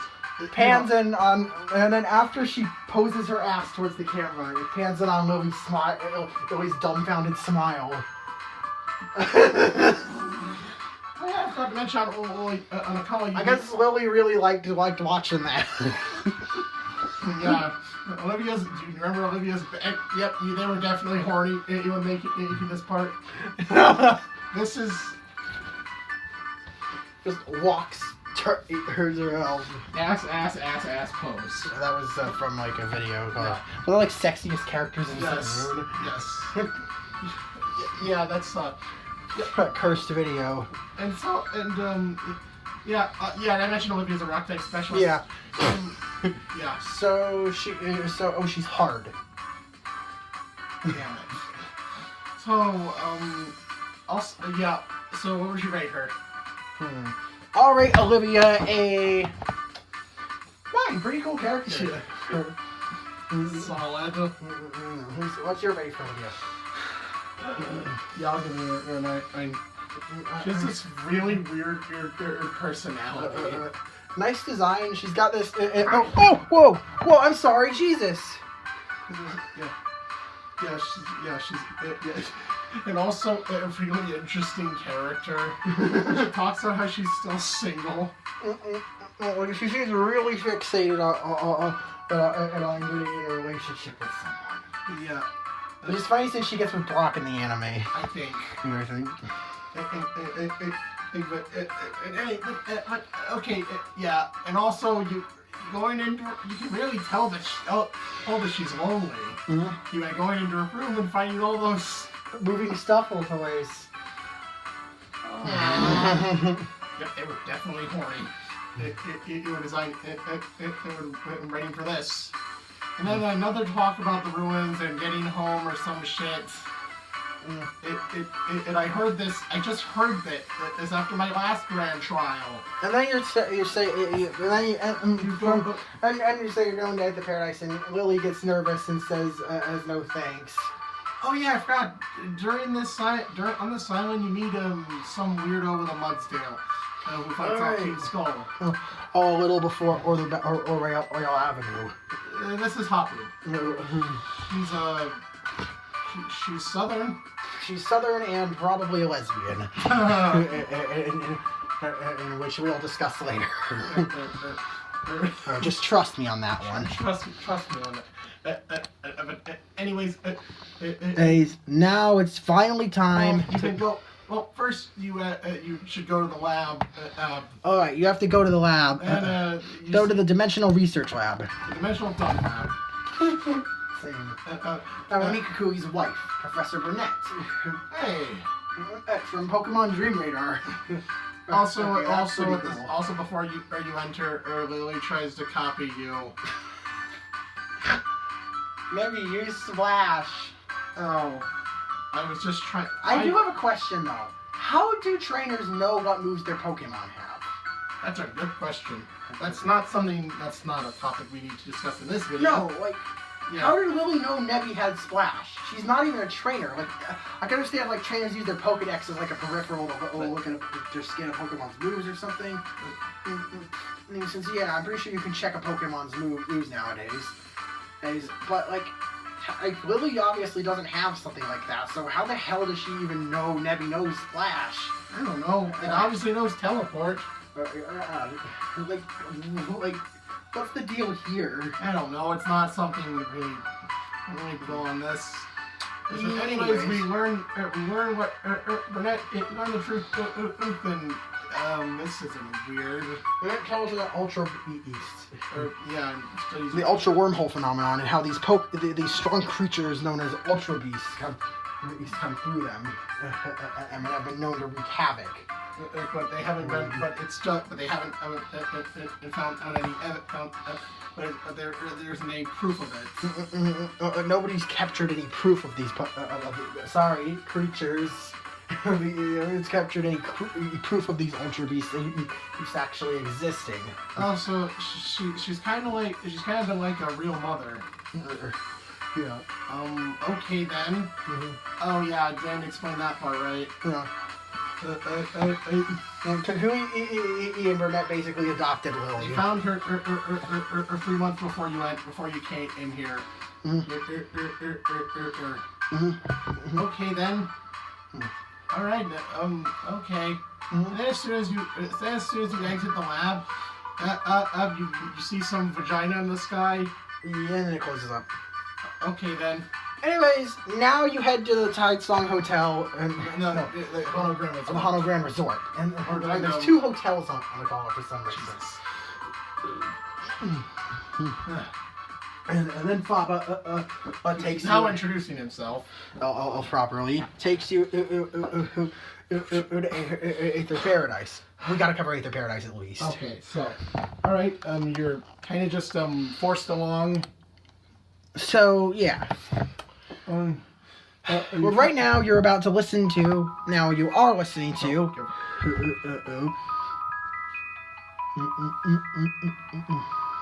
Aether Paradise Lo-Fi Remix Pokemon Sun and Moon by Zame. Z-A-M-E. Same name.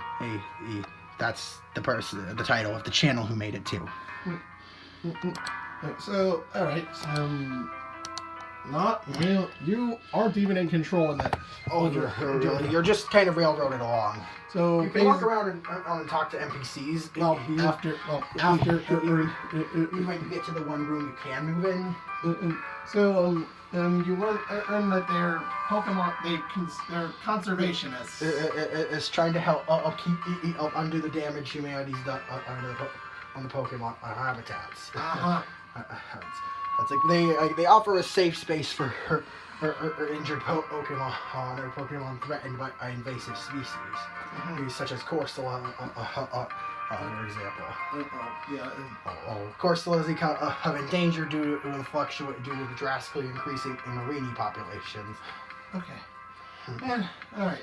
So you also meet here. You also meet another one of the branch chiefs. Wick. Yeah. Yeah. Not much to say. Not really much to say about her. He seems pretty he's nice enough. Yeah, and they take you to meet the president. And This is President Lusamine. I mean, how did you do all this? I mean, you're not that much older. You can't be that much older than us. She laughs and states that she's you already. Sweet boy, I'm already over 40. Oh, wait, what? To be fair, she's about the size of she's about your size. All right, yeah, she's actually pretty short. She's about your height. And then Hal comments that no one could. Look like that other than maybe Lily. And then she kind of loses her composure for a moment before. The stare. She kind of just freaks out, has this freaked out expression for a moment before. Gee, I wonder. I wonder what the deal is with Lily. It's totally. I can't. I totally don't see. There's not. It's like. Must be something. Maybe she knows someone else named Lily. Okay, then something opens up. A wormhole and an ultra beast comes out. And instead of the president flipping out, she tries to welcome the Pokemon. Ultra beast. It doesn't want to be here. It's probably in a lot of pain. And it doesn't want to be there. And Lucy is just welcoming it and trying to get its affection. It just spreads out her arms. Yeah. I don't think hugging that would be a good idea. Yeah. So, anyways, you're forced to fight this thing. It doesn't have. You don't know its name, and it has totem aura. Oh, you can figure out its type. You can figure out its type by using your moves, but does the game tell you its type? No, but I'll tell you, it's rock poison. It's rock poison, so just use a strong ground type move. Just use a decent ground type move on it, and it should go down. Preferably a physical ground move because it's a special wall. Yeah. Its physical defense is really bad. Yeah. So, we'll go over this one later. And then it, does this. What the fuck is that? There's this weird screen warp effect. It just rotates the model and then blurs. And then disappears again. God, that's pretty lazy. Isn't it? But then, instead of having a, oh good, it's gone. On time type of reaction. I want it. It has a bit of a meltdown and wants it back. And then makes this crazy expression. This crazy grin for a second. And then realizes that she has guests and calms down. Oh shit, can't act like. Oh shit, our guests can't do that. Right? Can't get off to it. Can't get off to this Pokemon. I can't get off to this creature. So, anyways, you get the TM for psychic. I guess as as compensation for the chair for the president kind of freaking out like that. And Hal gets a Malasadas. As in, on your way, Hal. You take a boat ride with Hal. Yeah. And he was going to give you a Malasada, but he already ate it. He already ate the whole thing. Yeah. And he talks about how crazy that was. Yeah. So okay, I'm just gonna say this. This video is almost 4.5 hours. It's like 1 a.m. And we'll pick up where we left off tomorrow. Oh, I guess this would hopefully tomorrow. Like our previous revisit. This has to be split into 2 parts. Except because Not because of my battery or anything, but because this is going on for too long and it is tiring out my voice and I just want to do something else. we'd probably be here for like 6 hours. Yeah, this video might end up being like total 10 hours long, possibly. You combining both parts. So like we really need to go to a different. We really need to cut this here. So that being said, I'm Ezra. I'm Emery, and bonjour, my wonderful viewers. See you in the next video. Yeet.